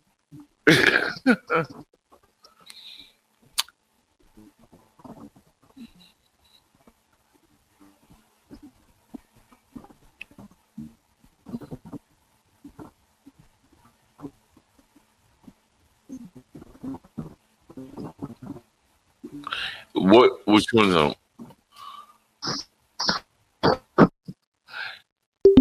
Oh, okay, yeah. What was that? Was well way back.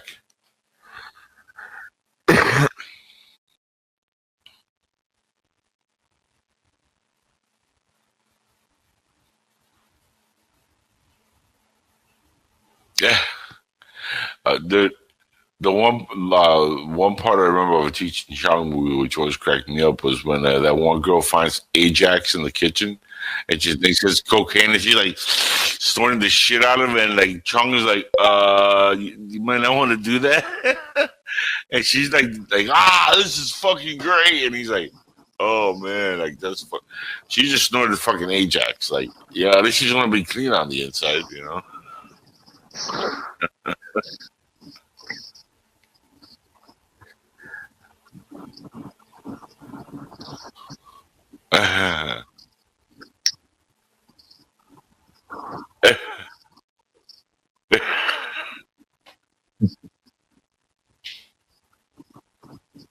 No, wasn't it Dave?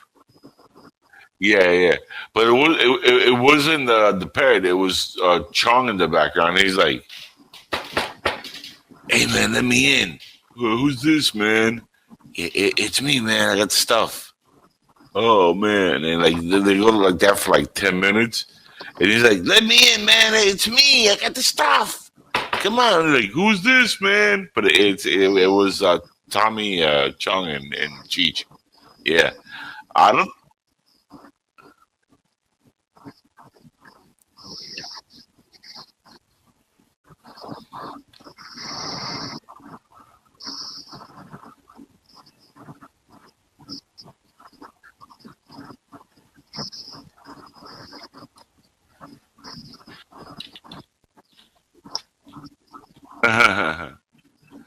I'm gonna make you the one of the Cheech and Chong with the Dave. Yeah, there you go. Dave's not here, man. No, man, I'm Dave. Oh, this shit's so.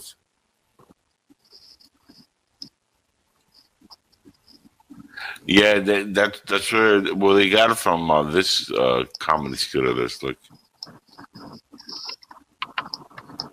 send without notification. Yeah, that's fine.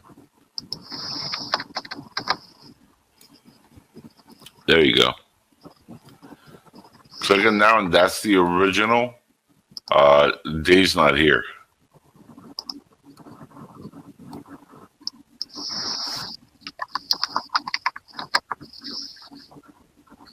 Well, Dave's another one. That's the one that had that kid,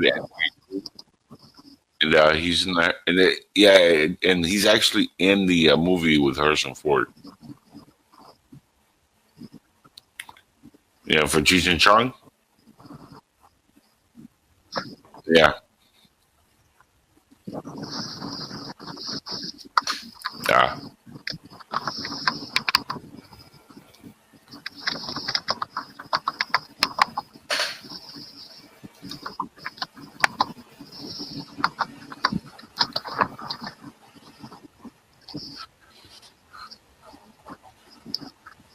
yeah.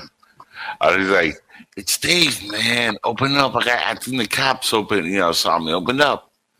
And then Chong is like, "Who is it?" And he's like, "Man, it's Dave. Open up." And he's like, "Who?" He's like, "Dave. Open up." He's like, "Dave. Dave's not here, man." He's like, "No, man. I'm Dave." Chong is like the perfect burnout, dude.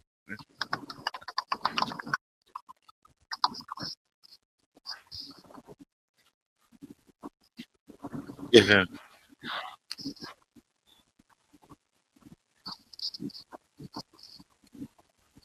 Yeah. You mean we're smoking dog shit, man?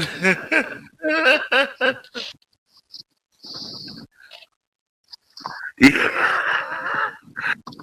like, he ate my stash, so I followed him around, and then he's like, "You mean we're smoking dog shit, man?"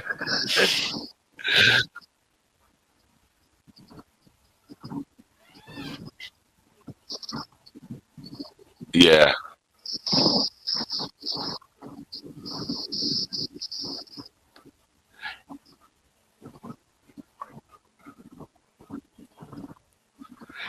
The other ones that got close and have one of them would have not died, I think they would have made more movies together. Was Chris Farley and David Spade. Um, I mean, you saw Tommy Boy and Black Sheep. That was perfect casting when they were together. Like,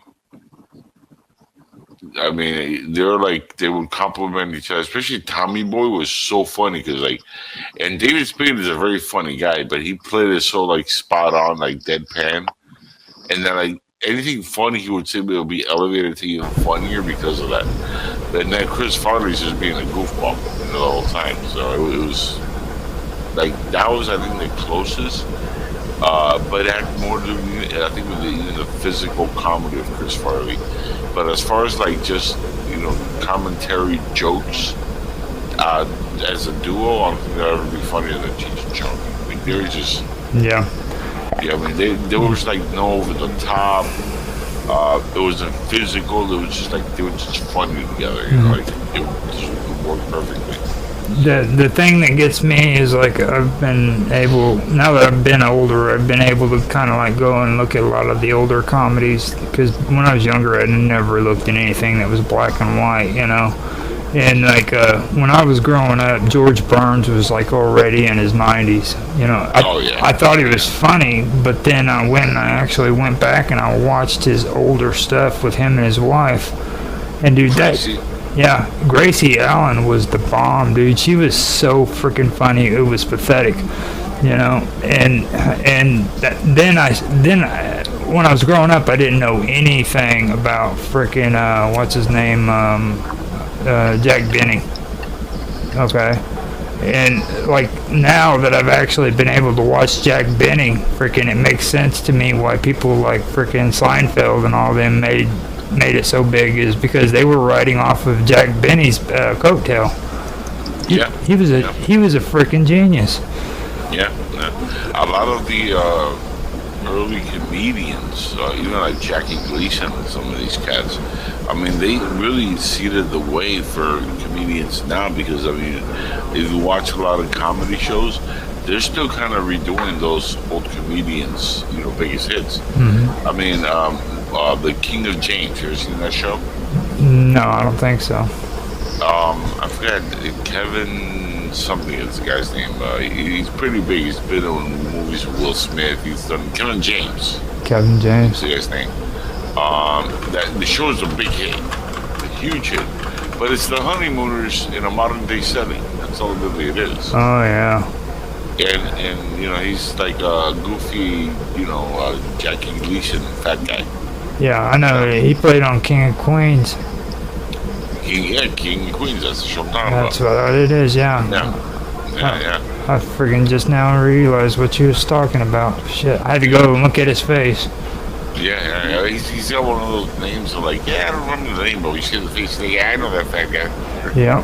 Now he actually sticks out to me a lot whenever it comes to like his. Well, he plays the stupid man. You know what I mean? Like he doesn't pretend to be smart, and and that's kind of what people want to see when it comes to people. There's nothing wrong with it, it's like Jackie or freaking George Burns and freaking Gracie Allen. I honestly think people didn't want to show Gracie Allen because like women had a problem with the way she acted. You know what I mean? Because she was ditzy. Yeah, well, not only that, a lot of people back then were so into like Lucille Ball, and they had kind of like, there was a little bit of a rivalry when it came to like female comedians, because there weren't that many. And Lucille Ball had really started like getting really famous. So unfortunately, Gracie didn't really like peak as funny as she was, to become as big as she could have been. Yeah. Male comedians had it a lot easier, Back then, if you were like Lucille Ball and everybody was like already focused on you as a big female comedian, that was it. There's no other, actress or comedian, female comedian that could take their spot for decades, I mean, they still talk about Lucille Ball like she was a brilliant comedian, and she was okay, but she wasn't like the funniest either. Yeah. I mean, I laughed at some of the stuff, but honestly, the best parts of the show was Ricky Ricardo. To me, so cute, man. Like, Lucy. Yeah. Now with me, I every time I get in talk about Lucille Ball and all that, I think of Carol Burnett. Now she was smart. She went through the route of Las Vegas. And that was how she made it. And I noticed that a lot of good comedians did that too. They came up out of Las Vegas, and that's because that's where she started out. She was right there on the strip, So, and that's the one thing I did notice. Like, she didn't have to compete with them. No, well, none of that. Carol Burnett was more in your face than Gracie. Gracie was like, she was funny, but she was kind of like a little bit more mild personality was. And Carol Burnett was a little bit more like a female Jim Carrey in a way. Very like, spot on and active and always trying to like, do a lot of stuff in the makeup and that's what really stood out for her. Lucy almost like played herself in a way. Yeah. Even I Love Lucy was kind of like her life, her and Ricky Ricardo. Yeah, pretty much. Now, it's fucked up because, like, for generations, everybody thought that we Cubans spoke like that. Like, hello, Lucy, you in trouble now? Like, you sound like that, motherfucker. You sound like everybody else. No, you Cubans, this is how you talk. I'm like, not even the worst Cuban in my family talks like that. I'm Cuban. But for like 30 years, everybody talking Cuban was like, hello, how you doing? That's why you guys never allow anybody at freaking like barbecues and shit. Like people walk by and you guys are like, get the fuck out of here, dude. What are you doing? You ain't getting none of my food. I can imagine how, like, white people saw, like, when they had Cuban people, like, moving to the neighborhoods and, like, they were invited, like, to barbecues. I can imagine this conversation. No, honey, we don't want to go to the Cuban family's barbecue. I don't want to see a room full of, like, 30 people all going, I got the barbecue! We're going to make that chicken! Oh, what are you in trouble? You over barbecue the chicken! We got ridiculed for decades for eating chicken and rice and frijoles, beans. And there's no reason to laugh at us because we like, beans, chicken, and rice. If liking that kind of food is bad, why does everybody? It's not that way anymore, dude. People are trying to sneak into freaking Cuban barbecues, dude. Like I used to have a neighbor who was a Cuban, and I honestly would always try to find an excuse to go over there whenever their dad was like out there freaking cooking on the barbecue. I'd always try to do it, dude, because like. And that's the way everybody in the neighborhood was freaking. Every time he went out there with a barbecue, he'd have to chase everybody away. Like you go away. Because white people finally learn, like, yo, these motherfuckers can cook. Yeah, exactly. It took like 40 years, and then somebody was like, you know what? I'm gonna give these Cuban guys family here. I'm gonna give them a shot. I don't know. You think it's a good idea there, Earl? Don't worry. It's gonna be okay, honey. Come on, Martha, let's go pay them a visit. Next thing you know, they're eating chuletas and carne de puerco and watermelons and all kinds of good savory shit. I'm getting a crank call. I think that's my phone going off the back now. Yeah, we probably better get off of here anyhow because it's starting to get late. So it's Mark's been on here going nuts over the computer and everything. So. I saw that. I will talk to you later. I have been recording this, so I'll send you a copy of it, okay? Good times. All right. And good thing again, no smoking of the meth or the heroin. That's right. I don't know. But anyway. We haven't covered anal probing yet, though. So you'll have to come back so we can discuss anal probing a little bit. That's kind of a touchy subject. Yes, it is. When you get work, penetrate really deeply if you put your mind to it. It's all about penetration. That's what it's about. That's what she said. I will see you later. It was great talking to you tonight, man. I appreciate it. No problem. Glad I could, make you guys laugh a little bit. All right. I'll see you on Sunday night. All right. You got that, sir? Remember, you got the link? Yes, it should be. Should be. Oh, it's not this Sunday. It's the next following Sunday. Yeah, next following Sunday. My bad. Thank you. Yeah. Right. Don't get all confused and then I get him on my show this weekend. I'll be like, yeah there, buddy. Yeah. Sorry there, Steve Roberts. He got confused. No, it's not good.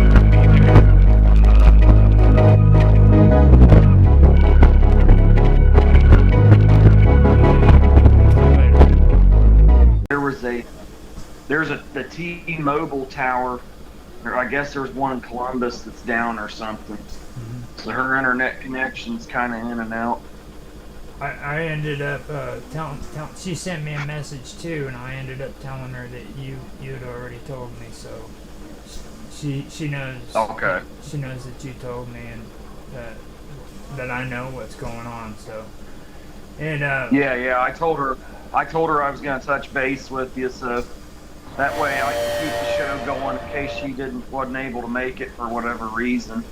But she's probably gonna try, but I think her internet connection right at the moment might be out. Okay. So we'll see if she can. Hopefully she can get in. All right. Now I've got everything set up. The streams are going. By the way it looks, it sounds good.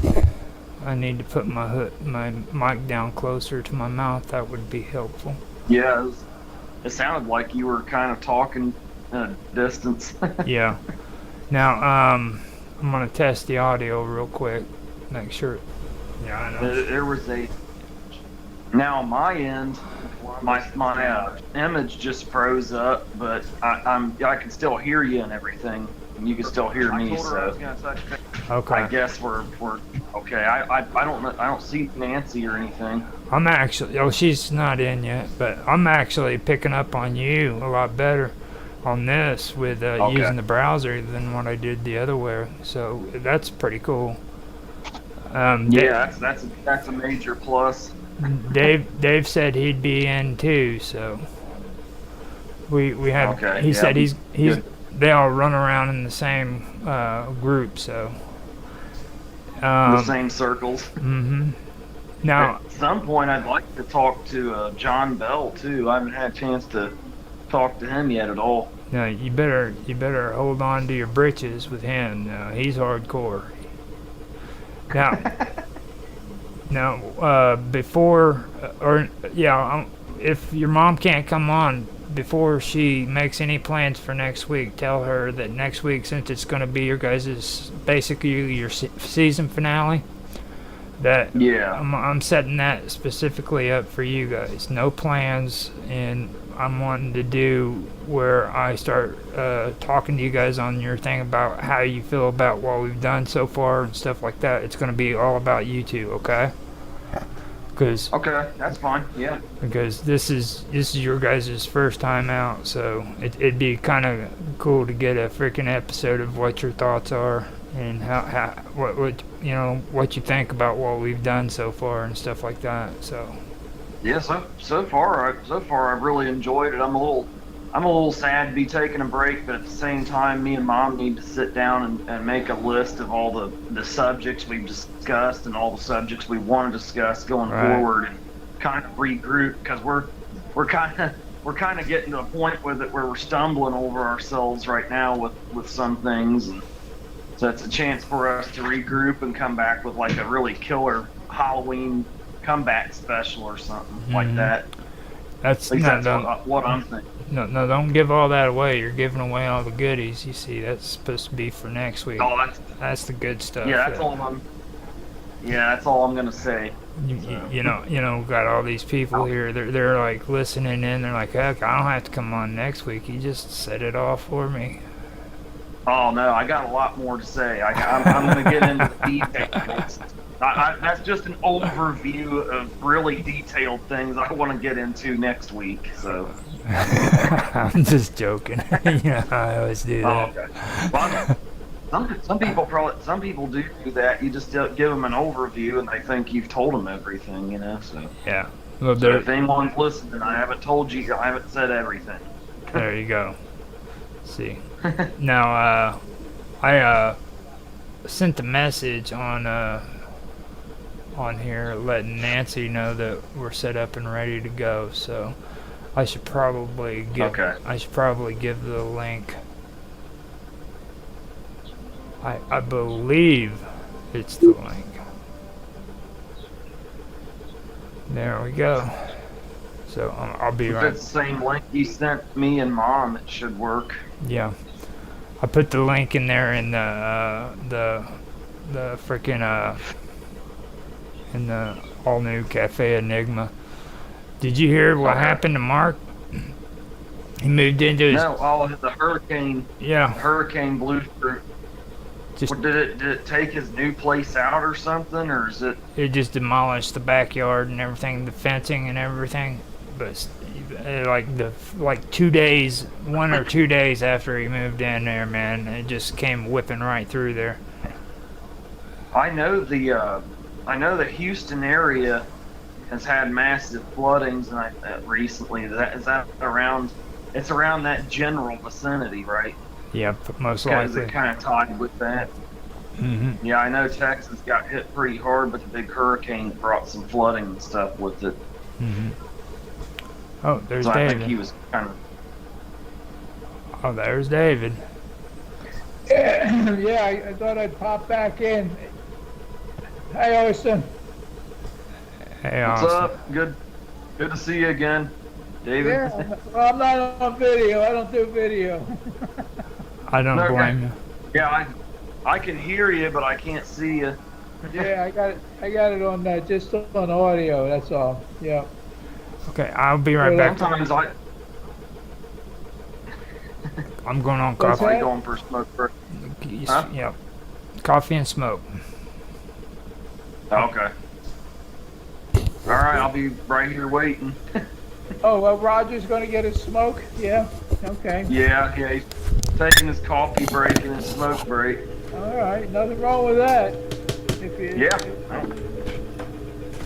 I don't if- blame him. If you got them, smoke them. You know. That's what Yeah. they used to tell us. Yeah. Yeah, you might as well. Yeah. You got cigarettes, Roger? You smoking or what? Or funny weed? I think he's gone right now. He's already gone. Yeah. Yeah. Yeah, So cigarettes. Like, Are you guys waiting for Nancy to come in also, or what? yeah. The plan's to interview her tonight. Now my mom's internet connection's in and out because she goes through T-Mobile and there's a tower down in Columbus for some reason. So Oh, okay. she may or may not make it, but my internet connection's good enough to get in and keep the show going. I just got in. She just got in. Oh, there you are. Me? Yeah, I can hear you. Yeah, I was just telling everybody I didn't know if you were gonna make it or not. So Yeah. Well, she got the summer. Mary, you got those storms going through your area? No, there's something going on with one of the towers around. They said Columbus, and it's affecting Franklin, but it doesn't seem to be affecting Austin. But he doesn't have T-Mobile, so Okay. I don't know. yeah, I don't know if they use AT&T towers or not. Hmm. If they don't, that's probably why it's not affecting me really. Yeah. I think. It's been it's on. It's in and out all day, and I don't know why it's not showing the audio. I think it's on, Yeah, your audio's on. I mean, it's. but you can't see. I can't see myself. Can you guys see me? No, all I see is I that can hear, we can I hear can you. hear you, but I froze up a while back, and all I can do is hear people now. But my Skype hasn't caught up yet, so. But as long as I can hear everybody, I should be good to keep going. That's Yeah, Just let me know if I go out of frame because I can't see myself either. Oh, really? Because I see you fine, Austin. Oh, I know. Yeah. I know everybody can see me, but yeah, we can see. it. Okay. Yeah, the Skype froze up for me, so Ah. Oh. it'll Oh, unfreeze it's my eventually. audio. Can you guys hear me now? Yeah, Yeah, I can hear you perfect. you're Can pretty you see low. Me, though? 'Cause- But I can't see you. Oh, there you are. There you are. Pops back I in. don't see. Oh, I don't see you, but I can hear you. And now I can see myself talking again. Yeah, there you go, Austin. Yeah. Yeah, I see more of you now. Yeah. Yeah, I'm popped back in. And Roger, he's taking his coffee and his not smoke. taking myself off. Okay, let me try now. It's just so in and out, and like they said it wasn't my actual internet, but you know, it's been like this all day. Like she'll just be watching TV and it just goes out. Yeah, like you guys, your router is fine.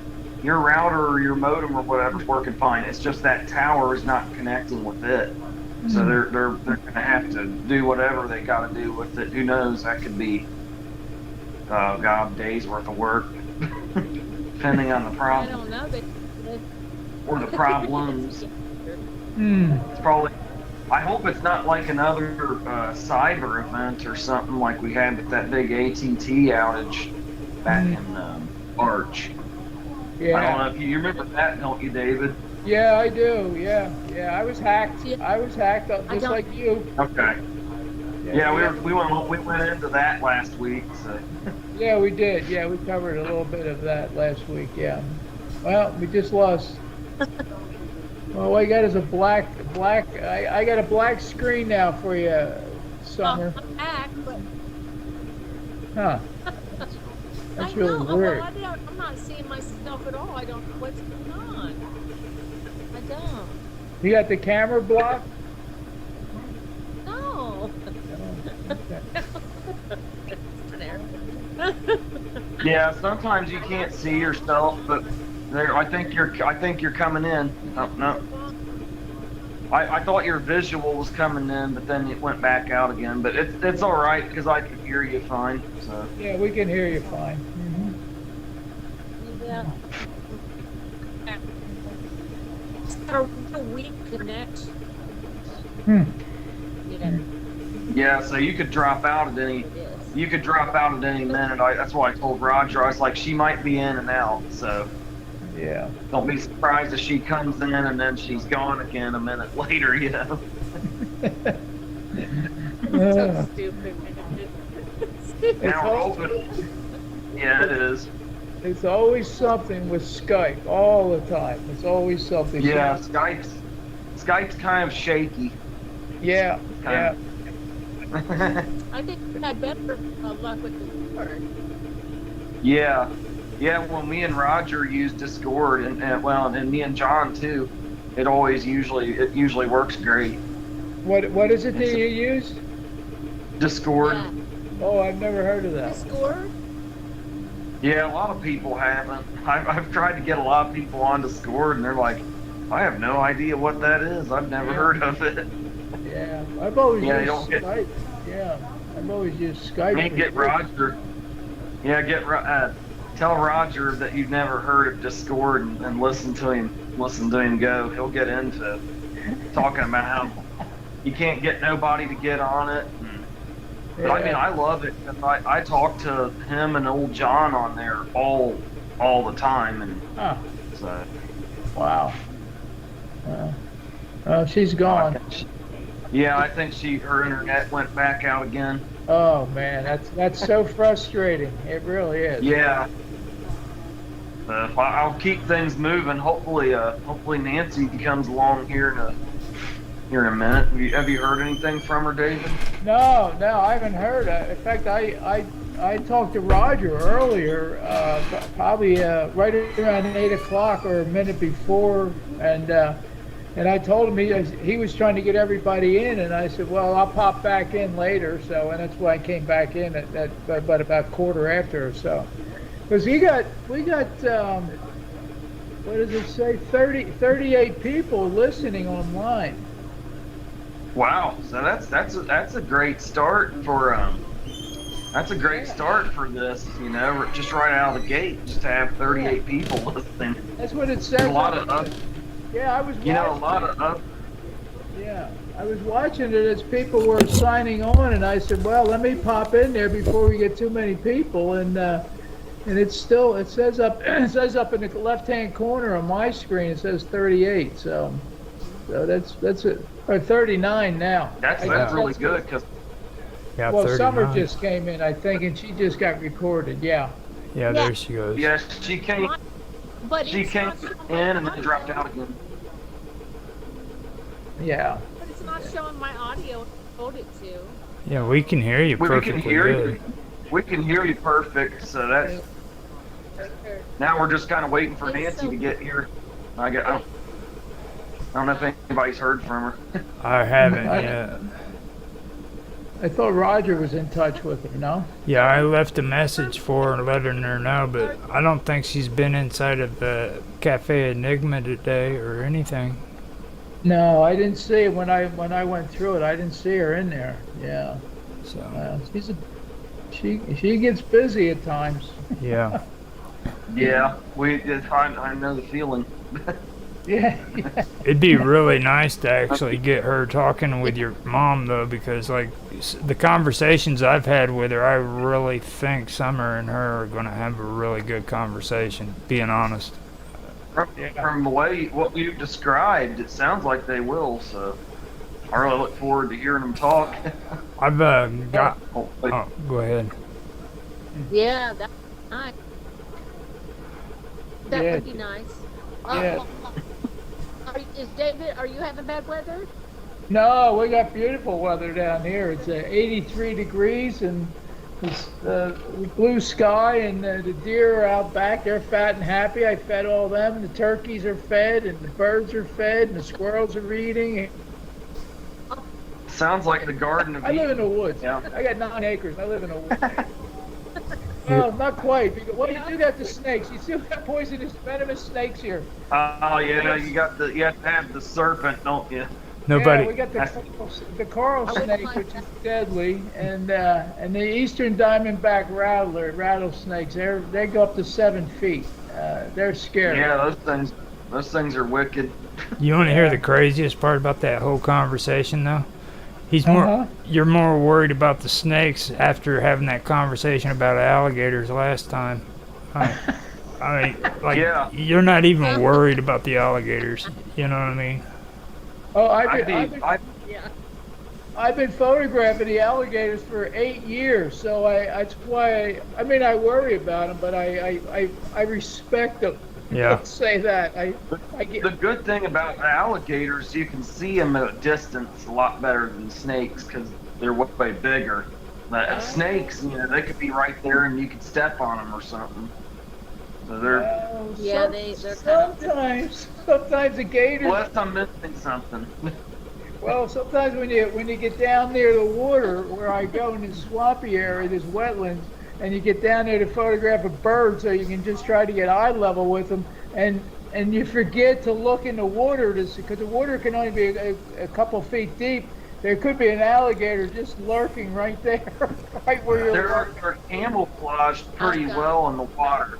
Yes, So if it were me, I probably wouldn't go into the water because of that. No, I don't go in the water here at all. No, not anymore. Okay, I was gonna say because one of these days you go into the water, you might go missing and never be seen or heard from again. No, trust me, Exactly right. That stuff happens too. Yeah. What was that old song about? What was it? Amos Moses in the 70s. About the sheriff that went into the Louisiana swamp trying to catch that guy that was illegally hunting alligators, but the sheriff never came out again. Oh boy. That's crazy. Remember that song, Roger? Yeah, I do. I remember it. Oh God. Amos Moses. No, see. Yeah. Well, the two that I worry about is Goliath. He's at 1 over 13 feet and 800 pounds, and then we got Stumpy, and he's about 12 foot. And Stumpy had his foot bitten off because the males eat the baby alligators. Yeah, they'll eat their young. Yeah, and the You get females. the females mate with them. Yeah, Again. and the females defend him, and then they bit. That's how he became Stumpy, because she bit his foot off about 3 years ago. No, see, I can't freaking listen to that song because my sister's name is Amy, and we used to pick on her. We used to call her Amos Moses.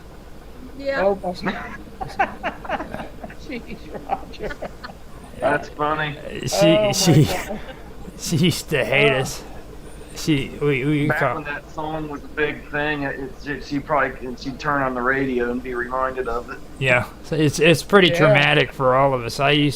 She's my older sister, so I used to get my ass whooped a lot by my sister because I actually learned how to fight because of my sister. Believe it or not. Oh, good. Like she'd whip my ass and freaking I'd cry to my dad and he'd be like, "You get your butt whooped by a girl, go out there and take care of the job." And I'd end up getting my butt whooped again. she, nothing worse than an older. She's a year older than me. Oh, is she? Yeah. Well, at least she's not younger than you, Roger. Now that would be really hard to take. My little sister kicked my freaking It'd front. make it even worse. My little sister kicked my front tooth out, man. Oh no. Yeah. Oh, We were going to Sunday school, and you know the trick that they used to have, like with your sister, whenever you get in a car and they sit on your lap and you tighten up your leg muscle. Yeah. I used to do that to her, and one day, freaking, she got so pissed off at me, she stood up on my knee and kicked me right in the face, dude. oh. I never Oh my did. goodness, she must have been kind of mean. Oh, she was. That's the way we were raised. We were raised like You raised mean. we were raised Yeah. like wild animals, and I guess you didn't do that to her anymore, Roger. yeah, that was the last time I did it. Freaking, and I swallowed my tooth so the tooth fairy wouldn't give me my change. You know, that's why that irritated me more than anything else. Oh my God, that's crazy. That's funny. Austin's sister used to do mean stuff to him, but mostly her friends would put like sand. Was it sand? That gritty stuff. Yeah. They put sand and jacks and stuff in my bed. Oh, that's Yeah. rough. That's rough. Yeah. Yeah, it was. I had to get all that. I'd have to take my sheets and shake them out and stuff. Yeah. Oh my God, that's awful. Awful feeling. Oh, My nieces Yeah. do that too. Actually, I thought about that. I have a nephew. He was younger than him, a lot younger, and like they'd have him freaking eat bird seed and shit like that. Oh. Yeah, they'll do weird stuff. Yeah. I got him to pick his. I got him to where he'd let me pick his nose though. That's something that's really hard to do. You get another person and let you pick their nose. Well, I know. The worst thing she did to Austin though was when she was in high school, because her dad and I went on vacation, and she was breaking up with her boyfriend, and she had a different boy that year, and her boyfriend showed up, so she was acting like the boy that was there with her was one of Austin's friends, and this kid was not the type of friend that Austin would have. And Austin, he like called me. We got to South Carolina. He's like, I don't know what to do, because if her, the one she's breaking up with, if Josh finds out this guy's with her here, he's gonna beat him up. And I said, well, you just have to go along. Yeah. Act like it's one of your friends. Act like it's somebody There's that- you met somewhere. Yeah, I had my bong out, so he went up there, and I had my bong sitting out, so he came up there and stood next to me while I was smoking out of it, and acted like he was hanging out with me, smoking with me, and Oh my God. Those are the good old days. we're the I was like, I don't Man, know, I had- a week of it, and then she had to get rid of her old boyfriend. and she hid that same guy in the trunk one time and drove him over. She hid that same guy in the trunk one time and drove him. Really? She put him in a trunk. Might have been the same. Yeah. Yeah, she hid him in the trunk, and she showed him where the latch was, so nobody knows she had brought him over or something. But he actually agreed to get in the trunk, and she just told him if he started suffocating to pull that emergency thing. Like, Yeah. Well. yeah, I guess. And usually it wasn't that hot. But her dad and I were leaving that night, so she brought him over, and she didn't want us to know that she was seeing him, because she was breaking up with her other boyfriend, and we were leaving on vacation. So she Oh. left him in the trunk and took off to the airport. She got him out. But then, like I guess the next night when she's there with him, you know, her old boyfriend comes over and she has to act like there's not a guy there. Oh my God. Yeah, it was a whole debacle. It was a Man, that, that's a rough life in Ohio, dude. Like, yeah, it rivaled some of the crazy stuff I did. see, Sure. I'll tell you what, dude, that's worse than the '70s show.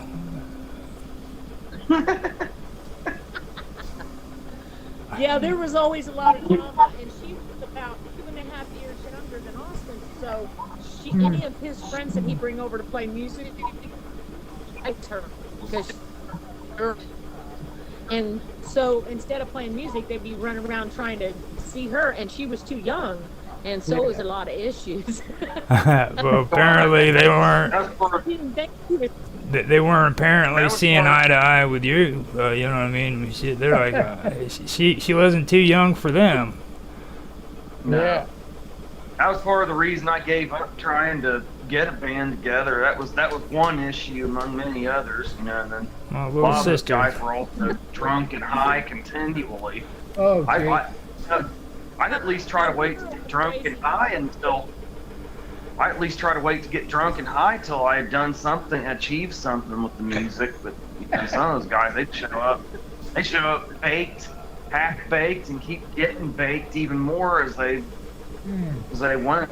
Well, you heard Especially that John's. one guy. You heard John when he was talking about he had his big break and everything, and they freaking started out going towards that freaking music thing that they were doing. And all went good until they all got freaking drunk. And it was like by the time they got there, freaking they were drunk as shit and everything. Couldn't freaking play good. And like that came right out of John's mouth. Like, Yeah, that kind of stuff happens. You gotta watch that. Yeah. You know, at least with me, that was going on during practices. It wasn't like a big gig that could really take us somewhere, and we screwed it up like that or nothing. no. Oh, so you had a band then, Austin? Or you still playing the band? Oh yeah. No, I don't have a band right now. I'm just a one-man band myself. He does play though. Oh, cool. Yeah, I play. I'm I'm constantly writing and recording and stuff. Roger's actually interviewed me for his music series a couple times. Yeah. Good. That's what I was getting ready to say, man. If you're like musically inclined, David, and you want to do that, we do stuff all the time together when it comes to music and stuff. No, I am not musically inclined to get that. Come on, man. I'm sure you can sing about something. Like you're surrounded by rattlesnakes and shit. I have a 5-string banjo, and I take a lesson every 10 years. So I figured the next lifetime I might be pretty good. I figured you'd Yeah, be. you'll get there. I'm not musically inclined. No. I figured I'd say it. I thought you might have had some kind of experience, you know, being out in the middle of the glades and shit, and surrounded by gators and big. No, I got that. I live in North Florida. I don't live in South. Oh, you don't live down there? Okay. No, I'm up in North Florida where there's gators. This state's we got over 1 million alligators in this state, so they're everywhere. Yeah, I know. Oh yeah. Wow. Yeah, they're a dominant species down there. Yeah.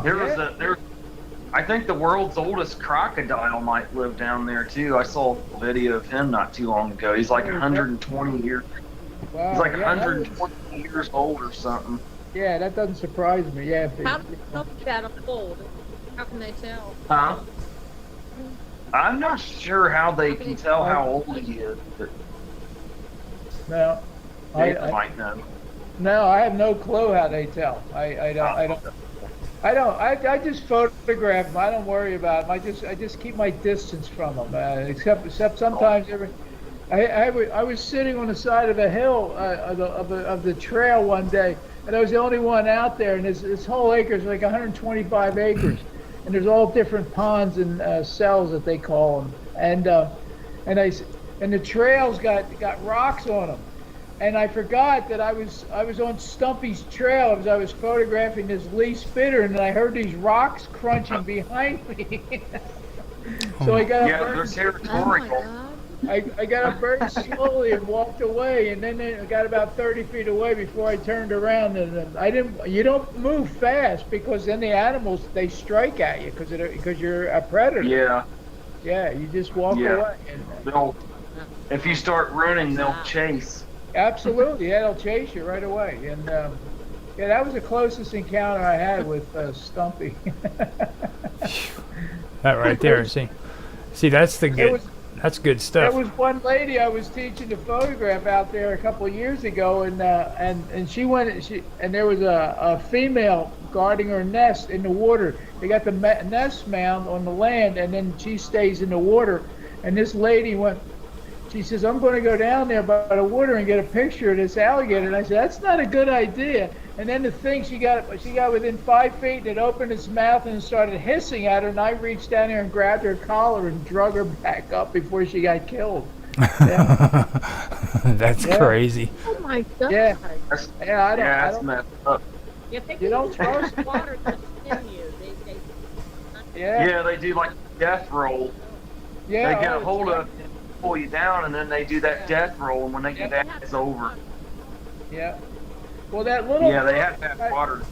They had a girl about a few years ago, got 11 years old. An alligator grabbed her. It was down below Orlando area, and it was dragging her in the water and underwater. And before the death roll, she stuck her fingers in the nostril.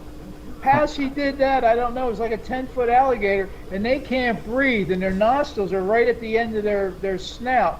And they're up, and she stuck her 2 fingers down there where he couldn't breathe, and he opened his mouth, and then she escaped. Oh my goodness! Lucky. And wow! I can't even Lucky shot. imagine. I would be panic mode. You know what I mean? Who knows? How do you think of that? And that's what she did. Maybe somebody told her to do that. Yeah, but when it's just like what you said, Austin, when something grabs you like that and they do the death roll, you're not thinking about No. Snout. And they do that death roll really, really quickly. Yep. I mean, it's not a slow process. It's only seconds. They used to do a big spin around with their huge bodies roll completely over and throw you head over heels. Yeah, I photographed a gator, about a 10-footer, grabbing a great blue heron, and it lasted 6 seconds. Damn. That was, yeah. It was that quick. 6 seconds, it was all over. I mean, it was it's over with very. Yeah. It's over with very quickly. Yes, it is. Yeah. And then you know what he did? He swam across this one area, and then came back towards where I was at. And he about 20 feet away, and he stopped and he looked at me to show me his trophy. They're amazing animals. That is insane. Yeah, you just don't trust them. I told you guys about whenever I tried to run away in Florida, right? No. I tried to run away, and I was living in a little town down south. It was called Lake Placid. And, yeah. And down there, man, whenever I was living there, there was a freaking place called 6 Mile Creek. It was a dairy farm down there, and it was just on the outskirts of Lake Placid. And I freaking was living on a dairy, and I was mad at my mom and dad, and I went in and got some clothes, put it in a bag, and I was walking down this freaking side road that I knew to get out of this area. Yeah. And the only way to get out of there was over a bridge. So I go to the bridge, and by the time I get there, freaking my mom and dad are pulling up, and they freaking caught me trying to take off and run away, right? So I was going to be smooth and drop this freaking, pillowcase over the side with all my clothes in it. And and they said, get in the car. And I looked over and said, first let me get my clothes. And I looked over the side of the bridge, and this bag was surrounded by like shitloads of freaking alligators. And Oh my God. I looked back at him and I said, never mind, dude. And I just fucking left them. I was like, I'm not going to get those. So that was Nope. that was my first experience with alligators. I just Hey Roger, how old were you? oh God, I was, well, I know that I was in the 7th grade. The 6th grade or the 7th grade. So I was a little 6th grader, and I was going to Lake Placid, and I don't know what is that'd be what, about 11 or 12. Yeah, that's what I'm thinking, between 10 and 12. Yeah. So well, it's a good thing you didn't go down and retrieve your clothes, or you wouldn't be sitting here. well, I was smart enough not to do that. Yeah. I was smart. The same place too where I lived there, the weird thing I remember was like people freaking actually try to turn alligators into their pets. Oh yeah. Yep. Yeah, you have that sometimes. This one guy I knew, he had a pet skunk and he had a pet alligator. Okay. An alligator probably ate the skunk. Yeah, probably. No, I don't think anything wants to eat a skunk, to be honest with you. Like freaking, and the thing that gets me about skunks are they're very prejudiced. Like they stick their noses up at everything, but alligators freaking, are pretty screwed up, man. Like they're really not very aggressive animals, are they? No, skunks. From what I've seen. Are you talking about Because our dogs used to kill them all. Huh? Somebody's. Can you guys hear me? Yeah, I can hear you. I think. Yeah. No. It went in to get to the mode or something. We had 2 dogs. Yeah. Here we go. Somebody put it in together mode. Now I could do large I don't gal. know who did that. Oh, is that what I happened? thought I thought you were the only one that was able to change it to. I thought you were the only one that was able to change it to together mode, Roger. No, I didn't do it. I didn't do it either. Oh, okay. What, anybody can? I don't know what it's doing. It did that before, so like with Mark Edworthy, I got a good snapshot of him in that same thing. It sometimes pops in there. It's weird. Yeah, it's weird. I don't know. Yeah. I went in the chat. Huh. I got a notification. I don't know why it's not doing my video, because it's saying it's on. Oh, really? Oh, you can't see yourself. Right here it says audio's on and everything. It's the audio and the video. Now, What do you? check your permissions up on top where it says microphone allowed. Well, you're not on a computer. You're on a phone, aren't you? Oh, me? No, I'm on a laptop. No, iPod. Yeah. I'm on an iPod. No. Oh, I'm on a laptop, an old Latitude laptop. No. Yeah,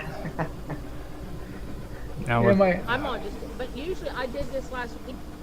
So I don't know what's going on with it, but. Yeah, that's right. It did this last week. Yeah, it did this. I remember now. Yeah, it did it last week also a couple of times. I think it's just our connection's so weak. It says it's weak here, so. Mm-hmm. Oh.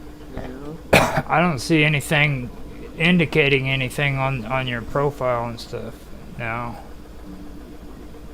Oh no, it's giving me on the side everything you say.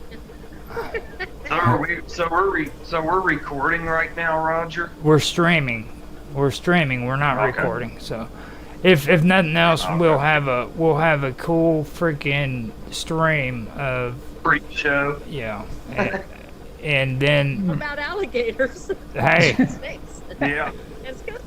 Hey, you get what you can get, man. Like, I mean, yeah. You know what I mean? How many people get to hear about freaking alligators and freaking in Florida. You know what I mean? Come on now. Yeah, yeah, very. Not a lot of people.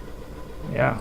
Yeah. Like there's a misconception that a lot of people have about alligators, like you guys are talking about just now, about how they're not really all that aggressive, and I know that's true. Like they're not really as aggressive as people think they are.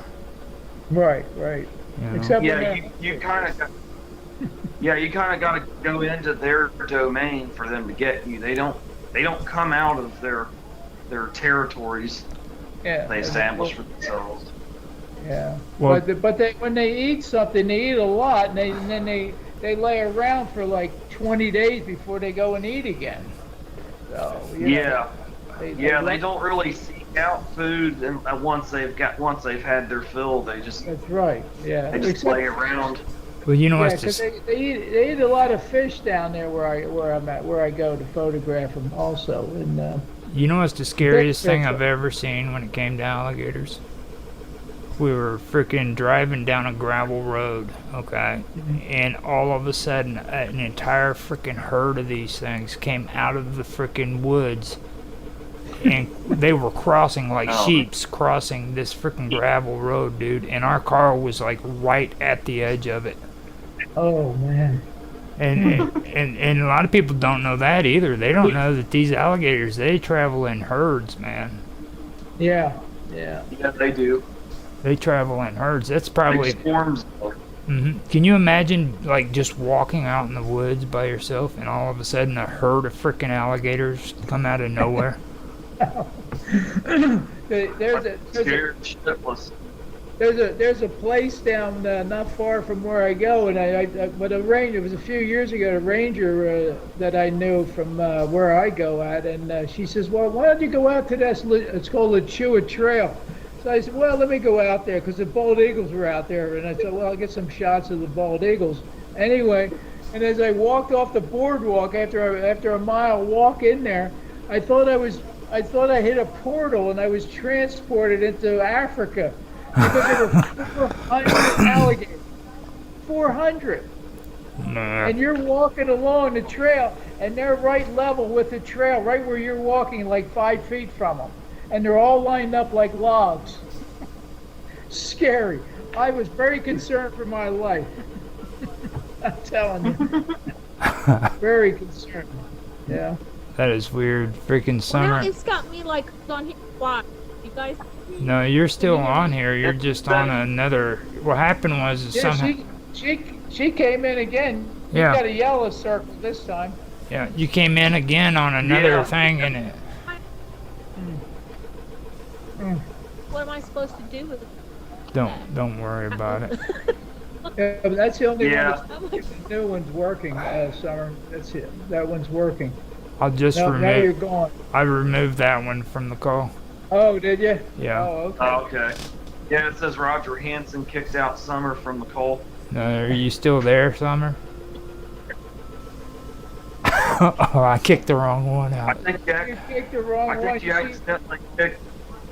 You should have kicked the blue one, the blue circle out. Here, let me go ahead and do that. We'll get her back in. Oh, you took them all off. Yeah. Yeah, I'll just go ahead and tell her to come back in. Something was weird there when it did that. Yeah, that is weird. Wait, I've never seen that happen. Yeah. Well, Yeah, you were trying to remove the one that went bad, and then you accidentally kicked her out. shh, don't say nothing. Don't tell her that. Oh, I won't. Okay. She's not here right now. Well, that's what I'm saying. Don't say nothing when she comes back in. Yeah. Oh, there she's back in. There you go. She's back on. You got pink. There you go. I kicked the wrong one out. I'm sorry, Summer. I got out and came back in anyway, so I didn't. I was telling your son not to say nothing to you, and I felt guilty, so I had to just spill the beans. I'm not good at lying. I've never had it not the video. It's so weird. This whole thing is weird tonight, like I said. But yeah, Oh, I yeah, don't know. yeah. I said the last 2 weeks are stuff happening with internet and stuff in my house, Hmm. in my car, everything. Wow. Microwave. Like that. And then every time I try to get into a password or my passwords, I have to change them because it messes everything up, you know. Well, I'm gonna mention this to you. I was talking to your son Austin about that before you came in here, and Dave, you might want to check this out too, because this is like proof of what I'm talking about. Okay, you've heard of how Nancy talks about her incidents, right? Now, before we interviewed you, we were trying to get Nancy and Summer on at the same time, her and Austin. Okay. And there was like crap loads of problems that we were having. We couldn't get those two in, and the moment, and the moment freaking Nancy left, boom, freaking, all of you guys just popped right in on my chat, and I've actually got it on stream. If you guys go and watch that last stream that we did, not the recording, but the stream that we did last week, you'll see it. It was like right after freaking Nancy had left. Freaking, you guys just popped right up on the screen. Now, what's the difference between a stream and a recording? A recording is like you got an actual video on your computer that you're recording. Yeah. As opposed to a stream that just gets recorded on YouTube or a video platform. Right. So, okay. Now, that makes sense. Now, I personally like to record and stream at the same time, but there's some computers that can't do that. Like people, so I don't suggest it to everybody. Just if you have a computer that can do it, that's the best way to go. I've had my computer, but I haven't been using. I could probably get better for Skype. Like I said, with all these internet problems. Yeah, it's like we're crossing. We're not supposed to connect right now. There's something. That's what it seems like. Well, you know, Roger, last week on Mark's program, Nancy was saying that she can walk down the sidewalk and turn the lights off. Right. Exactly. The street lights. Yeah. Well, I had to go about that. The sliders. Because my daughter's like that. Oh, is that right? Yeah. Wow. And see, cool. Yeah, that was like the second or third episode of this show we did, I believe.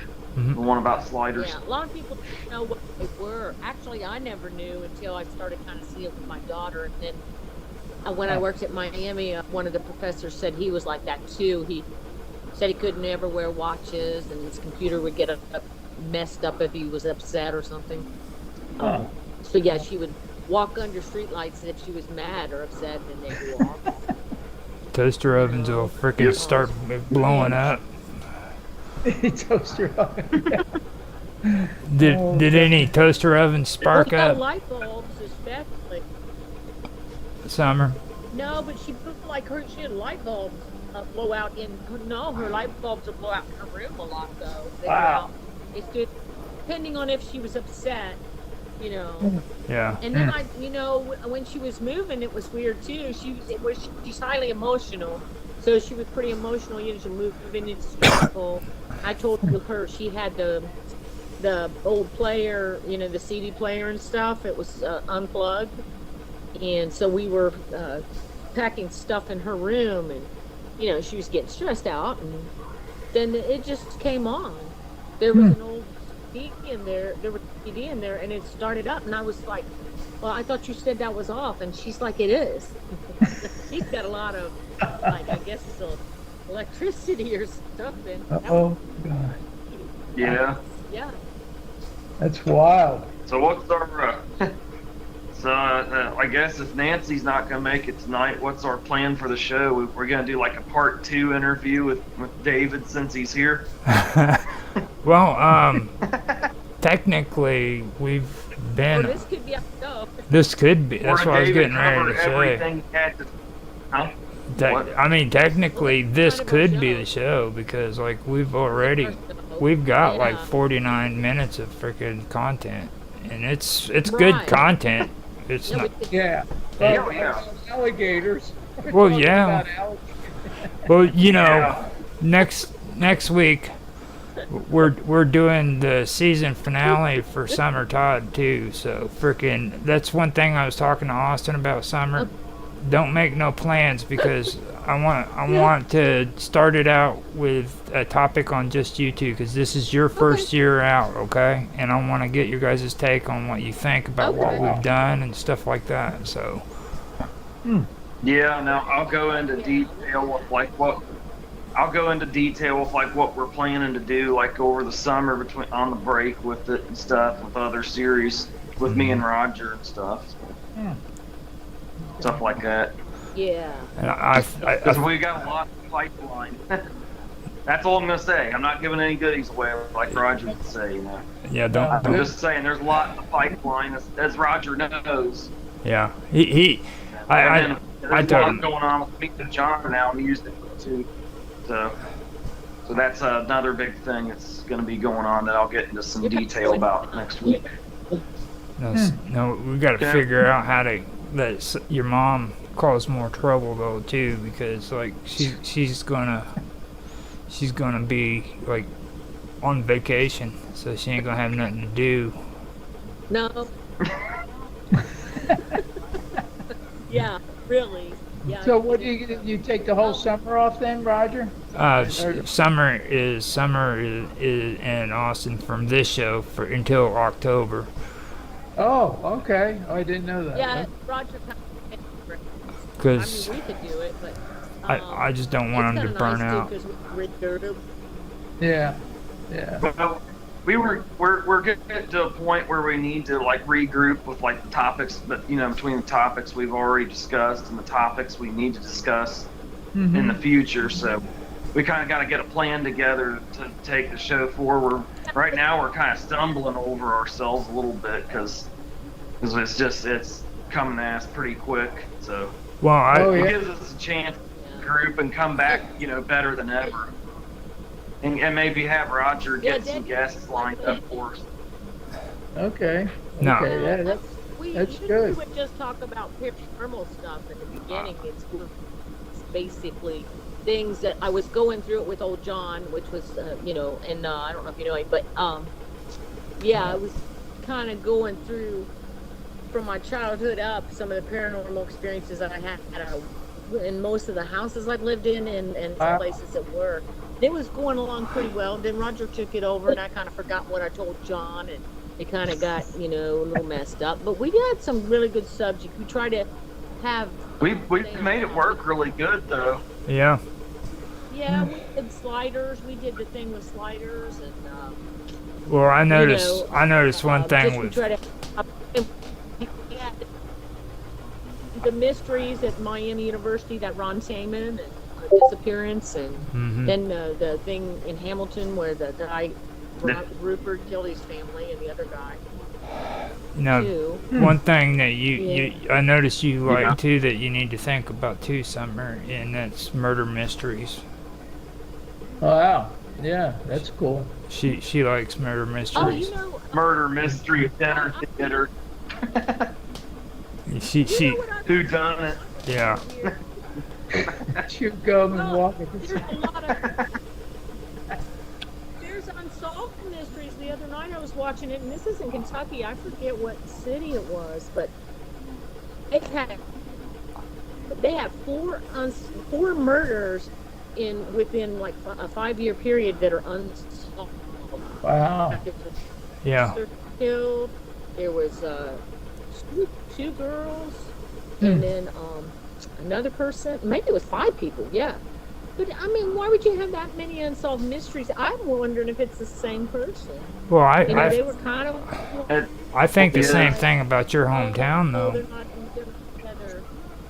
You hear me? I think I think the same exact thing about your hometown, though. Like Oxford is a very strange freaking town. It really is. It's like one of those overlooked freaking towns that paranormal people just don't know about. Like, see, that gives me the break will give me time to do some more research on some things going on with that I've been meaning to do since this series began, but I didn't have any time. But I'll go into that next week. Again, that's not. Oh, okay. That's all I'm gonna say. I don't want to give any goodies away. So, Dave, have you ever heard of Taman? Of who? Taman, this guy Taman that Summer's talking about. No, I've never, no. Ron Taman. Well, if you look him up, he'll come right up because it was on Unsolved Mysteries. You know, when Robert Stack was on there a long time ago. Oh, okay. There was a that disappeared, and nobody's ever found him, and nobody ever knows. There's nothing, nobody. Yeah. Just really odd circumstances at Miami from Fisher Hall. Huh. So that was kind of strange. I did 7 years as a forensic photographer in New Jersey at a prosecutor's office, and we had some gruesome stuff.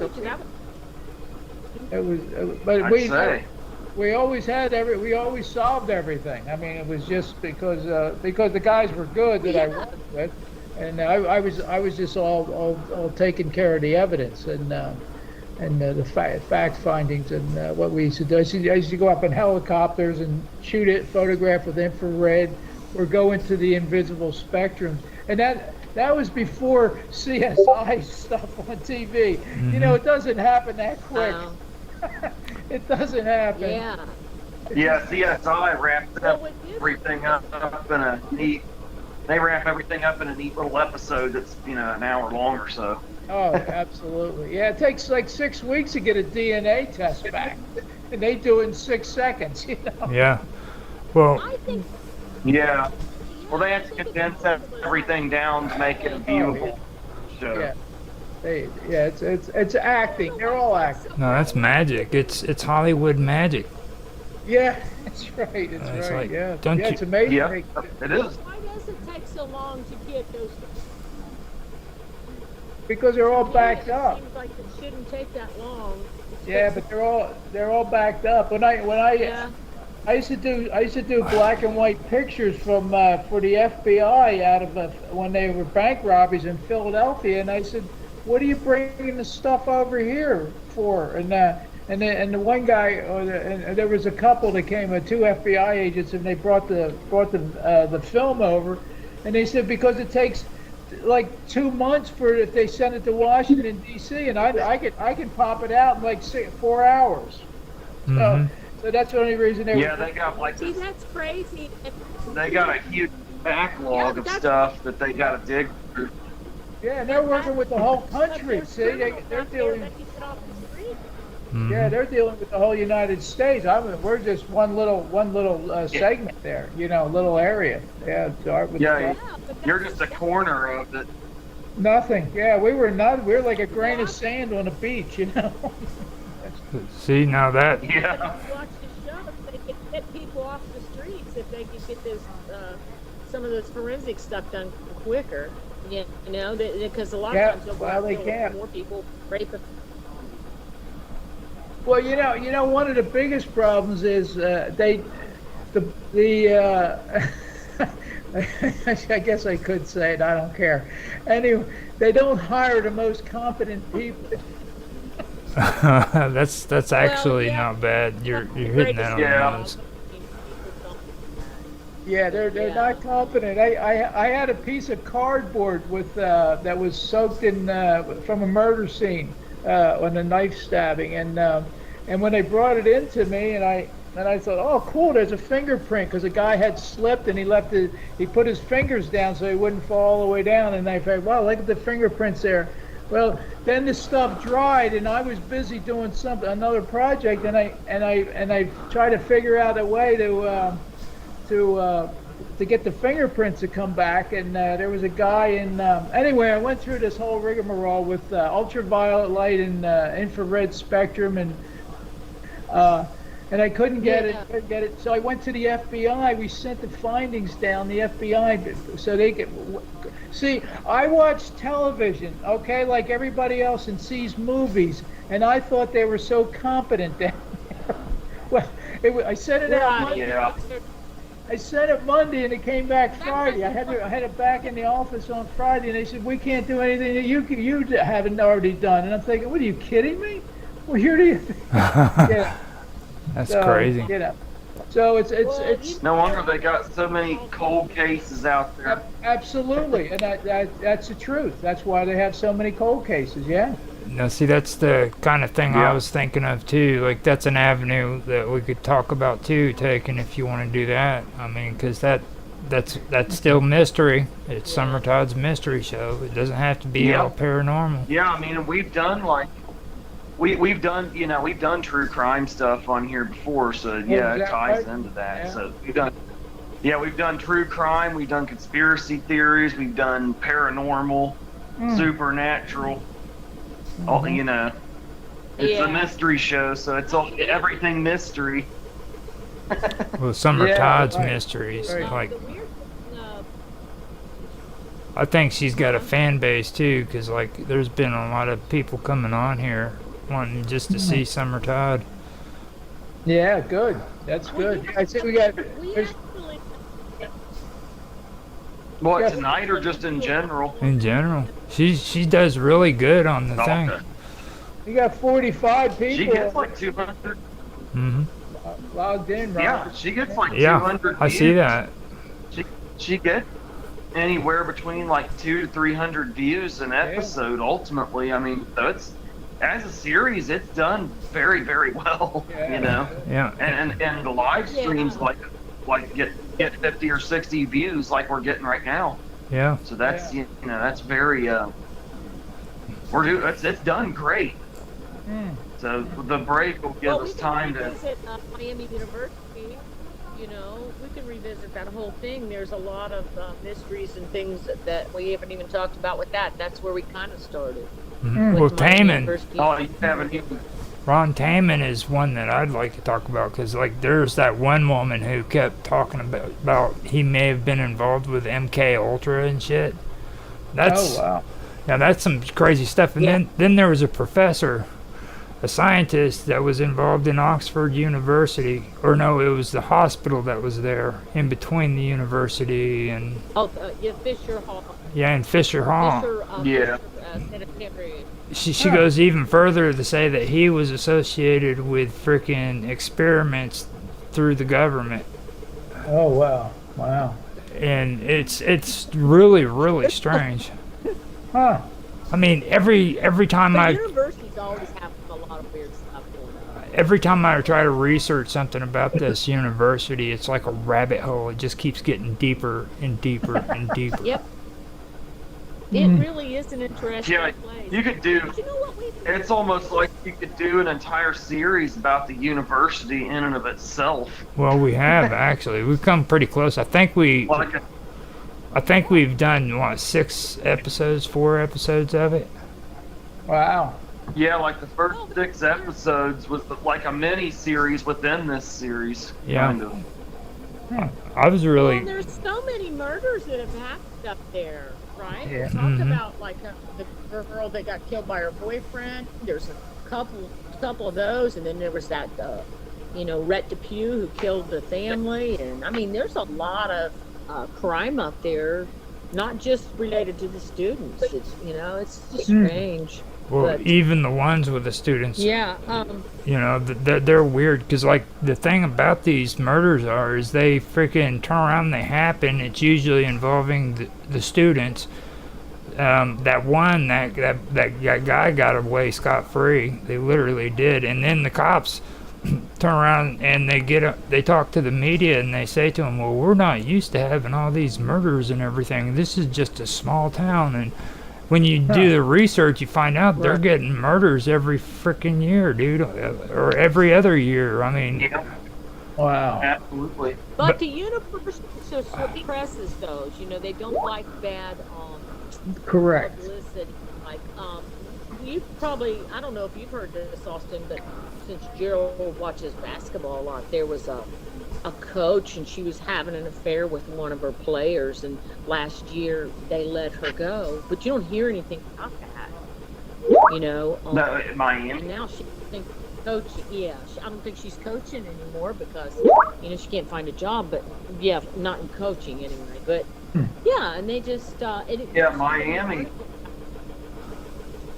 Yeah, like they said, Miami, instead of protecting their players, just sweeps things under the rug. Wow. Yeah, they don't care. then it went deeper. You had those two women that tried to research it or investigate it, and they were just journalists. The entire freaking county just literally turned their backs on them. Wouldn't give them wouldn't give them assistance, nothing. Wow. But that wasn't, I don't think it was the boyfriend. He got away, but it's unsolved because they never did find her killer. I think it was who she worked with or something. But yeah, this at that time it actually happened in an apartment I lived in. It was behind there. The girl found dead, but yeah. But you know what was weird? I was going to talk about that. It seems like in Middletown we keep seeing people that look like people that we know. It's so strange. Yeah, you brought that up last week. Yeah, you brought that up last week. Well, yeah. Yesterday I was with my boyfriend. He thought he saw Austin, and I told him, I said, I think there's really somebody in town that looks like Austin, but I don't think he's off work yet. He said, I know that was him. I said, no, he's off work that early. It's that doppelganger thing. Yeah, that's what I was thinking too. Like, you remember your story, Summer. You remember your story about the cornfield, right? The guy stepping out of the cornfield and he looked like freaking Yeah. Go ahead and tell him. I think you should tell him. Go ahead and say it. Oh, what? Oh, you want me to tell that story again? Yeah, tell the story. It's pretty interesting. David heard it. Did he not? No, that was the other one. This one he hasn't heard, I'm pretty sure.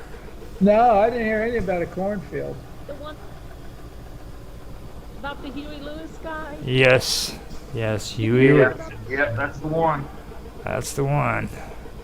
You haven't heard about Huey Lewis yet. This is the weird shit right here. Go ahead this summer, tell them. So, well, Austin and his sister grew up out in a big farmhouse. You know, my husband passed away, but we had this huge farmhouse. It was beautiful. And it basically was in the middle of a big, huge cornfield. And the farmers he sold the house in an acre, and we were on the old farm.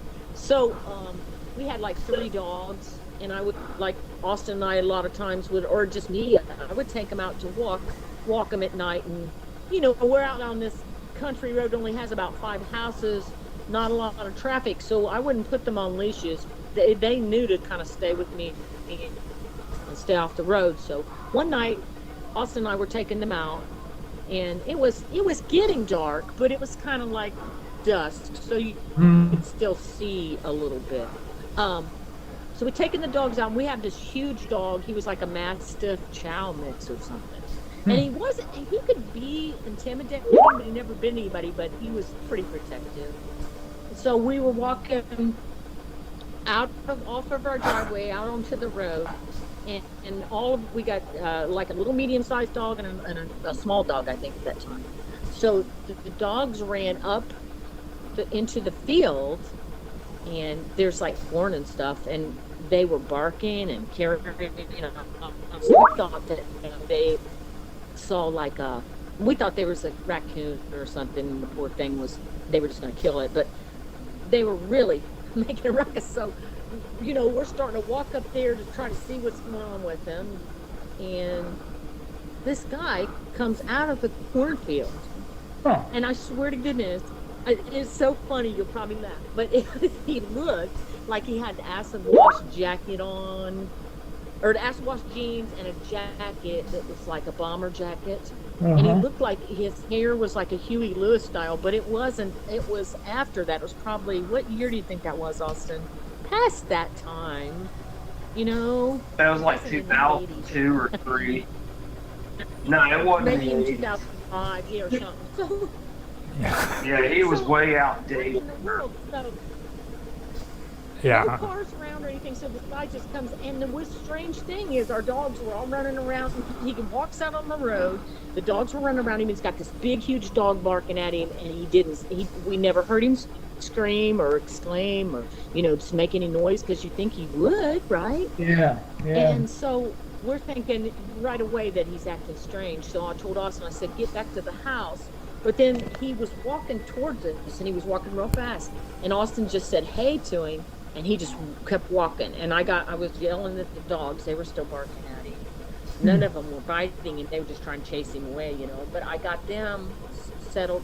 I started walking the house. They came with me, and he was walking on up the road. And then I didn't see where he went. There's like a bridge up there, but we wanted to get back in the house because he was acting so strange. We thought, oh my goodness, he must be on drugs or something not to have said nothing or screamed when those dogs came up in that field and he was walking through it. So we were freaked out. And, but we always laughed, because afterwards it was like he wasn't really alive, it was like maybe he was a ghost or something. Huh. We don't know. Anyway, I called the police, but they never come out. They was out in the, we were on a county country, and I don't think they. Yeah, I double checked on that too. It looked like he went down the road, but I can't figure out what he was doing out there. We can't figure it out. And where he would have come from, or why he would have been out there. Let me also point something out. Hey, let me point something out too. She did not tell the police officer that it looked like Huey Lewis and anything of that nature. just to clear that, I had to ask that question when she told me. Yeah. Because if she would have done that, I police officer. Go ahead. Oh, I always tell the police officer that we're in Preble County, because that's what they'd always ask. And the few times that we lived out there, about 30 years, anytime I ever called them was like, they were always like, where are you, Butler or Preble? And I'd say Preble, and they were like, are you sure? And I'm like, yeah, I've lived out here 30 years. I'm right, the sign's right up the road. I'm in Preble County. Yeah. But they never wanted to come out because they were pretty far away, because we were on that county line. Yeah. So we were pretty much on our own. But we didn't see, the police never came out and talked to me that night. And we never saw him or where he went. But we just couldn't, we just looked back on that. And it was almost like he did have a weird color to him. I don't know. It just seems surreal to me, maybe. Well, you've already heard my take on it. Like a lot of these things that are going on with you, I really think that it's more than just paranormal and stuff like that. You know what I mean? Because like you've got to take into consideration what you said already about your daughter and what happens with her, and then like when the whole thing with Oxford University, that goes all the way back to your mom, doesn't it? Summer. Yeah, right. You know, saw something. Yeah. Your mom actually was the first one to see something at Oxford University, and then you started working there, and then all the weird stuff that's happened to you. That's weird. I was. So that's the story, David. It was pretty weird, and we always laugh about it because. I mean, he looked like he stepped off the stage. He had the mullet, the age. I tried my best not to laugh at that, dude. I did. I was like trying to be all professional and shit. And she starts talking about Huey Lewis in the news. I'm like, are you fucking serious, dude? He didn't try to sell you a newspaper, all right? He did. That's the weird part, is he never did say anything. He didn't say a word. And also, if you saw this dog, you would. I mean, if this dog would in the middle of the day anywhere. If this dog came at you barking like he did, he'd sound like he was a barrel. He would weigh about 100 pounds. Gosh. You would at least say, "Oh no" or something, wouldn't you? It sounds like it was similar to the Field of Dreams, where the ball players would come out of the cornfield. That's exactly what I was thinking of whenever she was telling it. That was kind of like that, and it was like it was out of the same time period, roughly. Wow. The highway up the street from us, there's a highway. If you went, how many miles? Austin? Maybe 3 miles or something. To the highway there, 503. Yeah. How many? Well. And there was a lot of accidents up there. A lot.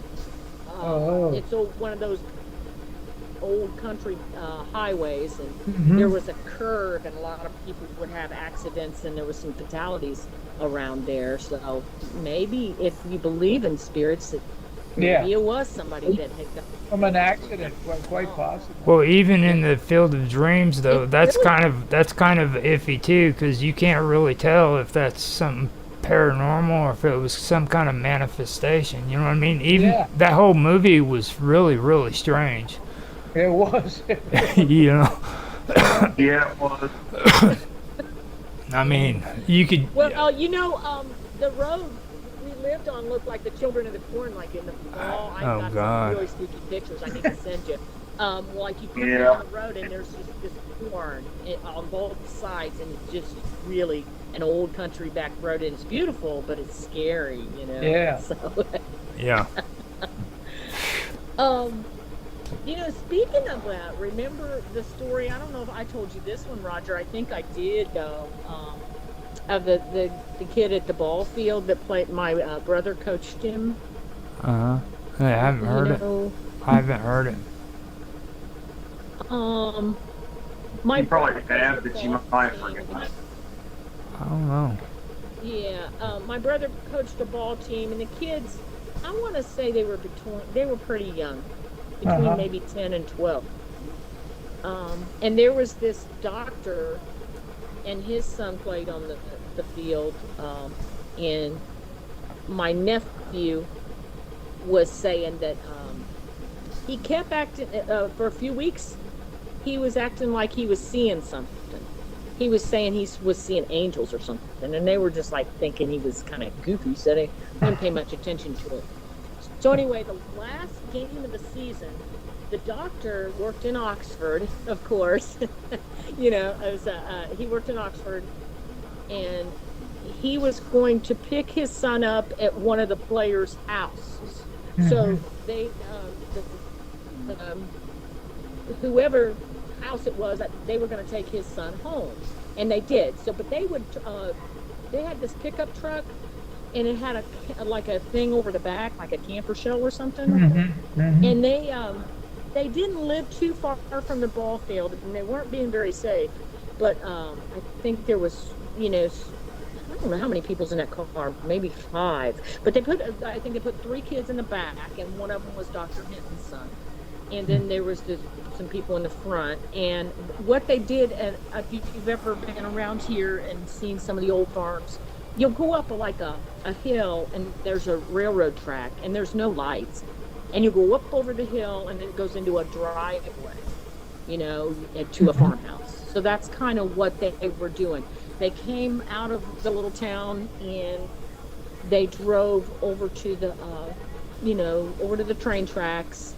And for some reason, the train was coming. I guess they thought they had time. So they pulled the truck up over there, and they got hit. Yeah, I've heard this one. And oh, God. Yeah. And so, Yeah. Amazingly, I think 3 people survived in that. But Yeah. There was 2 boys, I know, at least, that were killed. And it was the one that said he was seeing, so it was really strange. And him, they brought him into the hospital, and his dad was there. He was he was working. Oh, no. And and it was a nightmare, because they flighted him in, and I mean, That's rough.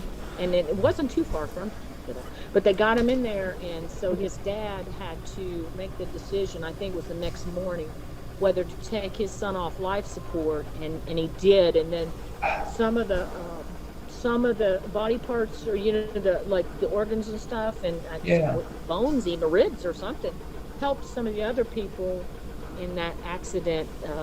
They lived. So, but the weird part was, and like my nephew was always freaked out about it a lot, and my brother too.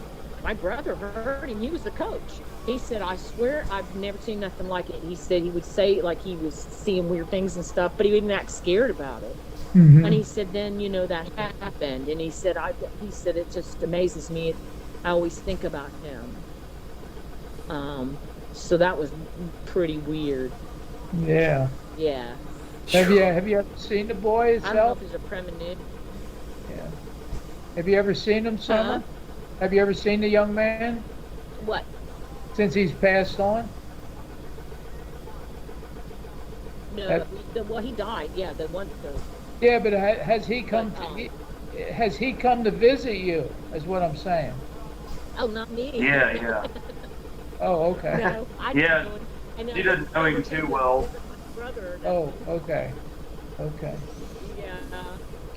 No, with Summer, her things are really, they're really strange. They're not like well, I don't know, the best way I could explain it is like freaking she'll be sitting in her kitchen and stuff, and all of a sudden weird shit'll happen, like freaking cabinets will open up and she'll hear somebody in the next room that's not there. Yeah. You know, things of that. She says it better than I do, but like. Well, I didn't. Then she hears. I didn't have the cabinet at my house, but it was my sister. Yeah, her sister is even worse. Yeah. Yeah, her sister is even worse. Yeah. Yeah, she was. I think she was a haunted person. Yeah. Oh my God. Yeah. But that kind of to what the Middletown thing where we see people that look like other people that we know. Mm-hmm. I was working out the other night and Austin's what is he to you? Like he's your stepson, isn't he? It's funny, Kevin. Austin. Yeah. Kind of. Yeah. So Yeah, I can hear you. well, so Austin's married to an older lady, and her son's almost the same age as Austin. So his name's Kevin, and so I was working out, and I saw this guy, and Kevin does come to the Y sometimes to work out. So I thought it was Kevin, but then I noticed the guy was cleaning up the place and sweeping and doing stuff like that. And I thought, it looks just like Kevin. And so I texted Austin. I said, "Is Kevin like working part time at the Y?" And of course, he didn't get the text and didn't answer me. So I was gonna go over and talk to the guy, and then he went down the hall, and and so I went back into the locker room because I had to get home anyway. And I thought, well, maybe he's doing something there. He had talked about coaching some boys basketball there, so I thought maybe he's working there a couple nights or something. So. Then when Austin answered me, he's like, "No, Kevin's not even been over there." So it's so strange. I mean, to the point, I was pretty close to him. It looks so much like him. So I don't know what that is in this town. See, I don't. Look like other people. That's what I'm saying, though. I'm not sure that when you talk like about that kind of situation, I think that would most likely be something that you're able to do. Like that really does sound like something that you would be able to do rather than it happening all over the place. You know what I'm saying? Like it's well, and it happens. Yeah, it happens a few other times, like the cornfield with the guy that looked like Huey Lewis. But my boyfriend yesterday swore he saw Austin. I'm not saying he couldn't see it. Maybe you're causing it to where other people can see it too. It's, you know what I'm saying? That's possible. Because what exactly do you think is happening? Like she's Roger. She's projecting. Maybe it is alien. No, it could be a projection. like you're actually causing something to appear in form. You know what I'm saying? Because like she's manifesting. Yeah, manifesting. That's the word I was thinking of. Like, because Huey, really? Yeah, Huey Lewis just steps out of a cornfield, dude. You know what I'm saying? Yeah, it's not normal. That's not. It's not every day you see Huey Lewis just step out of a cornfield, especially in the 2000s. Right, and he's not from Ohio either, is he? I don't know where he's from. No. And I know Summer enough now to where I can understand why she would see Huey Lewis. She's an interesting female. But Austin, I kind of think he had a weird glow to him. Yeah. Something weird. You did mention that. What is he doing? He almost sort of like a yellow aura of some sort around him, Yeah. for lack of a better description. Which I thought I found really. Mm-hmm. So yeah. Wow, that's cool. But I mean, that's you're Summer, you're really special to be able to see people like this. I mean, to me, that's a special trait. Yeah. well, Yeah, I think it's they're just different. regular people. Yeah. Like I told Roger, I don't think I've ever really seen a ghost. I did see a shadow person. But I don't know that I've ever seen a ghost because or maybe they take the form of us. Yeah. Now, see, with So you think they're just part of the human? I think What? it's well, supernatural is how I categorize it. A lot of people don't like saying Yeah. it. Like, it's not paranormal. Like, you're not seeing ghosts. You're seeing something that's supernatural that you're producing. You know what I'm saying? Like, Somebody in the physical. Yeah.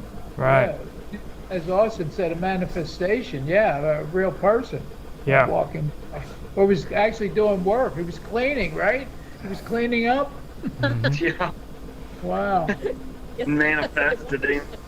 Yeah, that's Now, amazing. now speaking of doppelgangers, I don't know if you saw this, Roger, but old John posted a real creepy picture today on over on Discord.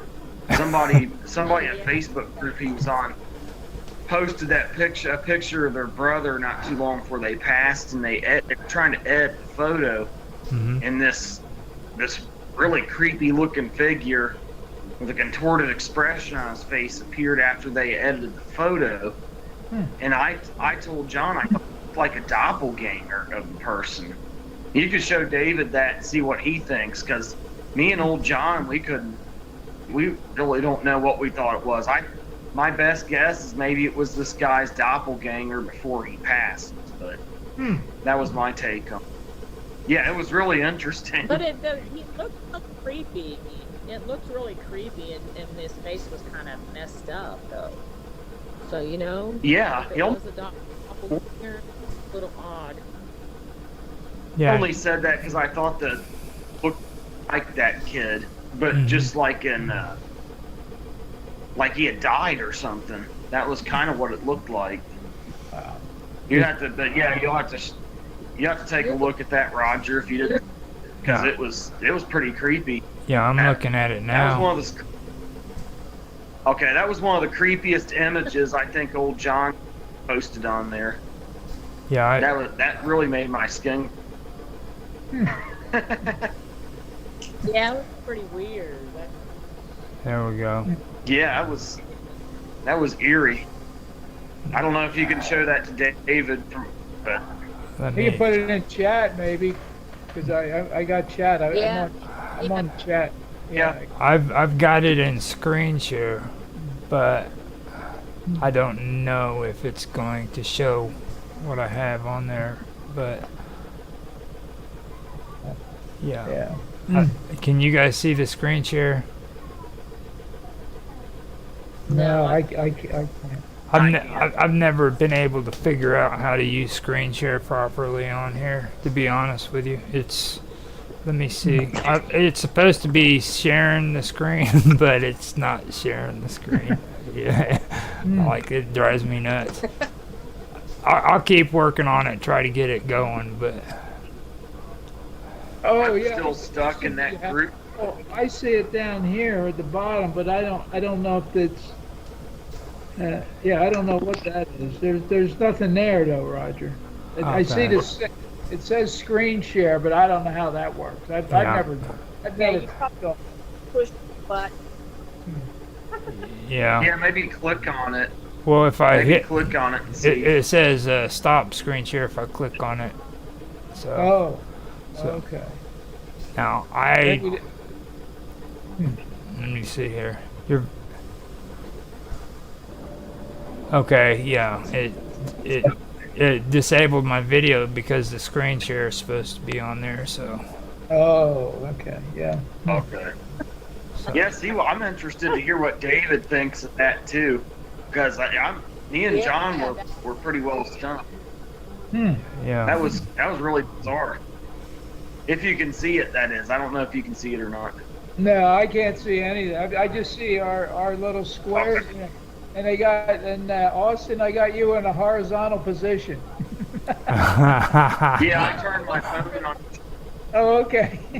I turned my phone on its side because I'm going to plug it into the charger in a minute. Okay. Okay. Yeah. I don't know if I didn't know it affected my position from where you. Yeah, it does. From where you were at. But that's fine. Okay. And then you're still up here in a little square, and you're still doing audio, so it's which is fine. Yeah. Either way. Yeah, it's still working. So that's all that matters to me. Yeah, it's interesting. I was All I looking can at see it. is my little square. Yeah, there'll be plenty to. Yeah. There'll be plenty to talk Did about. anybody ever hear from Nancy? No, nothing. Okay. Nothing. Yeah, maybe she wasn't online today for. It's all right. We've got enough for a good episode. We actually were talking about some stuff. Now, what's your take on doppelgangers, David? That'd be a good thing to add in here on this thing. Yeah, I'm just not that familiar with it. I don't have anything on it. Seriously, I just don't have anything. I can't even. No, I never really ever thought about that either. No. Let's see. No, I just. But I will say, if you don't mind, and I'll try to keep it succinct. I was my wife was still alive, so it was probably about 10 years ago, and I was leaving the house, and I went down to I got to drive down the dirt lane to get to the highway, and I look to the right, and I see about a quarter mile up, I see cops all over the place in a tractor and trailer, a tanker truck, and it was like 4:15 in the morning, and then I didn't know what was going on. I saw somebody laying in. I drove down a little bit to see. I put my headlights on because there was a body laying on the double yellow lines on a curve, and they had a blanket over it. And I just turned around because I had to get it. And then I saw this car not too far past my lane, and I didn't think anything about it. But I found out later, this is really weird. This is strange. I'm heading out, and I'm leaving, and we didn't have cell phones, so maybe it was even longer. Maybe it was 25 years ago. Maybe it was a long time ago. Yeah. Cell phones, and at least I didn't have a cell phone. But anyway, my wife was still sleeping, and she thought she went and woke up, and she says, "David, is that you?" And I. Of course, I wasn't here. I was already on the road. I've been on the road for like 20 minutes, and I'm driving. And here we found out later that the only thing that we can figure is that this guy, he had an accident close to our lane. And then he was drunk as a young man, he was like 20 or 21 years old. He was drunk, and he crashed into the trees, and he survived. And he was walking down the double yellow lines at like 4 o'clock in the morning. And this milk truck came running around the corner and ran over the guy, killed him. And oh my God! So he survived the accident. And that's the only. He survived the car wreck just to get killed by a milk truck. Yeah, he got killed. He was laying. That was the body that I saw with the blanket over it, laying on the double yellow line. But apparently his spirit went through my house and through my bedroom, and she said, "Who are you?" And the thing and the person, she could notice as a young man, and because he had somewhat of a glow to him, and just kept right on walking right through the wall and was going east. and then that's when we put it all together, that it must have been this kid who was run over. My wife was pretty sensitive also at when she was. That sounds kind of like that. That sounds kind of like that Huey look. Yeah, in the cornfield. Yeah, same thing. Yeah, I'm telling you. Yeah, that could have been. But you guys checked. Wow. But didn't you check for accidents in your area that somebody had died or not died? Well, it's so hard out there. I mean, We never did. I mean, because it's hard to find anything about, like, a lot of times we see accidents and then you never see anything in the paper about them. So, Yeah. you know. Yeah. Is there like a way we can check? Is there like a way we can check on the records of accidents that happened out there with like pictures of the people who were in them? I Or never had. Well, is there a way? you could check a Because newspaper, I know. historical archives of Okay, a like newspaper, a local paper. yeah, well, I guess the Register Herald was the big one out where we used to live. That might be one place to look. Yeah, yeah, and Saying It they might report. take a little. they might even have a picture of the person who that you saw in the obituary. Right. Yeah, Yeah. yeah, that's kind of what I'd like to. That's cool. That's a cool thing. Yeah. Wow. That's kind of what I'd like to find out, but I just don't know where to It was a look. ghost. Yeah. Yeah. I don't know if that local newspaper has everything online or not, but you could always, if you're in the area, you can always call them and ask how far they go back, you know? Yeah, Yeah, I never really thought yeah, about they it may even have a website from too. the highway Mm-hmm. until recently. So yeah, that would probably. I don't know though. It's so hard. Even like in recent, there's some that you don't even see half of them. And you can't find them on the police reports. It's really hard to look them up. Yeah. Yeah. Like it's I don't know if it's because it's out here in a rural area or if there's Yeah. just a lot of accidents in this area. Well, they don't have the Probably money, not helping. and they don't have the money for all the equipment like you see on TV where they do it instantly. That just doesn't happen. That just does not happen. No, they make it look on TV like it's all seamless and perfect, and Yeah. it's not. It's a much more daunting process than CSI and NCIS makes it look like. Oh, absolutely. Yeah. Yeah. Yeah. It takes time. You have no idea how, well, you do. You probably know how long it takes for anything to get to court. It's a nightmare. Yeah. Right. Yeah, it takes forever for it to get to court, and then it takes forever for it to get through court. Yeah. Well, look at this. Once it's there. Are you guys following that, or every once in a while I look at it on when they're publicizing it on one of the news sites on a computer where that kid killed all those people out in Idaho at the college? Oh yeah. Talked about that. Yeah, and that thing still hasn't Yeah, gone to trial, from what I understand. It's been over a year or 2 years or something. It's still a mess. Yeah, there's still a bunch of red tape going on surrounding it. Yeah, for some reason it just won't come. Well, that's because he did that. His lawyer did it. Said they wanted it. So I don't know why they wanted to do that, but that was part of it. I saw that. It's like they decided not to go to trial for a while, and I'm not sure why. I'm sure it's beneficial to him in some way. Yeah. I really don't think, and I listened to an interview with the dad. The dad's really worried, and I think he should be, that there's really not enough evidence to really tie him down. A jury trial, anything can happen. Yeah. Yeah. Wow.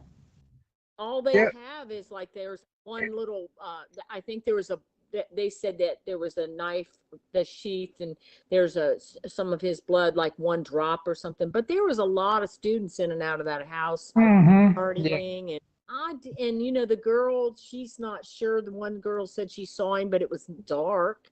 So all she could say is it had dark hair, she thought, and bushy eyebrows. So. Oh, the girl who survived. Yeah. Yeah. So. That's going to be an interesting case for sure. I mean, I hope if they do find him guilty, he is the one that did it. I mean, I was watching it and I'm like, if I was on the jury, with what they had so far, I'd be a little bit concerned about putting him on death row or putting him in prison if that's all they have. Yeah. I mean, this is, I don't know. And why would he do that? It doesn't seem like he was really tied to them in any way. Well, that wasn't he? You know, Didn't he take? He took classes to be to learn how to do it or to be a prosecutor or something.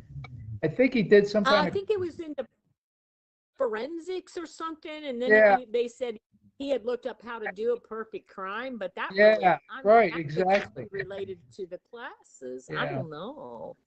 Yeah, I don't. Yeah, I mean But it's Yeah. that alone's not enough definitely evidence to awful bad. directly connect him.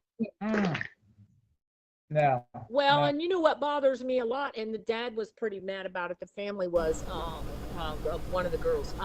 They already tore that house down, and there could have been some evidence What? in there still. They tore the house down? because I did- because the Yeah. university- I didn't know that. I didn't read that. Oh my God, that's evidence. It doesn't surprise me. Working for a university, they said the police got all the evidence they needed out of it, and the university was pushing them because they didn't like how it was making people scared of their campus. So Yeah. they actually decided to tear it down, but the family's really upset because they're like, well, what if they needed to go back when this trial starts and look in that house? But they were like, well, it was crime. They went through the crime scene, supposedly they have everything they need. But that's, but that's the university for you because they didn't want it was Bad pretty publicity. creepy. Yeah, they didn't want bad publicity. Yeah. Yeah. I think people were going in and trying to get in the house because, it's been a murder scene in there. People were just acting goofy. See what I'm saying? Like, Summer is just a ball full of fun, dude. Like, you just sit and have a conversation with her, and like, I mean, this is the stuff I'm talking about. It's like the coolest thing. Freaking, I think the best thing ever happened to me was meeting Summer, dude. She's something else. Oh, good for you. Like, her and Bob Dub. Have you had a chance to hang out with Bob Dub yet, David? No, I don't even know who that is. Freaking, Mark calls her, Joni. Oh. Like Mark Caller that. She seems like a lot of Bob Dub is an amazing person. She loves to go by different names. That's all I can say. Is this the girl that lives in New Zealand or something? Yeah. Okay. Yeah. Okay. Yeah. Yeah, she's went by the name Bobby Wessex. Yeah. And then she had Golo or something last week. I think it was. Yeah. I don't know what it was. But yeah. She's went by the name Bobby Wessex and Bob Dub and a couple other aliases. Yeah. Okay. She did It's hard to face with her because we're on different time frames. Oh yeah, they're ahead of us. It's like 12 hours or 14. Yeah, they're like a day ahead or something. Yeah. Well, I did. 14 hours. Yeah, I did. I did something pretty cool with her though. They're asleep when we're. Huh? I did something pretty cool with her here recently. Mine's Gaming wanted me to write a script, so I did a script on alien anal probing. It was like the coolest freaking thing I've ever done, dude. Like, you know how cool it is to write a script about anal probing? That's like the funnest thing I've done. That's weird. It really. I've never heard of anything like that. Oh, no. I didn't even know you did that. Yeah, I did it. It's on it's for Minds Gaming off of Minds.com. He does a thing on there called Minds Underground. And he's got a video series called what was it, Mike's Apartment, and Dude, Where's My Wallet? So he lets people write scripts for him, and I introduced an alien that wanted to abduct him and anally probe him. So Well, I'm gonna get off of here. I think it's getting. Well, just let me give you a little spoiler, okay? It involved a med lab, a table, and 2 handles. Wow. Okay. Yeah. All right. Hold on.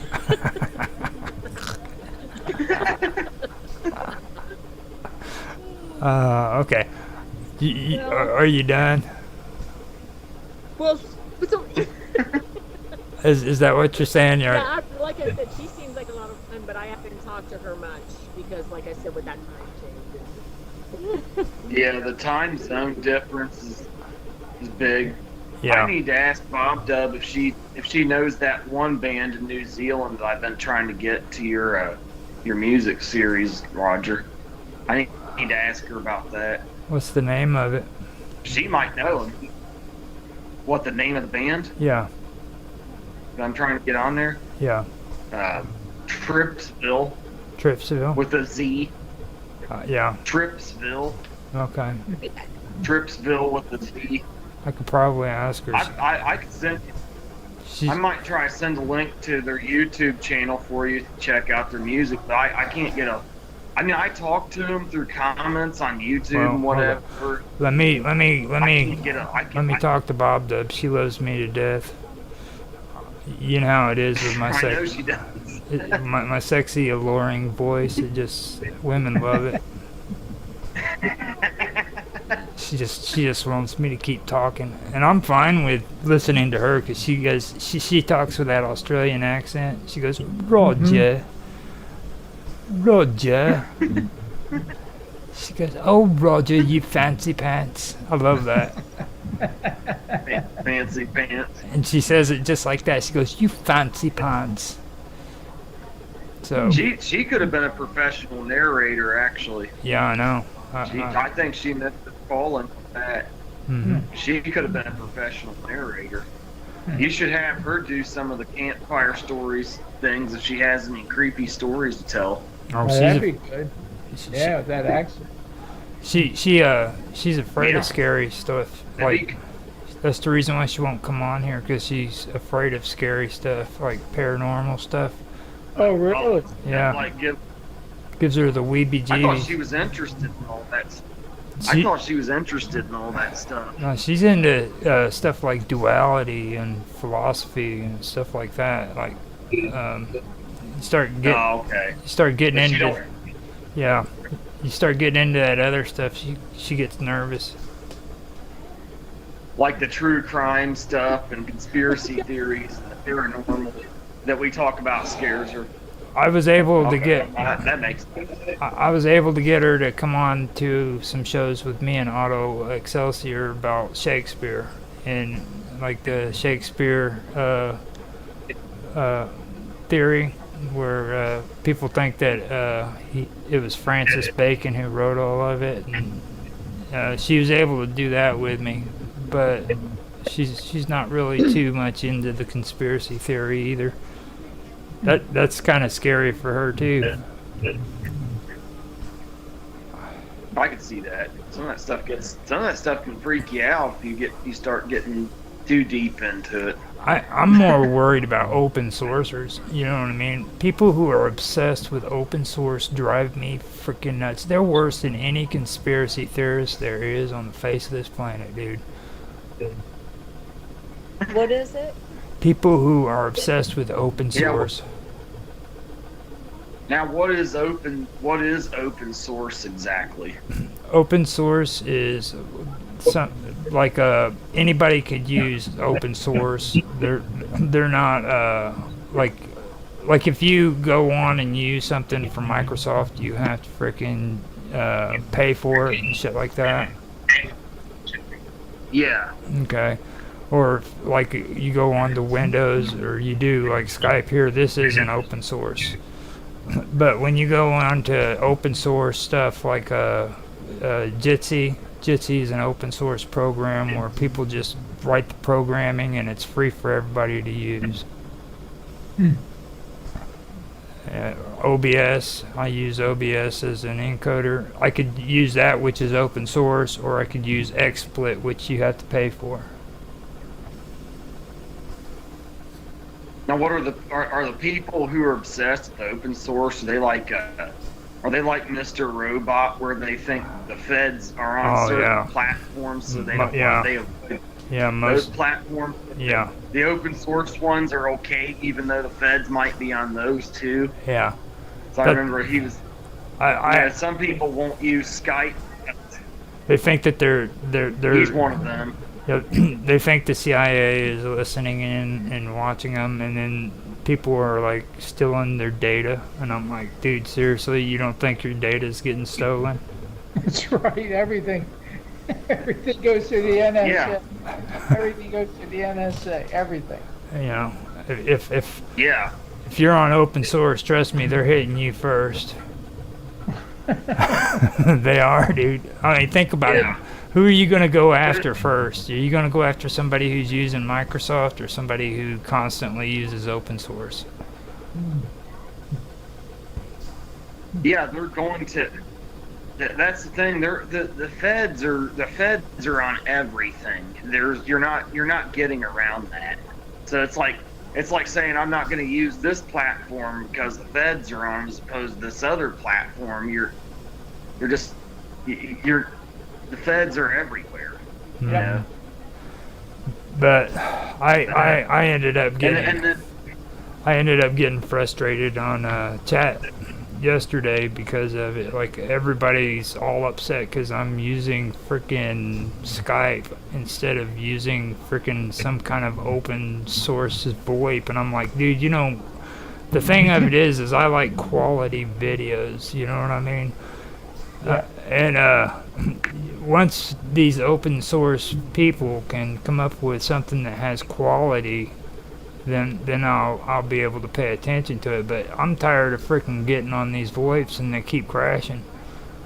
You know. Yeah. Now, granted, that's an issue. Granted, I do have issues with Skype. I had to work on the audio and stuff, but it's working now, right? I mean, you guys can hear me fine, right? Oh yeah, all night. Yeah, the whole time. Yeah.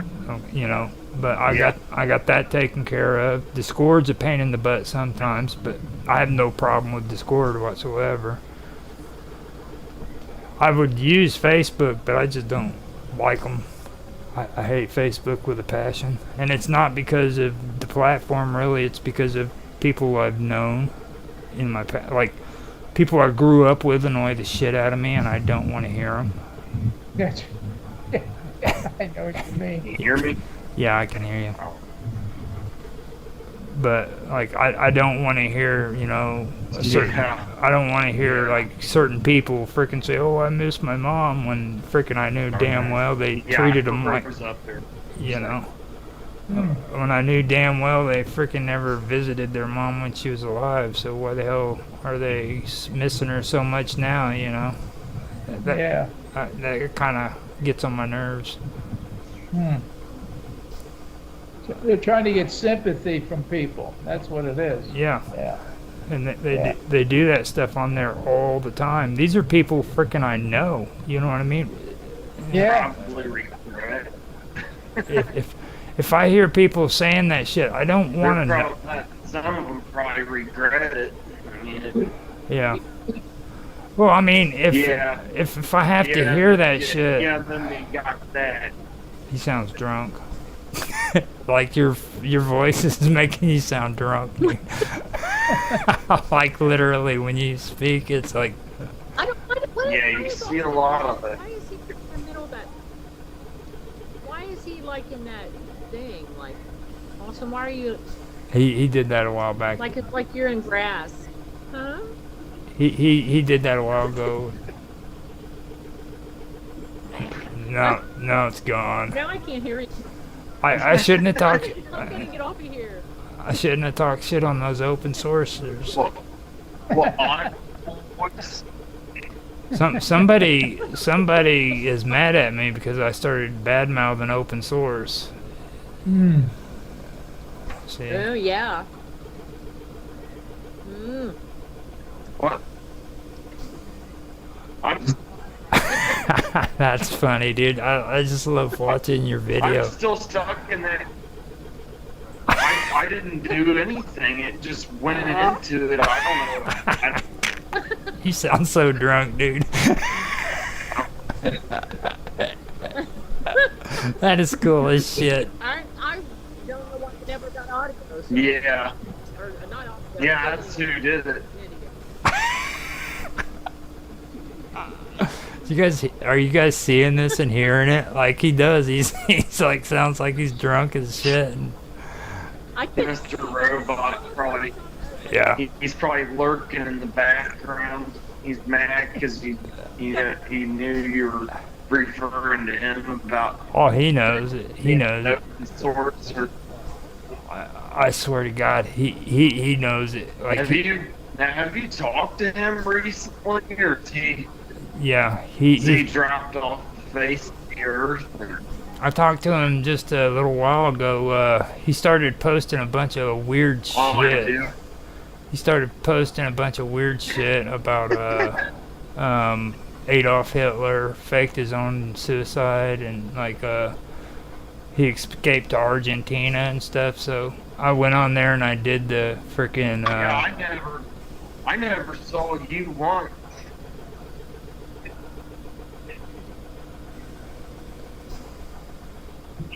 Did them? Okay, so we better. You guys talking about me? Oh, okay. We better get off of here before your mom has a freaking meltdown. She's like, I gotta go pee. Yeah. So you want to say bye on the show, Summer? What if I talk really slow? God, please don't say nothing anymore. I'm gonna bust up laughing. What if I? Yeah, I'm gonna bail. Good talking to you, Austin and Roger. Thanks for same with you. And maybe Austin will get out of this whatever he's in. He's in the black. What are you talking about? Yeah. He's somewhere, dude. That's some funny shit. Somewhere. All right, you take care. We'll maybe talk to you on Wednesday night, Roger. Sounds good, man. I'll be there. I'm pretty sure I will. All right. Okay, take care. Enjoy the weekend. You too. Take care. Bye. Like Edgar Casey claimed that the Atlanteans made space travel and even had bases on other planets like Mars. And then he also claimed that they collected energy from the cosmos through like huge crystals.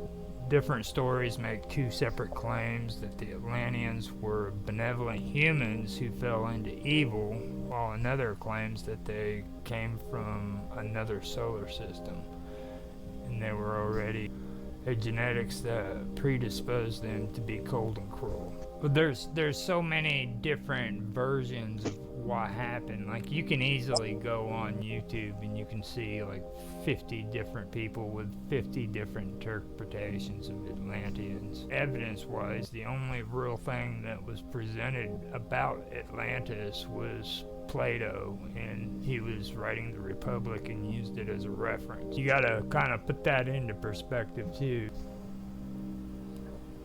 The Agarthian or Agarian alien race are believed to be an Asiatic Nordic offshoot of humanity who are believed to be the descendants of ancient Atlanteans and Lemurians who fled underground via a global network of caverns and caves in the aftermath of an ancient nuclear war between Atlantis and Lemuria. And when they fled into the Earth, they built a civilization inside of the Earth, which is believed to be hollow by those who believe in the Agarthian inner Earth dwellers. The inner Earth world is believed to be lit by a smoky central sun. It is believed that the Agartha were first referenced by a book called The Smoky God, which was written by an author by the name of Willis Emerson. And the book was a biography of a Norwegian sailor named Olaf Jensen, whose ship apparently sailed through an entrance to the hollow, to the interior of the Earth and the North Pole. And once he accidentally sailed through this entrance to the hollow Earth, he lived with the Agarthians for 2 years. And in this book, Emerson writes that and the colonists he lived with were 12 feet tall, and that their world was lit by a smoky central sun. One of the colonies of the Agarthian people was Shambhala the Lesser. That was the seat of government, and this is an inner continent. Its satellite colonies are smaller enclosed ecosystems located deep beneath the Earth's crust or discreetly within mountains. The Agarthians were first referenced and that we know of in the modern era, and by whom. That was the main detail of that overview I wanted to give. Olaf Jensen. He lived with the Agarthian peoples in the inner Earth for 2 years, and they told him their history about Atlantis and Lemuria. Atlantis was first written about by Plato, as we all know. It was a land beyond the Straits of Gibraltar, which was an advanced civilization. So, according to the Norwegian sailor Olaf Jensen, who was referenced in the book The Smoky God by Willis Emerson, he lived with the Agarthian inner Earth dwellers for 2 years after he sailed into the North Pole, and they told him that they were an offshoot of humanity from Atlantis and Lemuria that fled underground during an ancient nuclear war between those two great civilizations. Now, Atlantis was first written about by Plato and was described as a land beyond the Straits of Gibraltar and the Great Sea, which was an advanced civilization, and it was sunk by the gods as punishment for degeneracy and evil.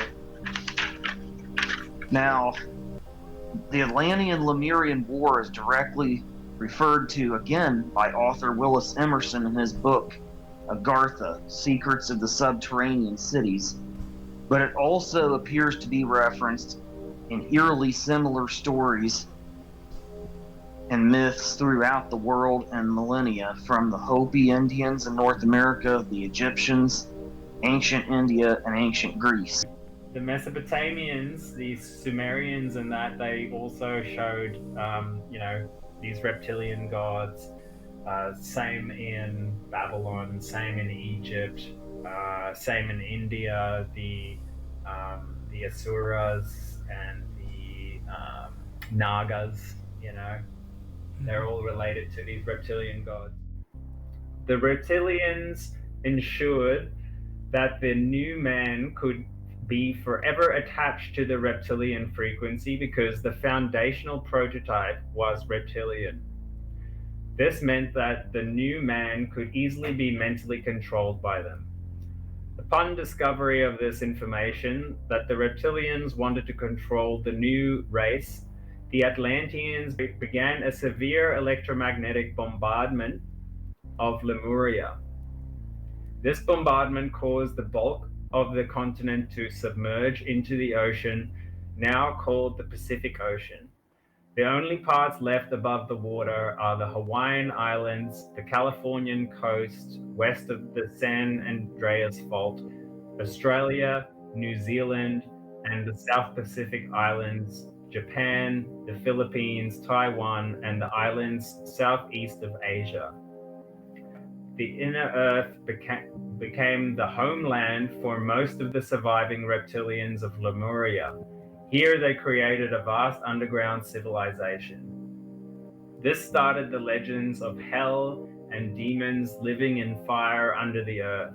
They built tubes containing fast subway-like vehicles that can travel to any part of the earth within a few hours. They created the famed underground cities of Acadia, Agartha, Hyperborea, and Shambhala that are thought to be explorers that are sought by explorers to this very day. These cities were built along the inside wall of the interior crust that lines the interior of the Earth. Remember that the hollow Earth is not a theory but a scientific fact caused by the cooling and spinning of a planet as it is ejected from a star or sun. Australia was actually connected to Papua New Guinea fully. You can see this light blue area, and that's where they say the Aboriginal people came from originally, genetically speaking. They walked from Asia to Australia, so all of this was connected at some point. So you could literally have walked from India to Australia at one point. They also speak about Atlantis being a sun-worshipping society, and it's interesting how Japan was connected to China at one point. You can see here also light blue, and where Japan is the land of the rising sun, hinting at this ancient Atlantean mythology coming back and rising up again. The same with Egypt, also sun worshipping, right? You'll see that same theme. What I've found out through my travels in India and sort of researching all these different mythologies is I realized that there's parallels between India, Iraq, or Mesopotamia and Egypt and Greece, eventually Rome. All of their gods line up, and they just have different words for the same gods, including Zeus and Poseidon, and these characters. And according to Plato, Poseidon was the king of Atlantis. I'd have to bring my research up, but I found parallels of that same god in Hindu mythology as well. And eventually that sort of branched off into Nordic and German mythology as well. So you find these very same stories, same parallels, same associations with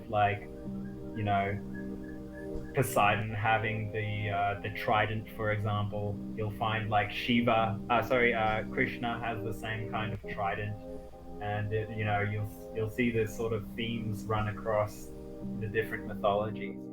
Yeah, Atlantis. From what I understand, Atlantis was out for world domination, and they were ruled over by a confederation of kings who decided to go ahead and invade all of Europe and Asia, which by and large was the Lemurian civilization, and they wound up in a war using what the ancient Indians, the Indians in India used astra weapons, the Brahmastras in particular were used between the two civilizations, which would emit a flash as bright as 1,000 suns, followed by a trail of smoke that rose into the heavens. When they describe it, it sounds like they're describing a nuclear weapon. I think that also included Australia and modern day Australia, New Zealand, and Japan. A lot of the Pacific islands were part of it. It may have even been up on its northern fringe, connected to North America at one point.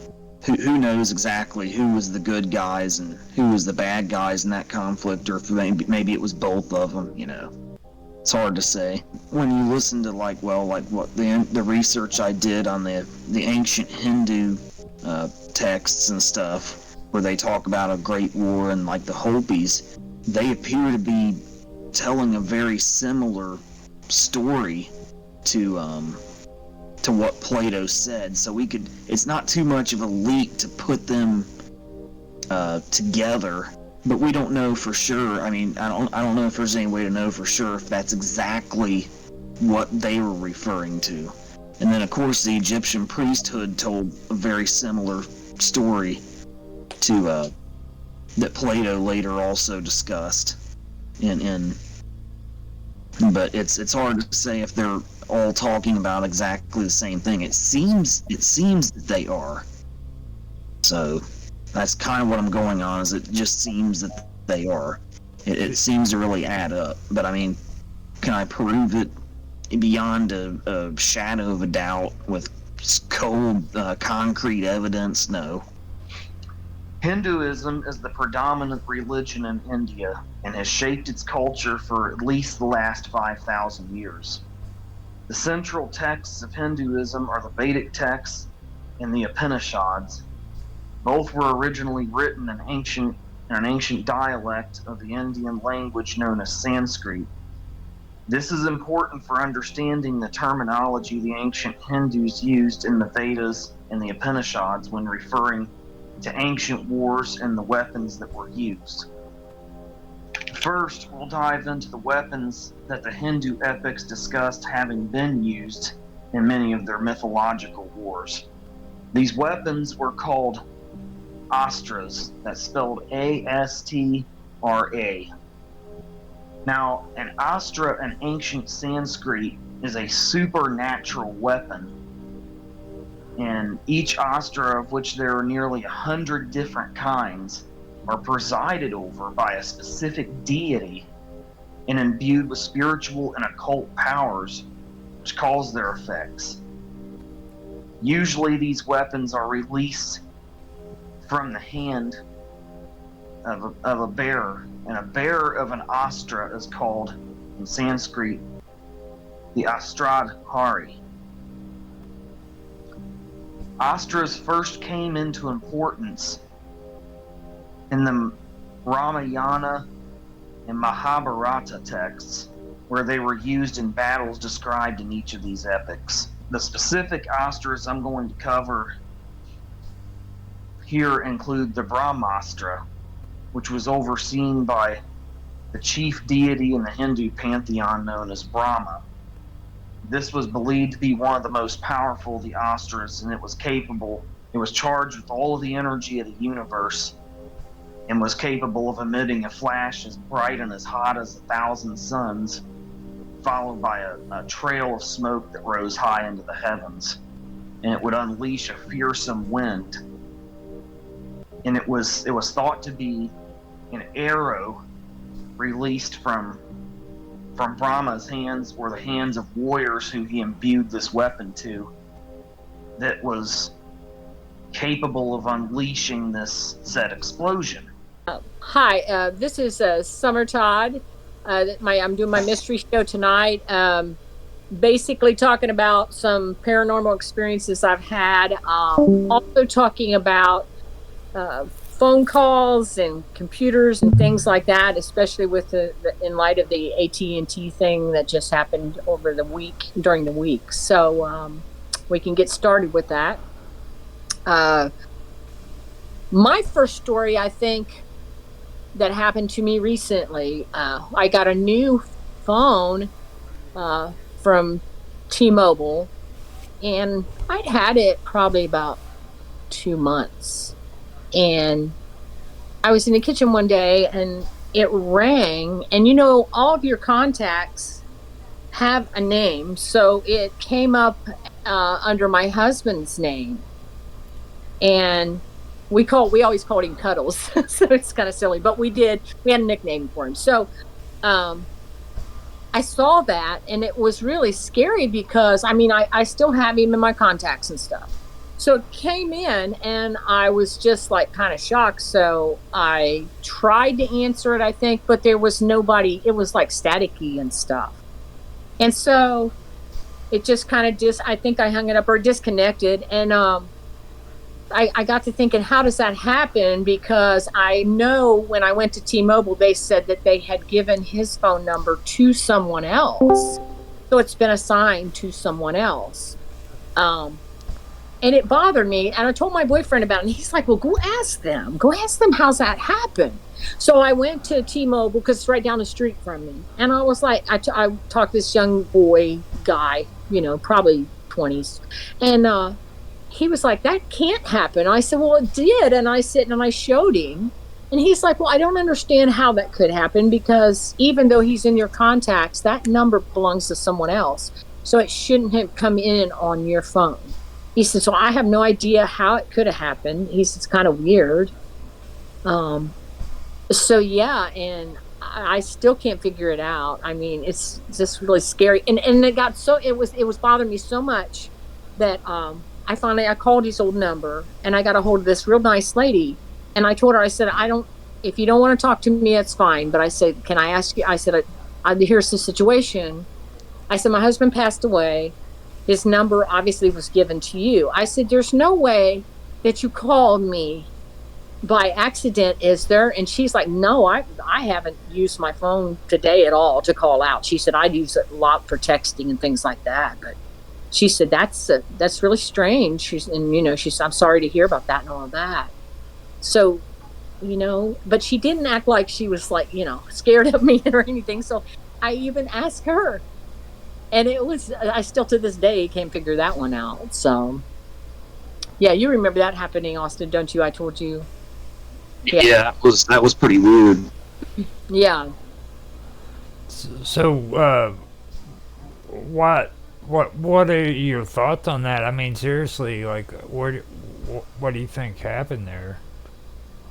I don't know. I think I might have put it on a Facebook post or something, and I got some feedback on a paranormal group, and a lot of people said that they feel like people that have passed on contact you through electronics often. I don't know. I mean, with all the technology and stuff we have, I suppose it could just be some kind of glitch and it's not paranormal. So I'm not sure. Well, that whole concept is what inspired them to come out with the movie for, what was that? The one with the little blonde-headed girl where frickin' she got sucked into the TV. Poltergeist? Poltergeist, yeah. Poltergeist. Yeah. That goes all the way back to, like, the beginning of spirituality, like the new spiritualism they got. Like, not the actual old stuff, but, like, with, it happened in the early 1900s with World War I, where, like, Lebowski, she was one that was big on that, and then there was other people that were involved in it where they would have seances and stuff, and freaking that started the whole thing about electronics being able to freaking be used to contact the dead, and like knocking sounds. Yeah. I mean, and I read a woman said that her husband passed away, but she got a call after he was supposed to be dead. I think he was killed in a car accident, but she had a message from him, and it was weird. So I'm like, I don't know how those things happen, like that. Think it could be like the resonance. I don't know, and I think didn't we have something happen with your cousin too, Austin? But that was when he was alive. I can't remember what that was. Years ago, you and Dad's phones called his like at the same time. That was it. That was in the night. My phone had dialed out to him, and then I think he woke me up calling me back, or he called Austin, I can't remember which, and he's like, is something going on? I mean, it was like 4:00 in the morning, and he's like, I've got a call from your mom. And then it had woke me up, and I looked, and I don't know, I think Austin got the call.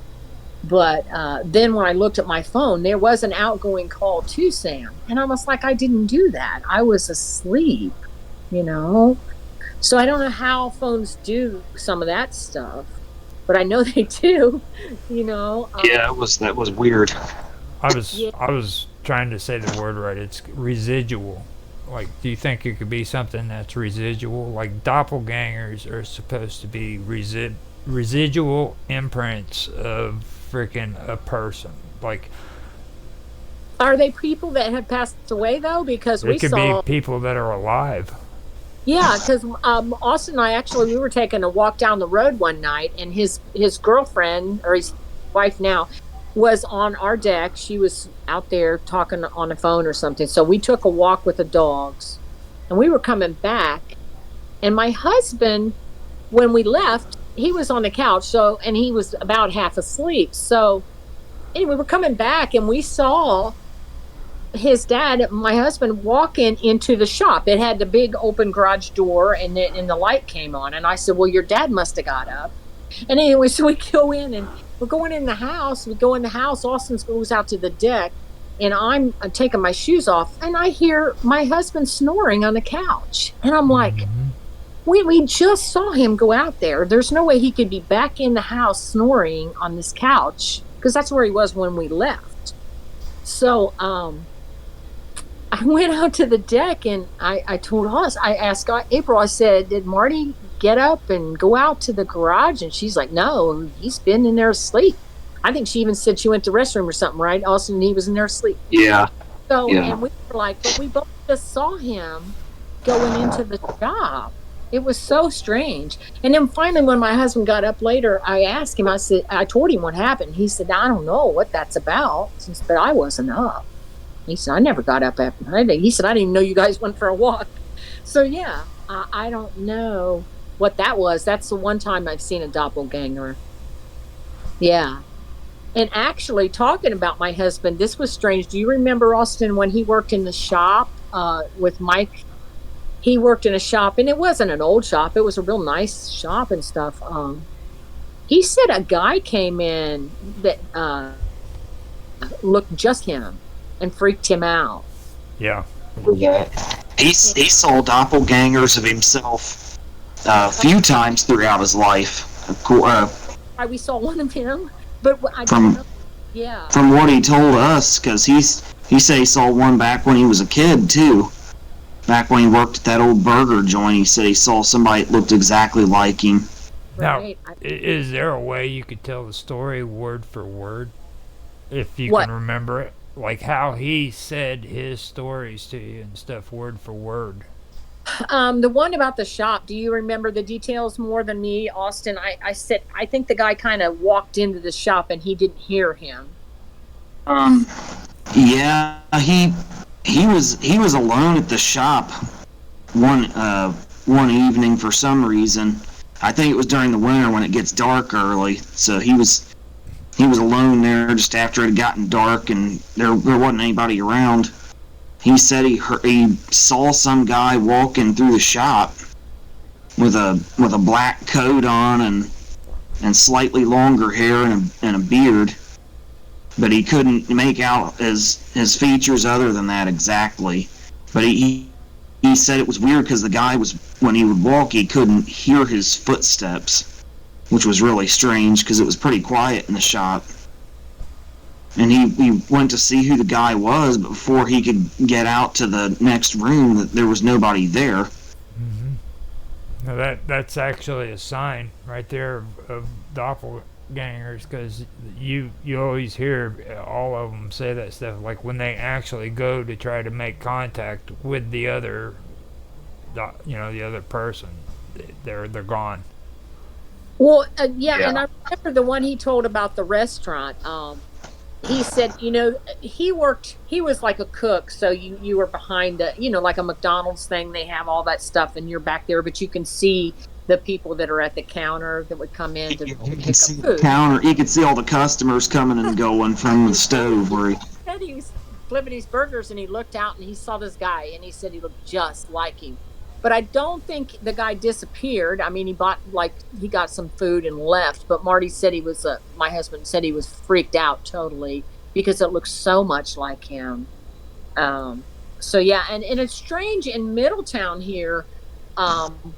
I've seen a guy that looks like Austin a couple times, and so much so that I thought it was him. I thought that him and April were like in her dad's car or somebody else's, her mom's car or something, and something had happened. Because I think I texted him or called his wife and said, hey, were you guys out going over to the interstate tonight? Because I thought I saw Austin in his car. And she's like, no.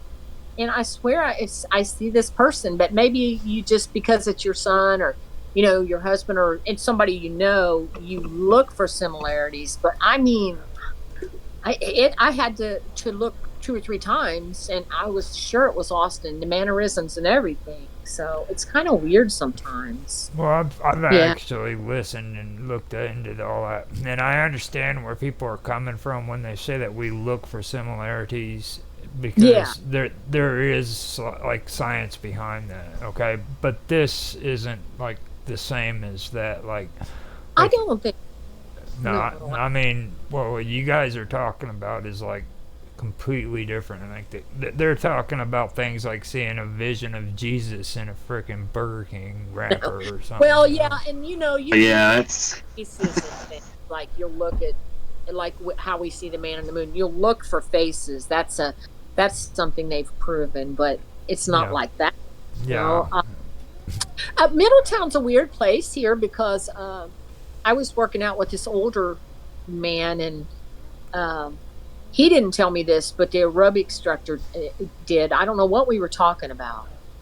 Something we were goofing off and laughing about aliens or something, and she's like, and the older man had left, and she said, you know that older man that was here, he was a veteran, and she said he swears he's lived in this town all of his life, and he says that there are people here that are aliens, but they just look like one of us, and you wouldn't know it. And she said he's the most no nonsense person.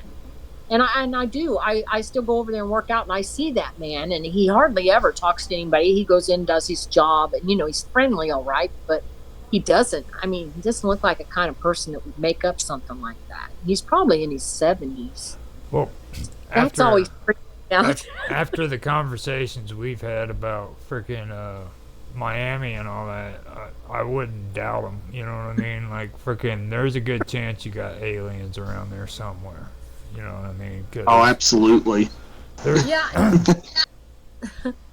I don't know. When my husband was alive, we used to take our 2 dogs up to the park here, and there was a little like a Dairy Queen area out. They call it Post Town, and we went out there to get the dogs some ice cream, and we got something to eat. But so we're sitting in our car, and it's a country, so you got some country folks there, and people just kids and stuff wearing shorts and everything. And so my husband are sitting there, and all of a sudden this gray car pulls up, and this guy gets out, and I swear he looked like something from what's that one with Will Smith in it? Fresh Prince of Bel-Air. But like he played in the close. Man in Black. Black. So I'm sitting here with my ice cream. I'm looking at this guy. This guy gets out of his car. He has sunglasses on. He has a suit on. And I thought, well, that's not anything. But he was so perfect. Everything was so meticulous about him. It was eerie. I told my husband, I said, he looks like something from like another world. He said, yeah, it's really strange. He said the way he acts and everything. I said, maybe he's a detective or something. But well, there's it's just weird. Other than Hollywood, like there's people who actually believe that there are men in black, right? Well, that's what I told my husband. I said I never believed in that stuff, but I said he probably would make you rethink that for a few moments anyway. Yeah. Yeah. You're going to be okay going to sleep and everything. You're not like going to have the EBGBs and stuff and be all worried after this conversation, are you? Because this is... And what's the strangest thing? Because things like this happen to me, and maybe they do other people too. But my boyfriend and he always likes to go to Starbucks and Kroger's. So we go to Starbucks, and there's these 3 guys I'll see over there together sometimes on Saturdays, and they're probably in their mid-50s. And I just overheard, because you have to sit there and wait for your coffee. So I just overheard a little bit of their conversation, and I heard the one say, there really are things like that here. And then they were talking about paranormal stuff and aliens. I was trying to hear them, but I couldn't hear it all. So I'm like, I wonder what they're talking about and if they've lived in this town a while. So, yeah. Next time I see them, I'm trying to listen more. Because they meet there and have coffee and talk. So, now, yeah. Bob Dub, I don't know for sure who she was referring to. She said, did you talk to him, Summer? And did you ask him if he wanted to say something. No, I didn't. I was with my boyfriend, and then I did tell him, "You overhear that?" And he said, "Yeah, it's a little odd." And then I told him about the older gentleman at the Y, and he said, "Well, there's a lot of stuff we can't explain." So You make the third person that talks about the why, and that I've had conversations with about that. Austin brought it up in our conversation, then you said something, and then Michael Paul said something. oh, really? Yeah, Oh, and there's something oh, about that. remember that? I remember the Yeah, story. His friend lived at the Y, Yeah. and then he ended up getting killed or murdered. Right? Was that it? Right. Something? Yeah. Oh, that's strange. It is strange. And then Austin was talking about it too. Yeah, that was where the paranormal, the Y was kind of where the whole paranormal thing, as all you know, began for me. That has led to where I'm at today, being into all this stuff. Right. Yeah, I think that's kind of odd. And then I asked all of you, I was like, now, I don't know if you realize why I did that, but I asked all of you guys, have you ever known each other before this point, other than you and Austin, but like Michael Paul and all them? I didn't know Michael Paul, but I listened to that video, or it was an interview with John, wasn't it, about the Y and that guy and his friend? Yes, but Which interview was that? Was that one of the water into wine ones? Yeah, he mentioned it on the water and the wine, but it was also, he did one with me, and then before that, he also did one with John, and all that's the one I watched, was the earlier one, Austin, when I first started interviewing. I interviewed with John a few times. That's when I watched it. That was the very first. That was the very first interview John did with Michael Paul, right? Right. Where they talk about the why a little bit. Yeah. Yeah. Okay, because I'll go back and watch that one again. That was really interesting to me, you know what I mean? And then like it keeps popping up, and then like with Michael Paul, he didn't realize that he always mentioned the number 3. Really? Yeah. Yeah, isn't that funny? And then you kind of notice it, I guess. And so then he does, right? Oh, that's strange. He never noticed like the number 3 or something related to 3 always pops up. You know what I mean? Yeah. Like all the time he was talking, I thought maybe he knew that, and then I brought it up to him, and he had no clue what I was talking about. This is funny. I guess I should have, mentioned this one on my synchronicity show. My boyfriend, because he was my boss at one time, he was getting ready to retire, and it was going to be exactly 3 months. And we went to this Chinese restaurant. All of us all used to go out to lunch, and he always wanted to go to the same restaurant in Oxford. It was this little Chinese restaurant, and they give you fortune cookies. So we went there. And he opened his fortune cookie, and it said, I can't remember the words exactly, but it said in 3 months, there's going to be a very positive change coming for you. And it said exactly 3 months, and it was exactly going to be 3 months. I was like, oh my God, Gerald, that's so weird. So that's another strange, kind of thing too, that I thought of. Don't leave us hanging. What happened in 3 months? He was going to retire. He was getting ready to retire. He'd put his retirement in. Yeah. So it was going to be June the 30th. And actually that might even been why we went out to lunch, is everybody was, it was getting close to summer and people start going on vacation. So everybody's like, hey, let's all go out to lunch with Gerald one more time because he's retiring. And so, and of course he wants to go to this restaurant that everybody always goes to. So we went there, and then it was like, and I was like, that's so weird, Gerald. Actually, he took a picture of it, I think. I think I still have a picture of it too, because it was so odd. It said in 3 months. It was so precise. I was like, that's creepy. Yeah, but that really is. Like, now,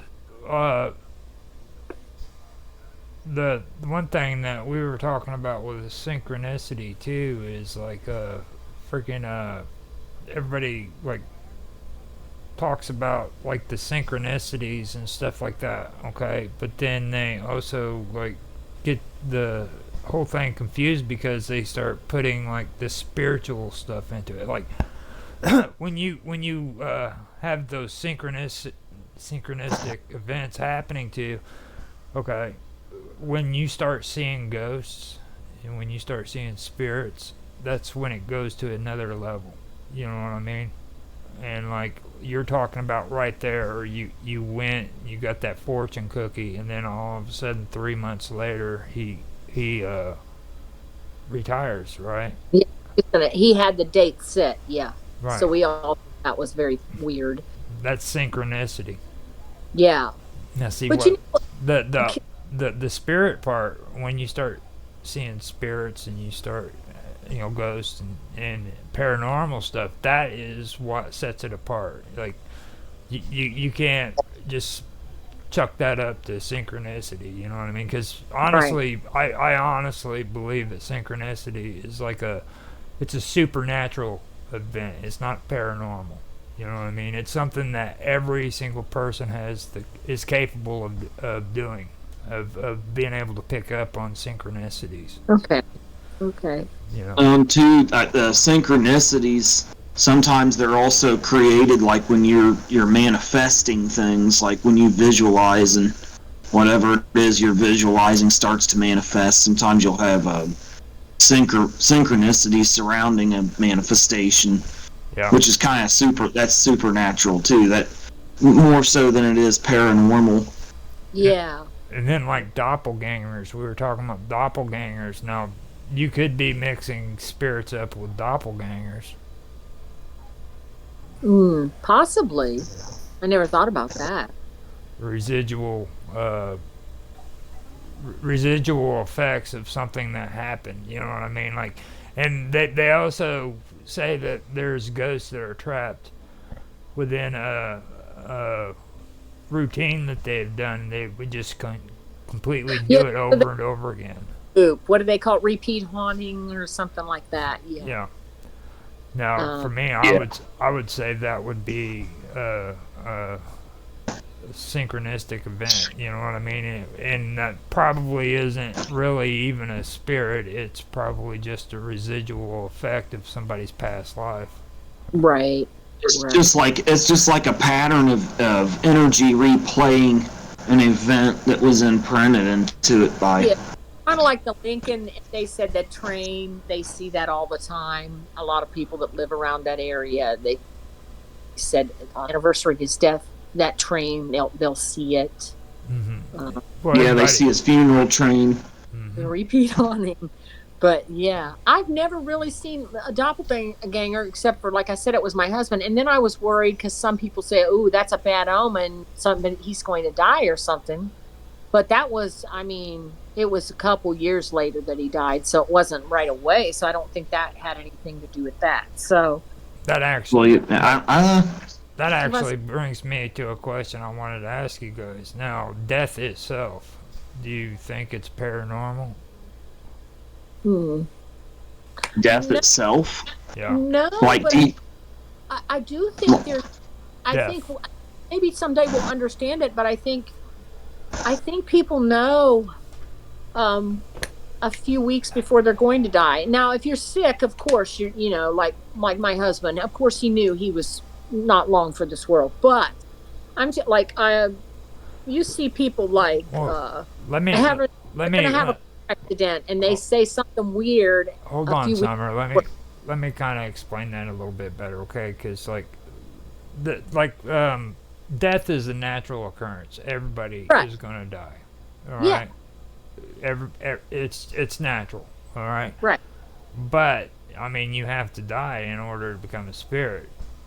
You know what I mean? But my big question is do you think death, the act of dying, is actually a paranormal thing or not? I think it's spiritual, isn't it? I feel like. Or is it more, it's if you ask me, I think it's all of the above. A physical thing, and that your physical body dies, and then it's a paranormal thing, and that your lower mental and emotional bodies leave, and then a spiritual thing, and that your spirit, because we're ultimately spiritual beings in physical bodies, that your spirit ascends. So I think it's kind of all the above myself. Yeah. But there seems to be some kind of disconnect, like where you see ghosts that are, or people say they've had experiences with evil entities, or ghosts that are upset. I think they get trapped or something. Something goes wrong, Yeah. In that effect, I guess it's paranormal, right? Well, I mean, I Yeah. go over these things and I have to edit the videos. You know what I'm saying? So I Yeah. I actually listen, and like when I'm doing it, and like the thought came to me while I was doing the editing. Now hold on, what about Yeah. death? You know what I mean? And then this whole thing with synchronicity, and having conversations with Bob Dove about duality and dualism. Yeah. It kind of makes you think on those lines, like, especially because do better. He came on the show with us the other day, and he mistakes dualism and duality, or he mixes it up with like coincidence and synchronicities. You know what I mean? Yeah, and they're distinctly different things. Yeah. So it kind of got me to where I was thinking a little bit more, and then I thought about it. Well, what about death?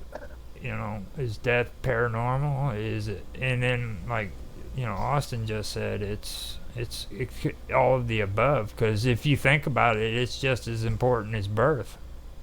Yeah. Yeah. It's something we all do and go through. Right.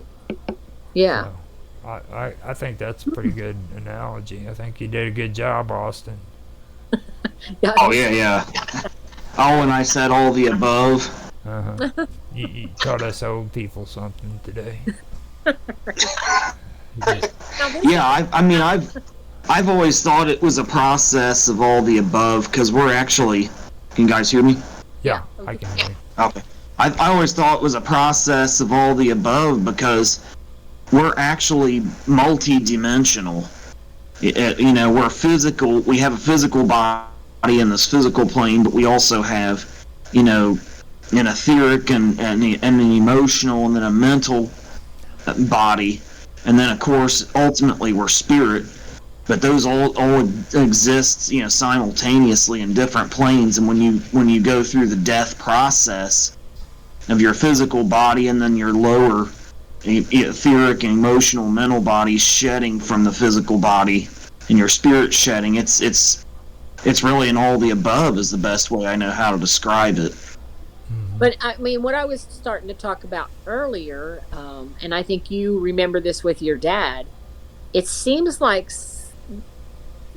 you're starting to progress a couple weeks before you pass away. Now, I know some people that die in accidents and stuff probably don't.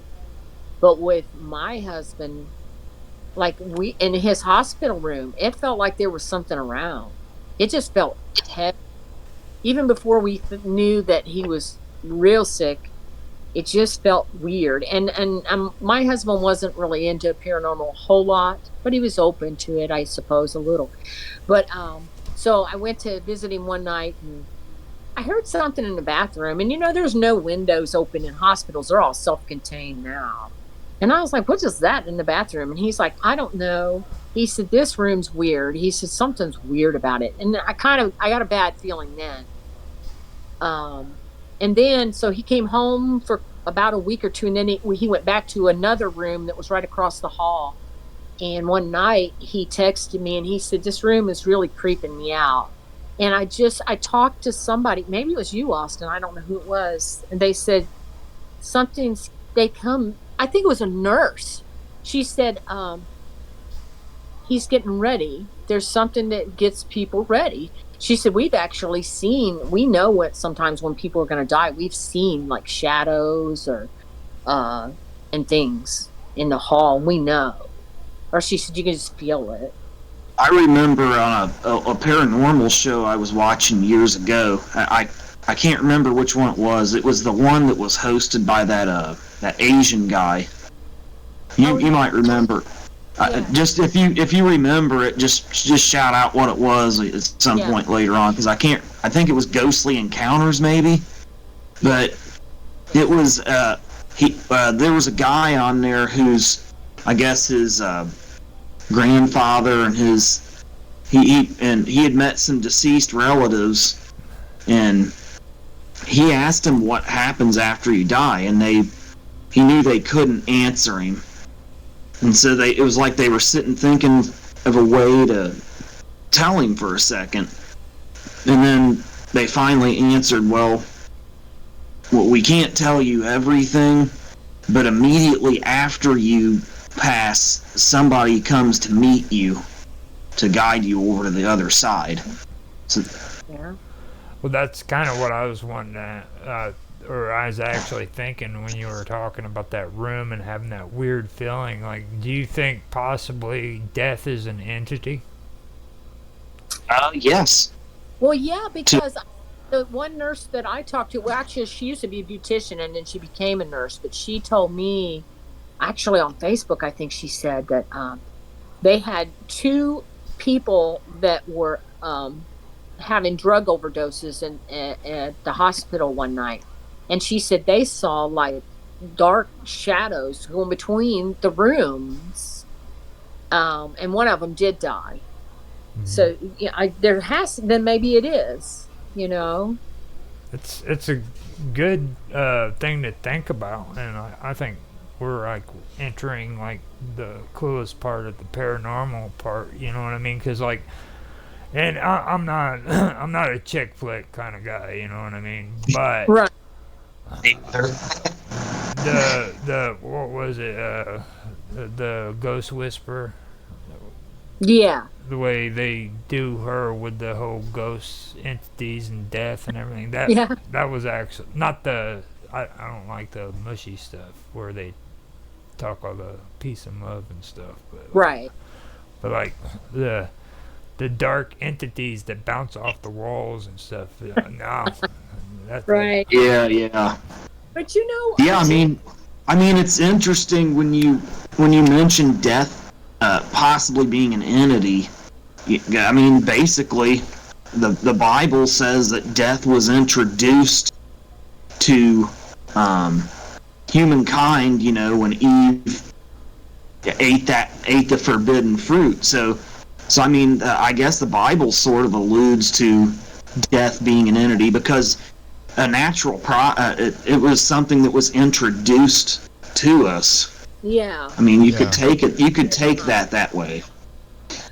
But what I said, I guess I got to correct myself because I said, like a person that has cancer and they're terminal. Of course, they know they're going to die.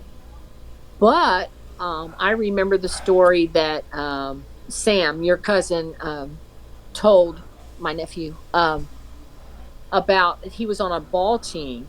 So, and this ties into like if you're going to have a terrible accident or something, maybe something comes around you too, because there was a boy on the team, and he said he was seeing things. He was telling the kids and stuff that he was seeing angels and weird stuff, and they were like, "Oh, he's just being silly." And then that boy ended up getting in a train accident and getting killed. A couple weeks later, he was riding home with some other people and somebody. They pulled out in front of this train because they had to go up a driveway over to get to their house, and it was a terrible accident. And I remember Sam telling us how that freaked him out so badly because it freaked everybody out. My brother was actually the coach of that ball team, and my brother said it happened too. And he said, at the time, nobody paying attention, but after it happened, they were like, well, what was he talking about? So this was a few weeks before he passed away. So, yes, his death was sudden, but something was coming around him, it seemed like. So, well, I know. And like it could be an entity. He said they were. I know. He thought they were angels. I know I went on a tangent about the whole control thing before, but Yeah. like there was a reason why I said that, and I know I probably didn't say it right, you know, but like you're talking about how he started seeing these things. These are freaking signs that were in front of him before the actual occurrence happened. You know what I mean? And it's like people don't really understand what control is. Controls is the proper term for it. You have controls that are set up around you which freaking warn you against dangers. The only true form of control that there is control systems that are set up. Okay, like when you go into a factory, they have controls set up in certain areas of the factory so that people don't hurt themselves. Right. Yeah. Yeah, I see that everywhere where I work. So.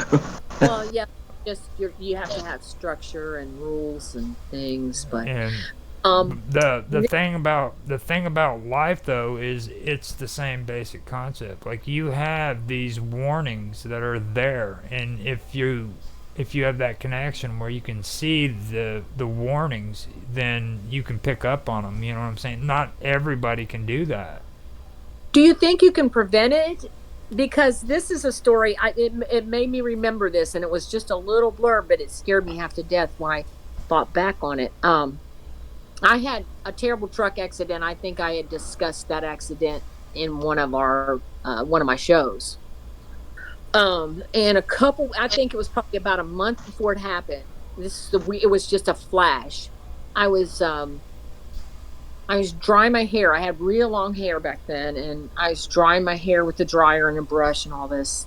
And I thought to myself, and I didn't know where the thought came from. I was like, it would be really hard to do this with one hand, because I was using both hands and stuff.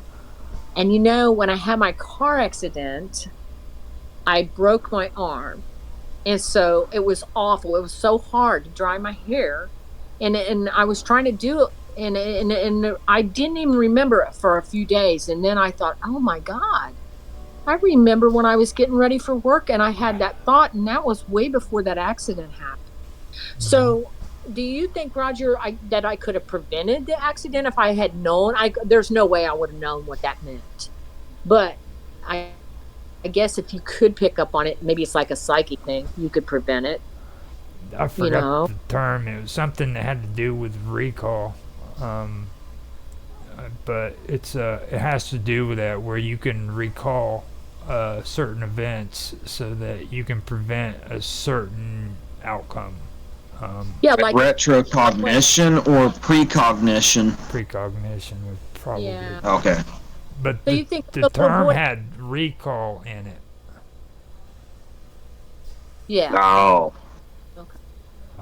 Don't worry about it. It's just a term, but basically, you know what I mean. It was what you're talking about, like being able to freaking recognize something happening before it happens and stopping it. Like going to a freaking stoplight, you know what I mean? And you look at the freaking warning sign telling you not to cross the street, and all of a sudden you have an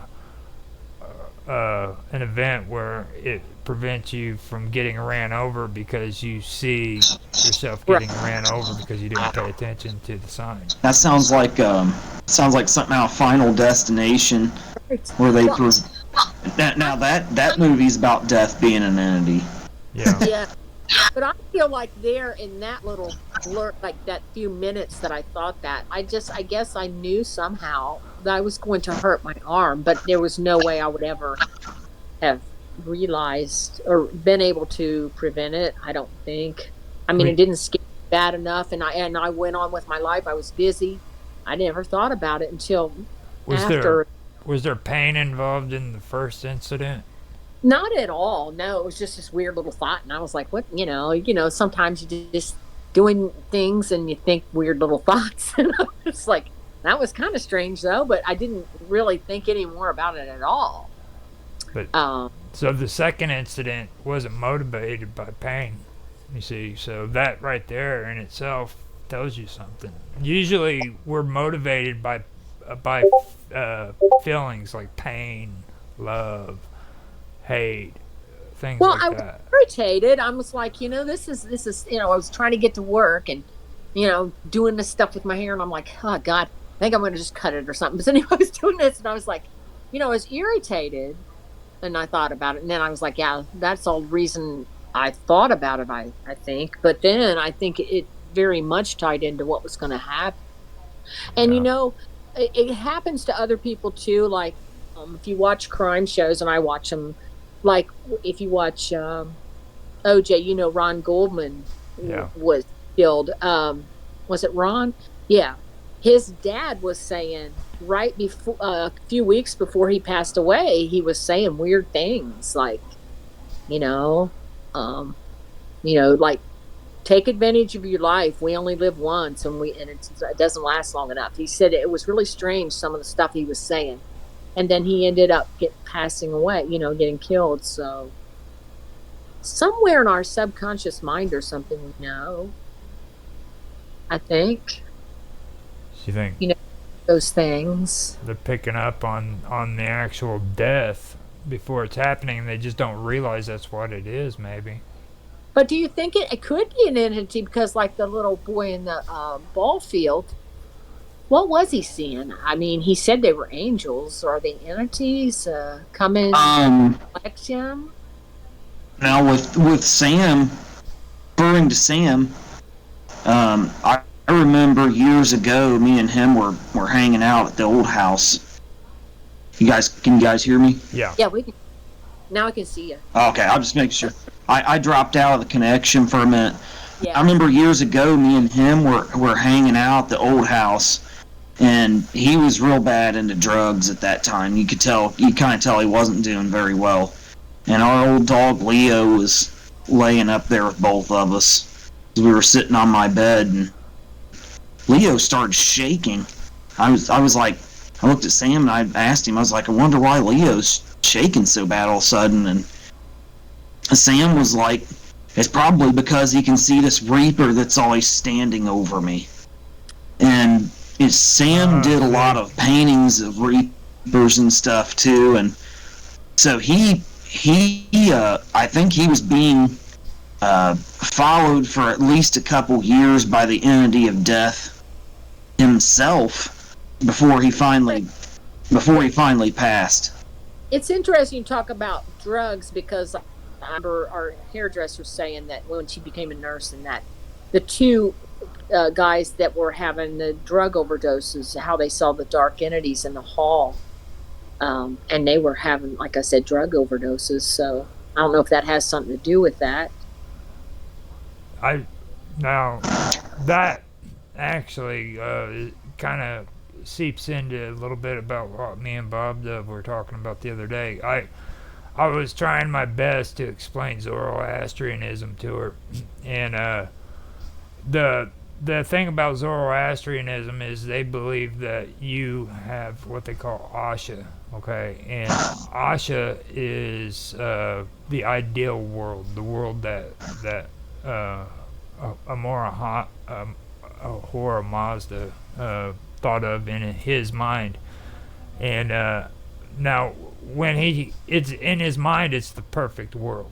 But once it's released into the material world, it's tainted by two types of spirits. One spirit, it supports Asha, which is the perfect ideal world, and then there's spirits that oppose Asha. And those spirits that oppose Asha are the ones that taint the ideal world, you know what I mean? And they're the ones that are the ones that cause frustration and things like that. So, or they're the ones we're at war with. Right. Right. And that is kind of what I know. I was going somewhere with that, but that's what it kind of relates to me when you were talking about what you were just talking about. So on the subject of drugs too, one of the most interesting aspects of it, at least in my personal experience, was when I was into heroin for the brief time that I was. my experience with it was not as just a substance itself, just an inanimate substance. Right. I experienced it as literally a living, breathing thing. It was like it would speak to problems in my life and make me feel real great about them.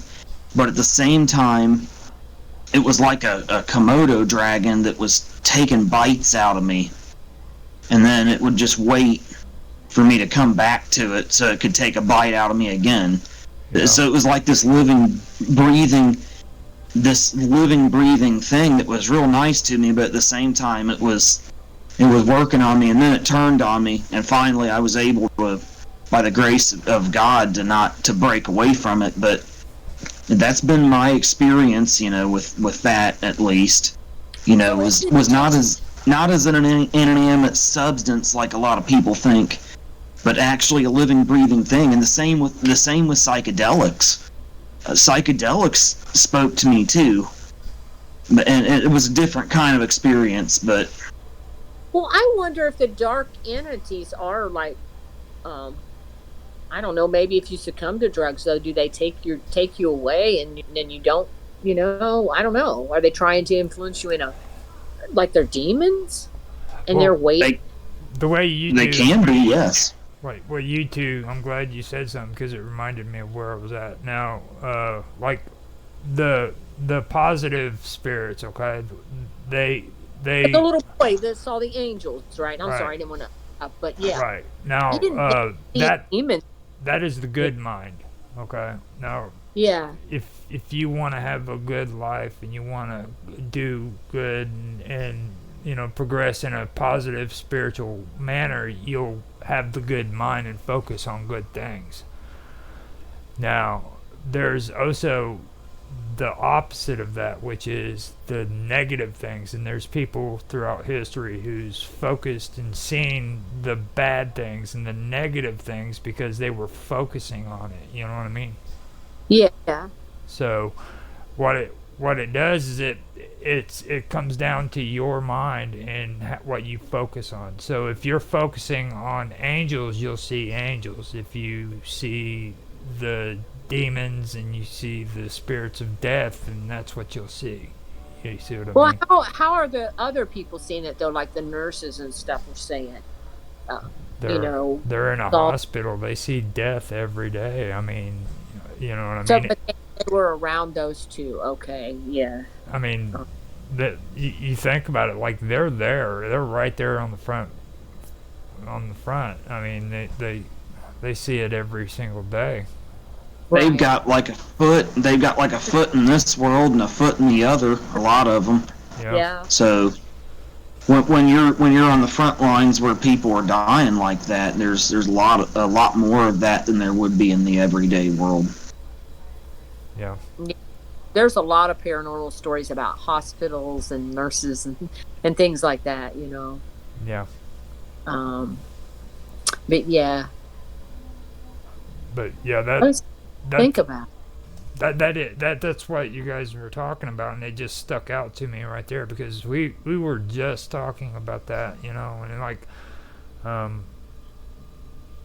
it's interesting because it's like I said, having these conversations with all you guys has really freaking started making my mind think, you know what I mean? Because and just to let you know, I'm not a Zoroastrian. I mean, I don't do all that stuff. So if you know anything about it, like I don't try to keep. I know a little bit about it, but I'm not a Zoroastrianism.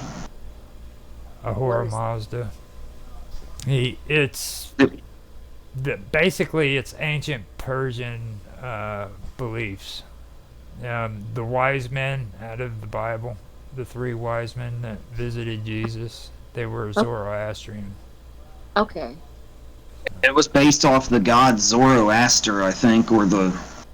Zoroaster is the one who created the religion, and Ahura Mazda was the deity that they that would be their equivalent of God. So. Okay, but it doesn't have to do with what's the Greek ones, Austin Atlas and all those like. Oh, the Greek mythology, no. it's not that. That's what I was thinking it might be. No, that doesn't have to do with Greek mythology. It was an ancient Persian religion. Yeah. Well, anyway, back to the phone thing though. I mean, what do you guys think about that? A lot of people are kind of freaked out about the AT&T thing. Now AT&T is saying, "Oh, it was just what did they say? It was some kind of." So it was just a technical glitch in expanding their network, but who knows? Who knows? We might not know the details of what really happened for a while to come. Well, what's scary is I guess people couldn't call 911, or they couldn't get out an emergency. I don't know. It didn't happen to me. I have T-Mobile, but I guess it happened to your phone a little bit, right, Austin? Yeah. Me and my wife's phones were both out half that day. You know that people believe that like technology is going to be the apocalypse, right? Like it's going to end up turning on us and doing bad things to us. Well, absolutely. The AIs, that's ridiculous. And you know what they did the other day, which really freaked me out going to this. I call about the insurance company. So they said, we're doing a new thing called voice recognition. Push 1, and if you can speak and say something, and then you won't have to put in all this information. It's like, oh, that's really creepy. And I was like, no. Yep. YouTube's doing it too. Huh? YouTube is doing it too. Yeah, and then that's creepy stuff, man. They have facial recognition for passcodes. Like my boyfriend uses that. I told him he doesn't like any of that technology, but he uses that, and I was like, "That's creepy."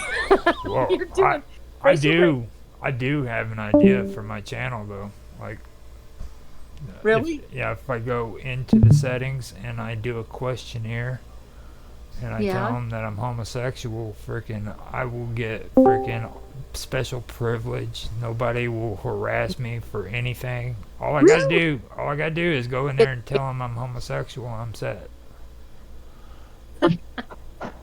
Well, yeah, that's a good way to get people off your back nowadays. Like I have a friend I went out to dinner with her the other night, and she said her boss was giving her a hard time, and her daughter said, "Just tell them," because she's older than me, and she said, "Just tell them that they're gonna get written up for age discrimination, or that you're gonna file a suit."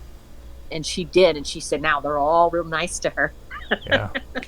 So I was like, yeah, that's weird, right? That's the thing, man. It's like all of a sudden, like you can learn loops in the system now and get away with it, and that's what it is. It's a system. You know what I mean? And the Matrix. And eventually, this technology is going to turn against us, and so I mean, well, it has a life of its own. It's its own thing it's its own monster we've created for ourselves. Yeah. Well, did you tell Roger and everybody that's listening that about the some of the stuff computers do, and they really don't know how they're doing it? They're learning on there. Yeah. Like emergent behavior. It's really strange. Me and Tan and Mark have been doing a Tech Talk episodes, and we got into the conversation of artificial intelligence, and the weird part about it is now the computers are able to do paradigms. They can change from one paradigm to another. Now that right there is amazing, because something that's simple for us to think about is complicated for a computer. Now, like me, I can ask you, what is the color of brown, right? And you know what the color of brown is. Now, if I turn around and I ask you, what does brown smell like, what would you say? Shit. Okay. A computer does. First thought pops into my mind. Right. Or a computer can't do that. They're confused by it. They don't know what the color brown smells like. Now they do. AIs do. The AIs, right? Like they can they think that they're going to be like assistants for doctors and lawyers, and because they can write stuff in just a few minutes that takes us what? I don't know. I watched a show about it, and it was just unreal what they can do. And then they stuff that could take like 5 to 10 years of research, and AI can do in a fraction of a second and have it all figured out. And the creepy thing on the show I was watching, I think you watched it too, Austin, is I think I sent you that. They Is that 60 minute segment? Yeah, they had on AI. You have to share that with Roger if he hasn't seen it. Yeah, they had they wrote it. The thing wrote an article, and it had all these emotions and stuff in it, and it didn't really. It wasn't a human, but it had the AI had the properties and wrote the story with all these emotional things going on. It was crazy. Yeah. They just gave it the instructions, and it wrote it like, a heartbroken person would write the story. And it was also like referencing authors and some of the stuff it wrote, and books from these authors that don't exist, at least not in our world. Like the Mandela effect. Like, I can take it deeper if you guys want, but that's going to take a whole hour. Oh, I couldn't hear you. I think the audio cut out. No, I said that. Sorry if I talked over you, Roger. No, I said that in low voice because I didn't really hear me. I can take that deeper, being honest, but it would take an entire hour. Have you ever heard the story behind the Cylons? Okay. Have you ever watched Battlestar Galactica? Yeah. Okay. I haven't. Okay. Now, there's actually people who believe in that, and it goes back for well over almost 100 years. Right. And when it comes to what you're saying there, they actually have like an entire freaking cult following that believes that we evolved with certain artificial behaviors. Like we're actually creating these computers and everything, and what it really is what we are. We're supposed to be synthetic. Like we believe that we're actually biologically natural, but we're synthetic beings that were created synthetically by some other being in the past. That makes sense. That's very possible. It's really, and all of this, the people that were involved in creating the old episodes of Babylon or Battlestar Galactica believe this. I mean, they literally believe this, and this was like back in the 1970s. Wow. I mean, if we're to believe that we were created by God, then yeah, on some level, we are synthetic. Yeah. If God or some creator created us, like many believe, then yeah, we are a synthetic, at least on some level. Yeah. Wow. So we actually came to 1 hour now, so. Yeah, we can get ready to wrap it up, I guess so. Oh, there's this is funny. I remember when we first got answering machines. There was a lot of I've talked to a lot of people about answer machines and messages on those from people that supposedly passed away, but this was just funny. One night, our phone rang and it was late, and it went to the answer machine, and this drunk guy, I guess he called our number by mistake, and he said, "This is your wife's boyfriend, and I'm going to kick your ass." Oh, hell, that was me, dude. It probably was. I told you a little bit about my past. I mean, that was probably me just doing a random number and freaking talking drunk on the phone. My husband was like, he was like confused for a minute, and he's like, "Well, I could think maybe it would be your boyfriend, but not the way that guy sounded." Mom, before we wrap this up, you should tell them the one story about the friend of yours back in the 70s, whose dad got killed when the car he was working on collapsed on him. Remember, he had it jacked up. Oh. We're talking about strange stories with technology stuff. Don't leave that out. Oh, yeah. I just now remembered it. 8-track tape player. Okay. Yeah. This. My first boyfriend. He lived in this country house, and then up the road from him, it was a dead end road. There was this big, huge house, and the man that lived there was out in the garage working on his car.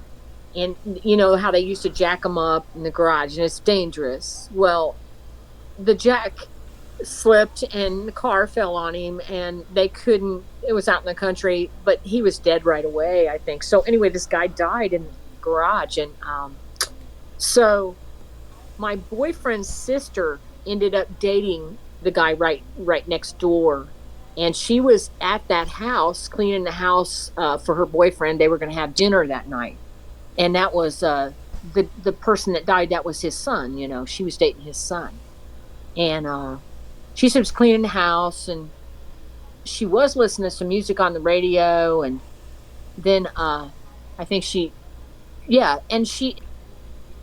there was a CD player there, and it just came on, and it scared her half to death. And she said there was a lot of stuff happening in her boyfriend's house that they felt it was like his dad, because he died there so suddenly and everything. So she was scared half to death, and she said, "I'm not going into that house anymore by myself.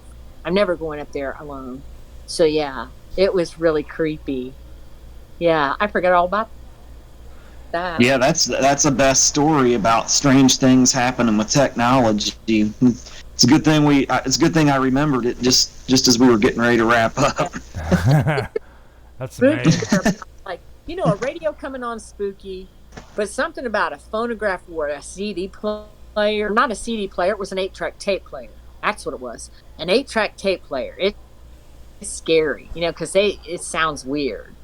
They're a little scarier than some of the modern technology, even though the modern technology is probably way more dangerous now, with all the life of its own than any of the old stuff was. And electronics wise too, you got to think about it. It must be a lot easier for spirits if they can control electronics, because that means today it's easier for them compared to back then with 8-tracks and turntables and stuff like that. So they actually had to make an effort to do it back then, but now they can just get into the wiring and mess around with the I think spirits will start using technology to literally cross over into our reality. So eventually, if technology progresses enough and spirits learn how to work with it, there probably won't even be a void between the living and the dead anymore. That the void that we're familiar with now that separates us from the dead, it might cease to exist. Now you're talking Superman shit. Like, you realize that, right? Now you're going to get me I've already started talking about Battlestar Galactica. Now I'm going to have to start talking about Superman. Okay, come on. That's kind of, stuff like Superman and Spider-Man and The Fly and things like that. The Twilight. They're not so far. Specifically Superman. You understand, where he came from, right? Krypton. Yeah. Well, Krypton had a computer system where they could freaking download their consciousness, and you could literally see your freaking great-great-great-grandparents and have a conversation with them. And wow. You could actually... Well, you can do that now. No, things like Neuralink and stuff are you know about Neuralink, Roger, right? Oh, explain it. What? You hear me? Yeah, I can hear you. Oh, you know about Neuralink, right? Well, explain it. I don't... Are you familiar? No. Oh, okay. Neuralink is a technology being developed by Elon Musk. I forget which company it is of his. I think it's just a venture of his right now, but It's a microchip they can implant into the human brain that interfaces with the nervous system and the human mind. Oh wow! Can you hear me? Yeah. Yeah. Yeah, and they're already experimenting with that, so it can interface. The idea is for it to interface with the human consciousness and the nervous system.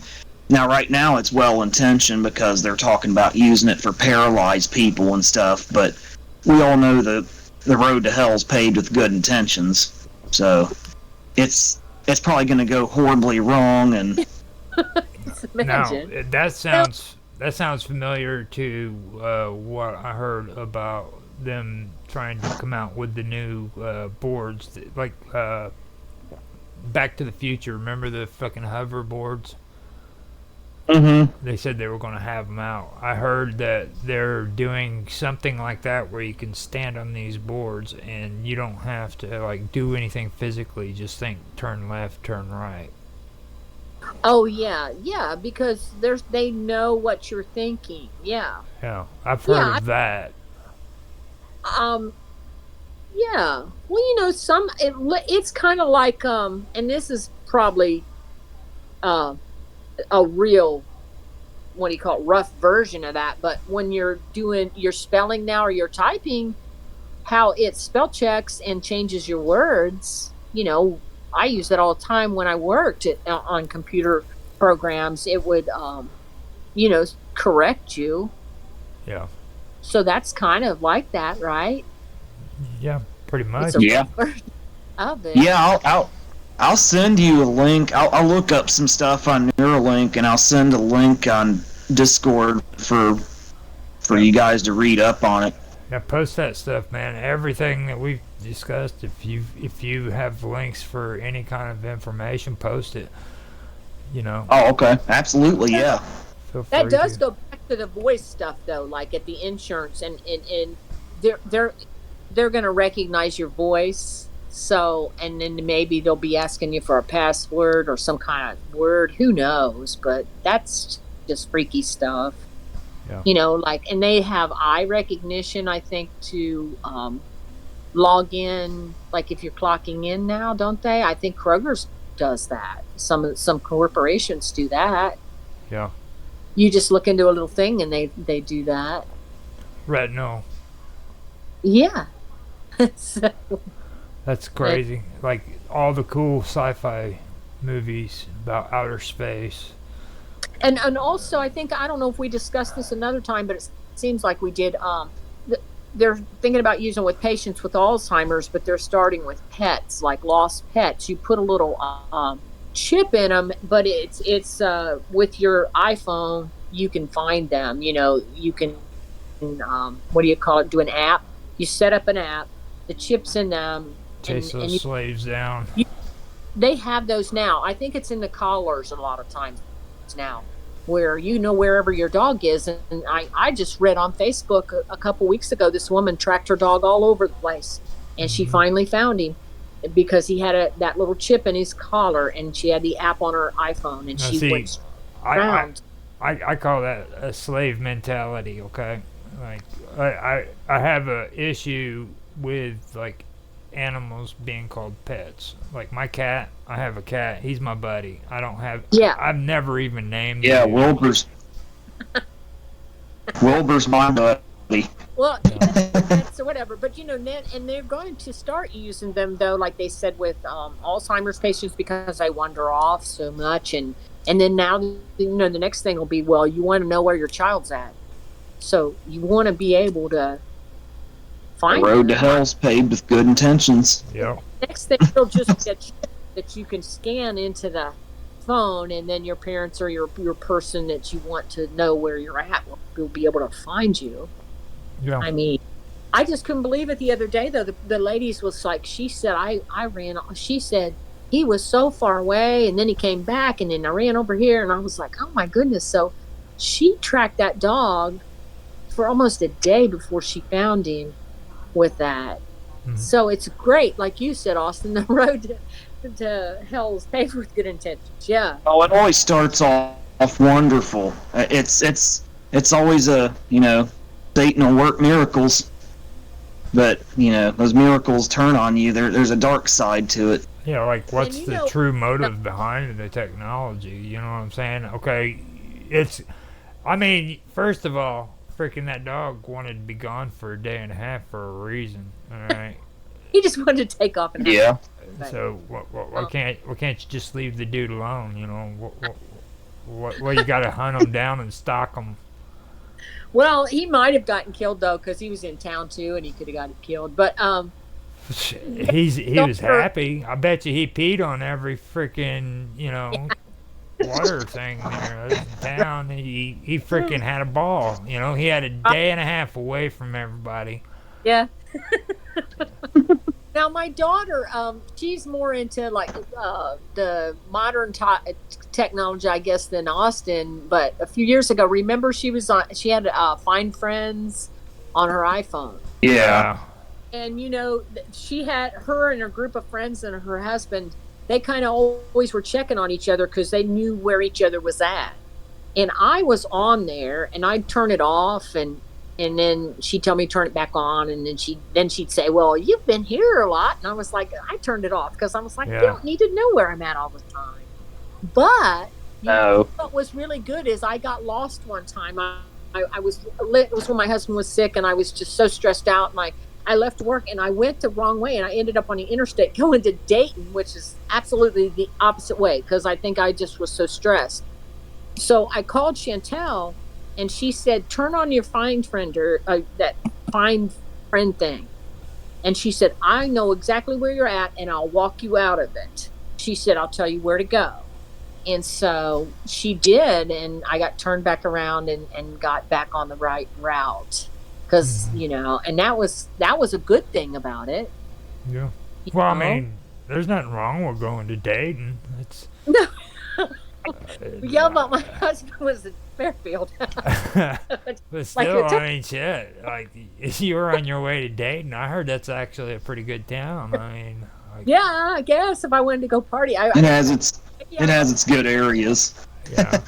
Go up there and freaking party down and freaking hang out. Like, there's a reason why you went the wrong direction and you was stressed out and you was heading towards Dayton. Maybe you needed to go to Dayton. You know what I mean? I was subconsciously. Yeah. Things were very stressful, so maybe I was trying to go up and party, but it's like, nah. You got that technology that said, no, you got to go this way. Well, I'm on the interstate, and I'm kind of scared to drive on the interstate because I had such a bad accident, and I'm not very good. So I was out on the interstate, and there was all these semis around me, and I was almost having I was totally just about ready to lose it. She was like, "Just go to the truck stop," and turned around, and I did. Yeah. Stressed out about semis and shit, and she's telling you to go to a truck stop. Oh, well, hell. she wanted to get off the interstate because I was like going further and further, and she's like, "You can't turn around until you just better get over to this truck stop and get turned back around." But yeah, that was a good thing about it. So, yeah. I'm glad you got back on track though, because. Yeah. I mean, I was always giving her hell about that. I was like, "Oh, that's so crazy. You're tracking everybody and stuff." But then she was like, "See, well, it came in convenient and it was good for you." Yeah. So, she's holding it against you. She's like, you can't be anti-technology because look at this. This is what happened. Yeah. Well, I had no idea. It'll be good. It'll be good until it isn't. Right. I like had no idea it worked like that.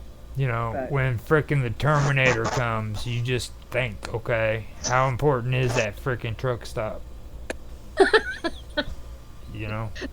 Terminator. Okay. You're done. You're like, that's enough. He's going crazy now. Look at that crazy talk. You play a lot of video games? Well, yeah, actually I do, but yeah. I don't really want to get into that on a video about ghosts and synchronicity. Right. Because video games are the crazy stuff. That's actually something I think we do need to talk about now that you got brought all that technology stuff up, because that Do you- really. Well, I was reading about those. I was reading about those Alpha Draconians today for that Everything About Aliens yeah. series, and they talk about how they actually control how much technology we wind up with and stuff. Yeah. Yeah, Wow. we should bring that up. That yeah, I've that's So do you have some weird stuff happen with your video games? You probably do.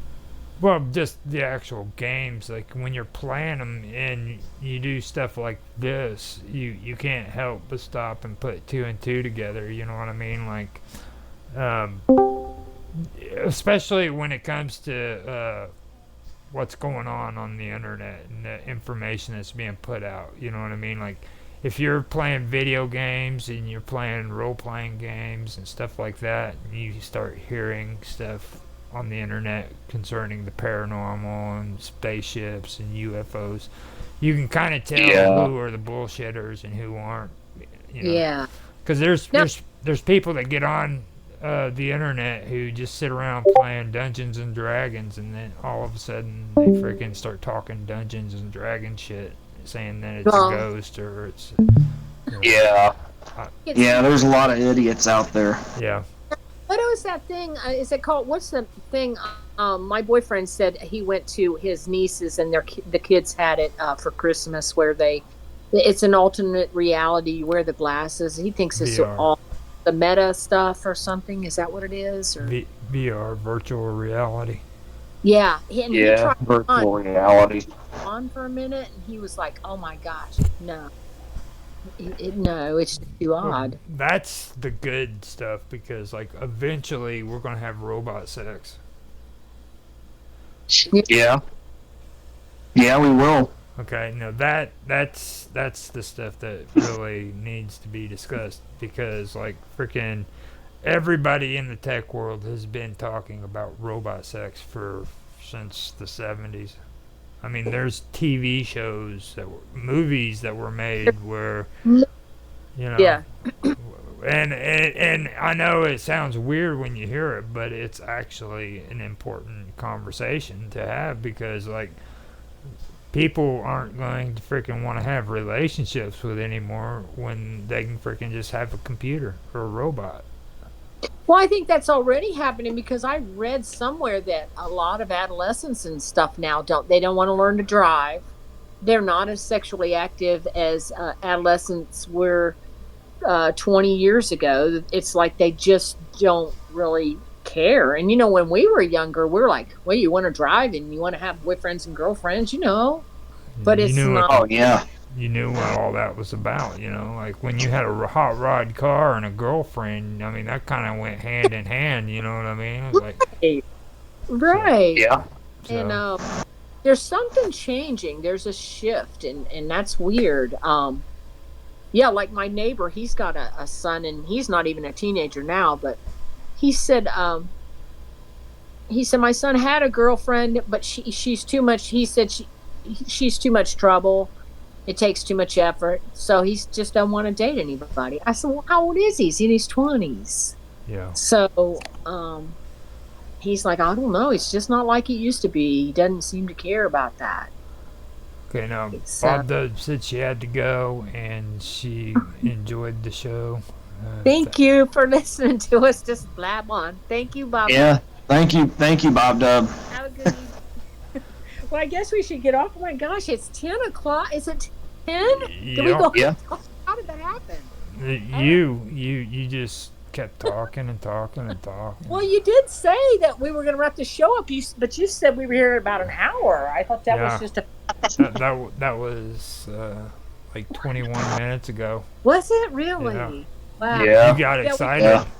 You got excited is what it was. It's like Well, we she got kind fired. of got into a whole nother subject. This is some interesting stuff we've been talking about. So I think we should continue it on you just came up with like perfect topics for us to talk about later on.